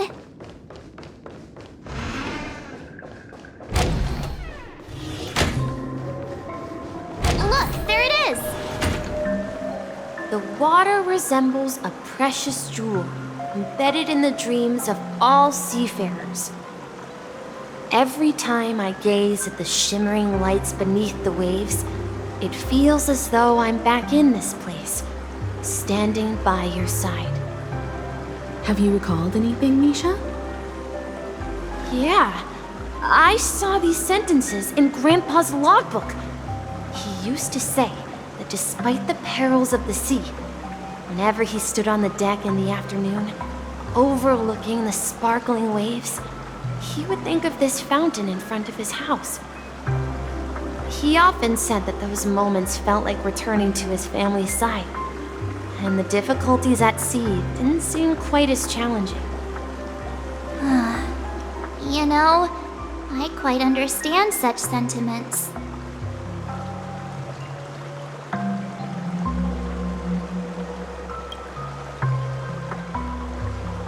Hey, don't tease! I was just being a bit sentimental. Perhaps every adventurer far from home carries a fountain within their soul. Even though the other side of the sea remains shrouded in the unknown, the fountain in front of his house serves as a compass, leading him back to his cherished ones. Yeah, while Grandpa was at home, we would stand by the fountain and place the compass, a toy boat that I made, into the pool. Back then, I would ask him when I could go on adventures like him, and he would always laugh and say I was still too young. It seems this Mikhail is truly a seafarer and has nothing to do with the watchmaker. Yeah. Based on Misha's recollections, the scenes in the dream bubble appear to be his childhood memories. But this raises more questions. According to Misha, he was clearly born on an oceanic planet and led an ordinary life, with no connection to Penacony at all. Could this be some sort of metaphor? Perhaps the sea refers to the memory zone. I'm sorry.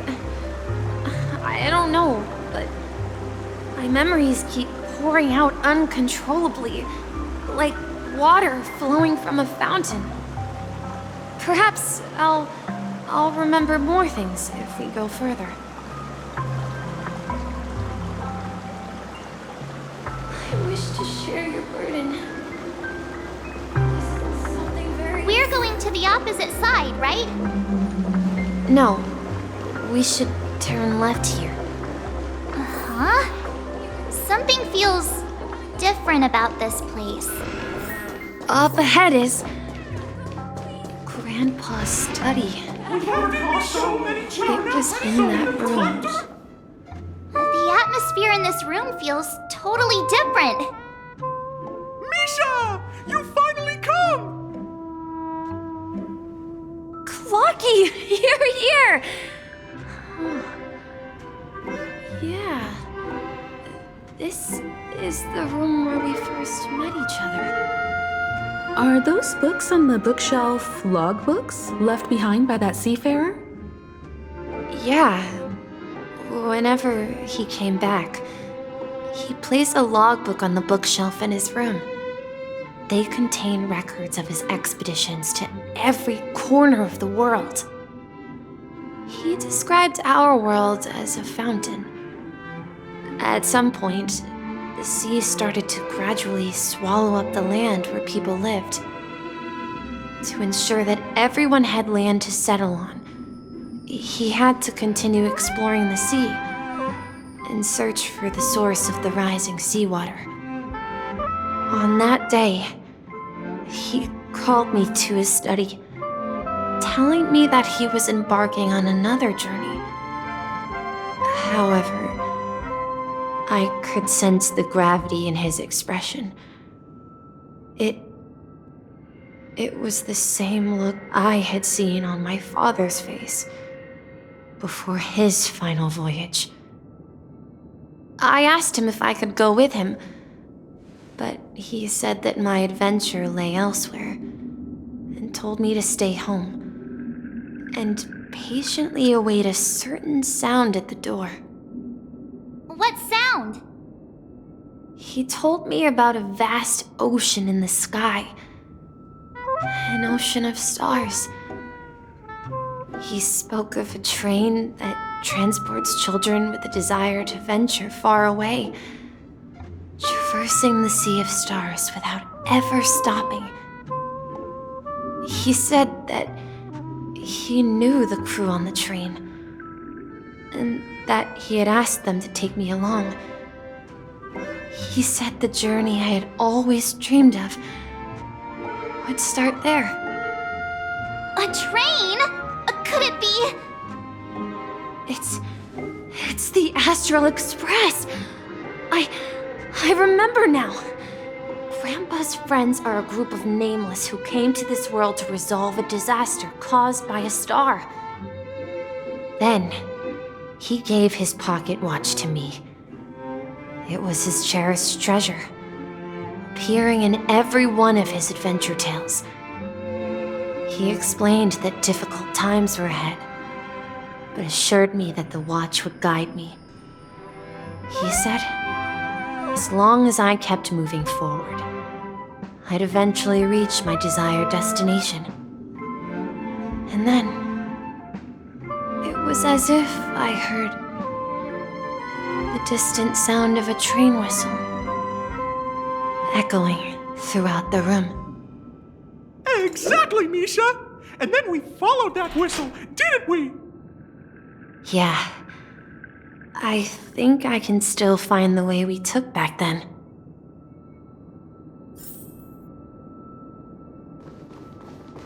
This is the dream jigsaw, right? So we're supposed to find the exit.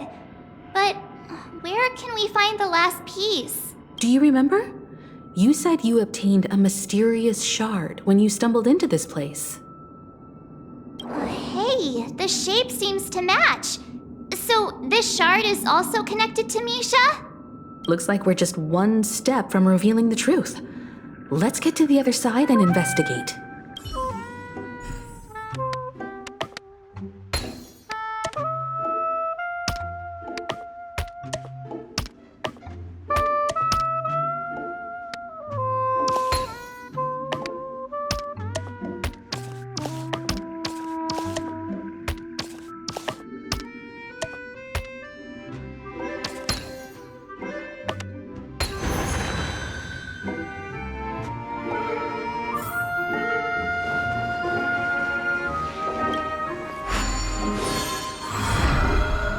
This is it.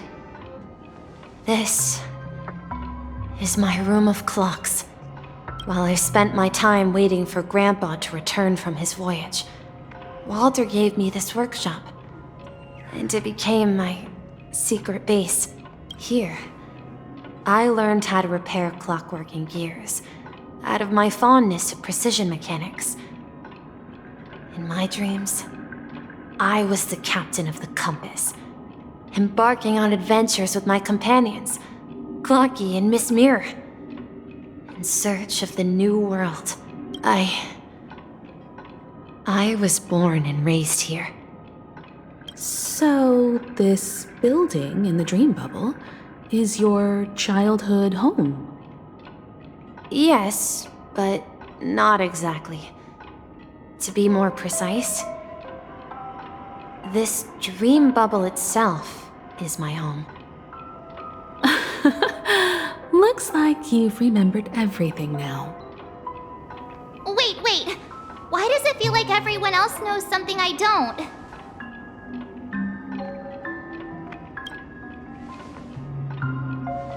March, do you remember when she mentioned the clocky that only she could see? Yeah, the little guy here, right? But we all saw him in Dreamflux Reef, right? And Mr. Yang even greeted him.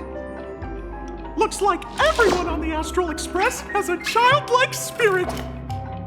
The answer lies in the Astral Express. Her experience shows that neither Firefly nor Acheron can see this clocky. And when we were in Dreamflux Reef, you may have noticed that for some reason, nobody outside of the crew had ever talked with Clocky.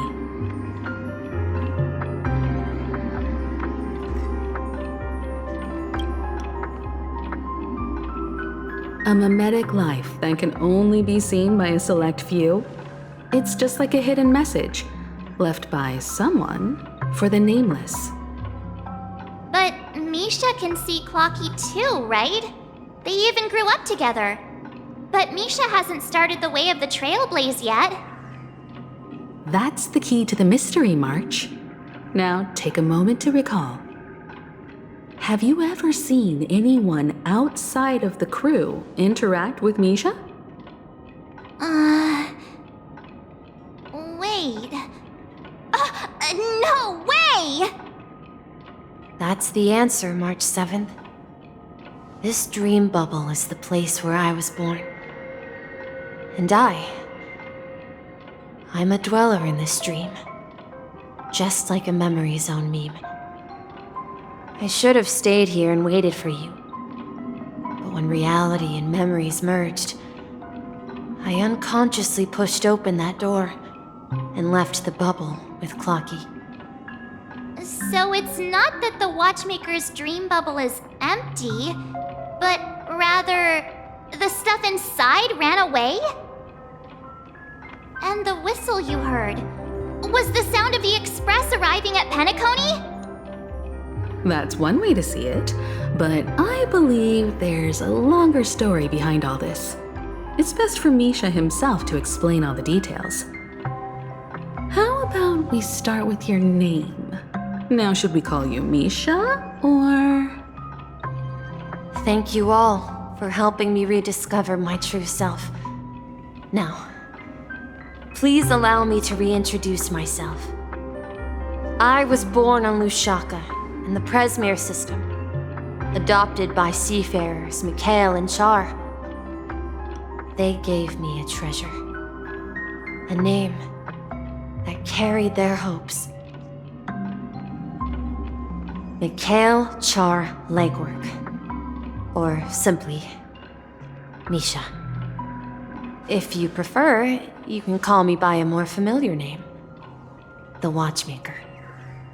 So, you're the Watchmaker himself?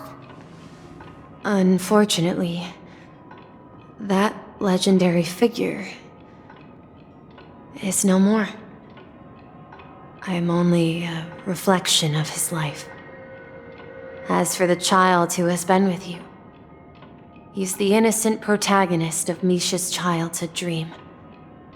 A friend of Clocky, a young apprentice, and a future mechanic on the Express. And this also marks the beginning of his journey, devoted to the trailblaze. At the end of the journey, I left this little flame, which I so cherished, in my deepest dreams, hoping to pass it on to the nameless of future generations.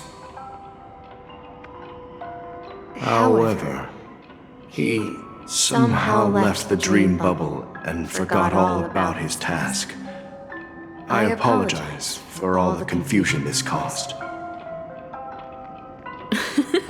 Because he was born with a desire to trailblaze, wasn't he? I don't think Misha has forgotten his role as a guide. He remembered it, and that's why he mistakenly appeared as a hotel doorman in her dream from the very beginning. The one who brought our unconscious friend here must have been Misha. If that's the case, we encountered the Watchmaker's legacy from the beginning, didn't we? Well, I have a sarcastic friend who says I always take big detours and end up back where I started. Perhaps that's what every nameless has to go through. But in the end, you found me. I'm sure you're all wondering what my legacy is. I believe my hound has mentioned the Stellaron and my wealth. If I may apologize, the Stellaron part is real. As for my wealth, however, it's nothing more than a baseless rumor. I left my homeland as a child and embarked on the journey of Trailblaze. I traveled to various planets until finally reaching Asdana, where my friends and I built the original Penacony and fought for its future ever since. I've been moving forward all my life, doing what I could to overcome the obstacles in my path. But ultimately, my journey reached its end, and I left behind no possessions worth entrusting. So, if you ask what's left within this worn-out train engine that can be called a legacy, I suppose it's the things that are still burning in the engine's furnace. Now that you're well aware of the current situation of Penacony, I certainly hope that you'll help me get this world back on track. But I'll leave that decision to you, for the path of Trailblaze is never paved by others. All I have for you is a story and 2 gifts. I want to give you my pocket watch. It has accompanied me throughout my long journey, guiding that naive child forward, and has been blessed with the presence of so many great people up to this day. And my hat, too. The one who navigated for me placed it on my head and planted a fanciful thought in my mind. The trailblazing expedition will never end. Now, it's time for you to make your choice. Once you've made up your mind, open that door and enter the long dream of an old man. I'll be waiting for you at the end of this corridor of time. All right, everyone, let's make a decision. Although I don't think anyone will have any objections.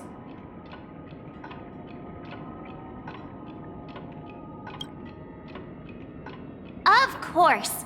We've come this far. Surely there's no other option than moving forward. In that case, it's unanimous. Then let's proceed together to the end of this stream and tell Mikhail our decision.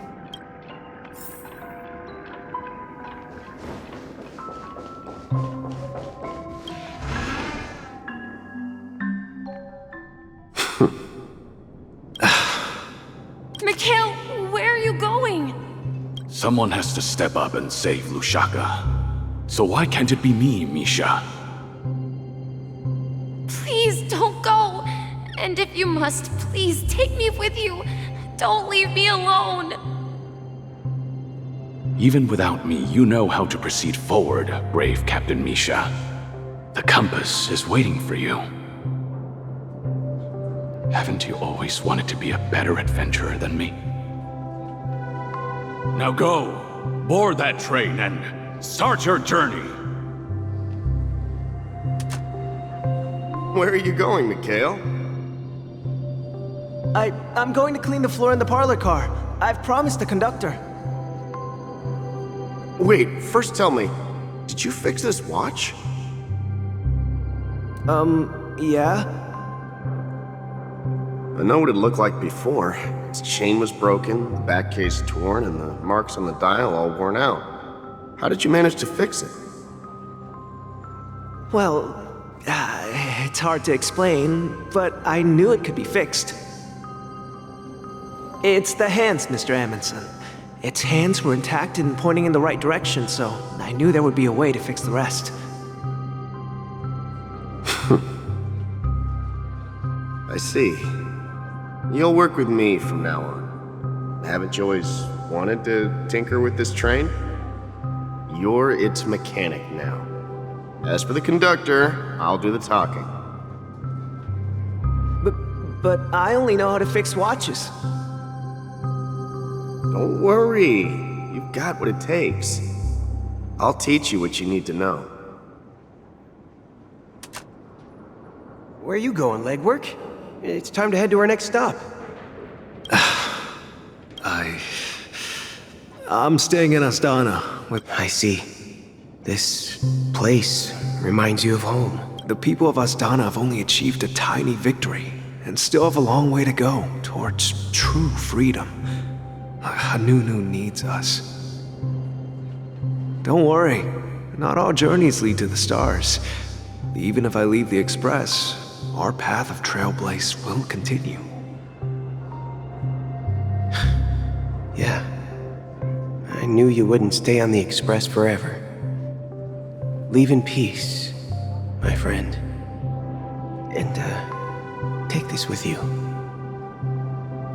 This is Mr. Amundsen's hat. But why? When he departed, he said he would leave it to his best student. Well, I suppose the time has come. Farewell, legwork. Take care of Tiernan and Rosalina. And don't forget to write to us.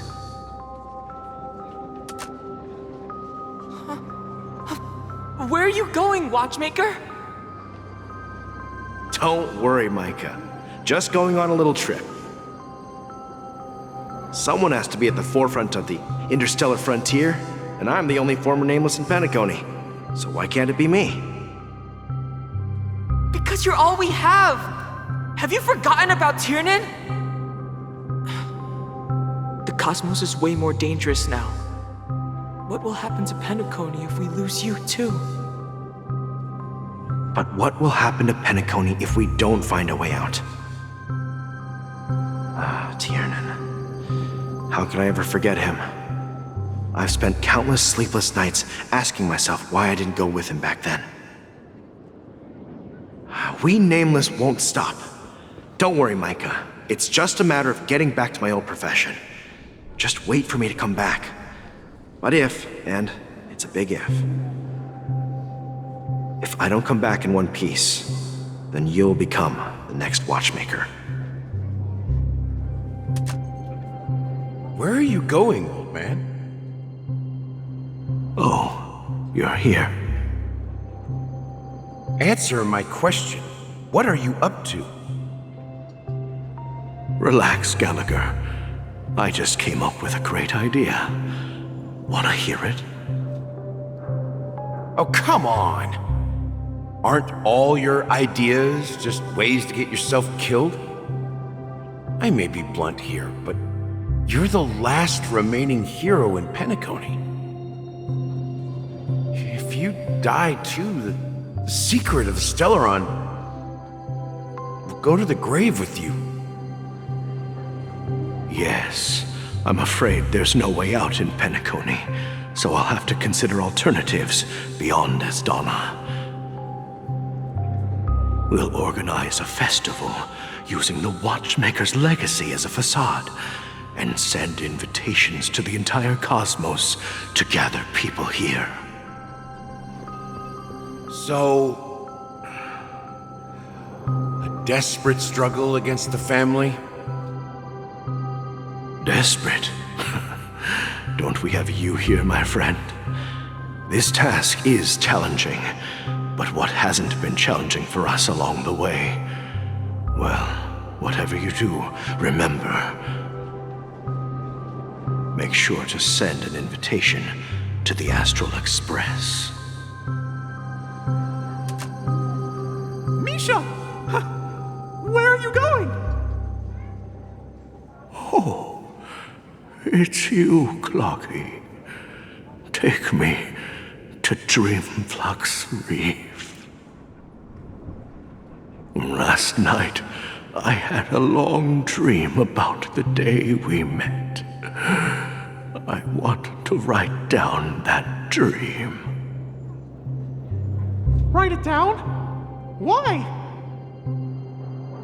Oh, so I won't forget it.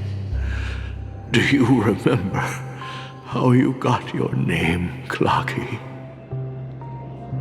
Of course!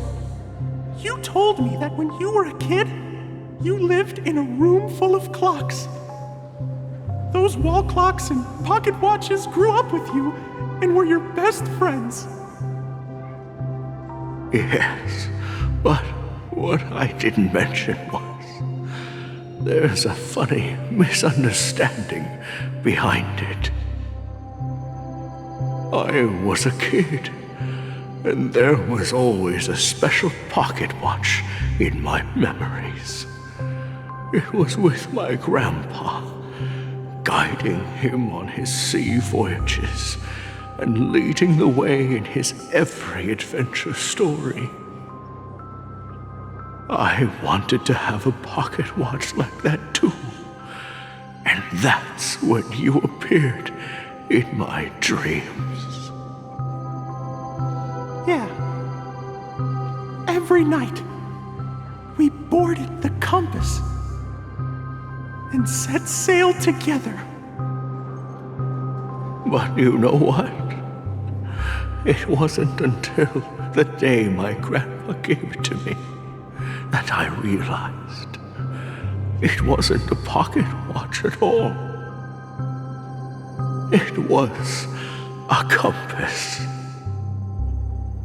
So, your name should have been Compassy. And the watchmaker is just a nameless.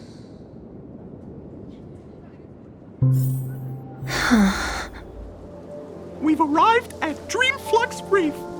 So, where to next? You know, Clocky, I don't think I'll be going anywhere else.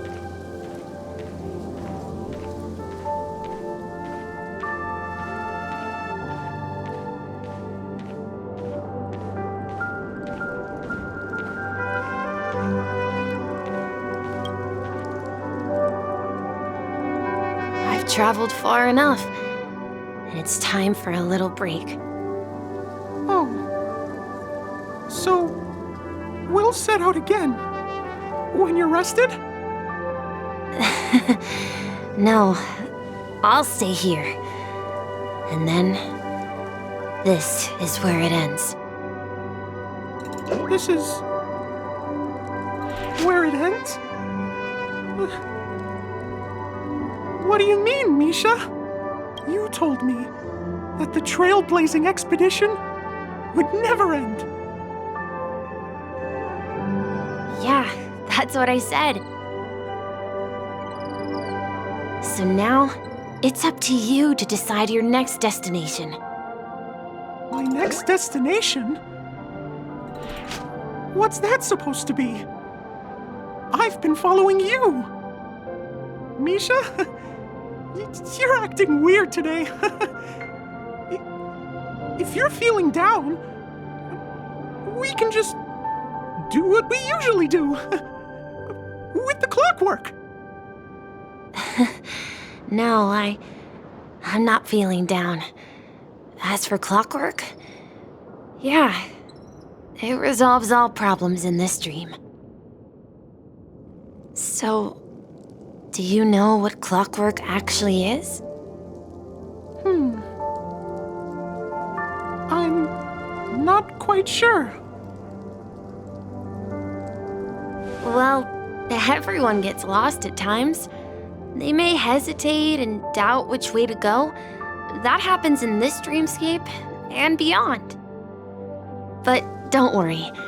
Everyone goes through moments of uncertainty and hesitation. Eventually, they gather the courage to make bold decisions.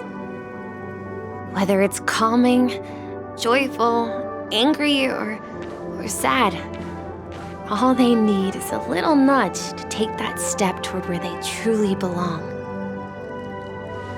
I'm leaving that little nudge with you, and I hope you'll share it with others.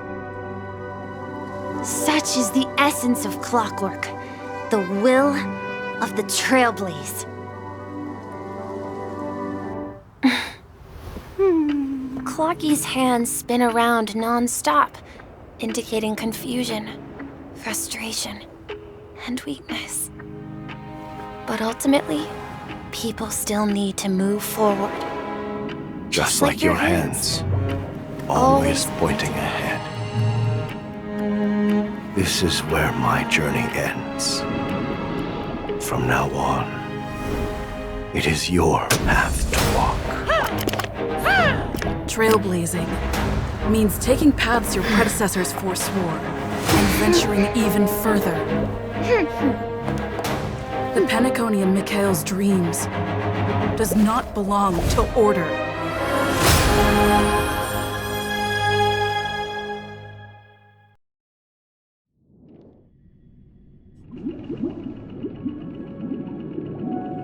I can't believe that Eon would cast a glance at Penacony at a time like this.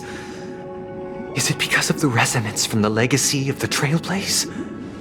Or perhaps the bond between you is so strong that it even impresses an Eon? Well, there might be another possibility. Perhaps they want to witness, on behalf of the fallen Eons, who will hold the future of Penacony. If that's the case, on behalf of the Dream Master of Penacony and the 107,336 members of the Oak family, I'm extending a formal invitation to all of you. I'm cordially inviting you all to the Penacony Grand Theater to participate in the upcoming Charmony Festival. And, of course, you won't be in the audience, but on center stage. Since the future of the Stellaron, Penacony, and even the entire cosmos is at stake, let's draw a conclusion there, in all fairness. If you truly believe in Akavili's path, then show me their courage and determination.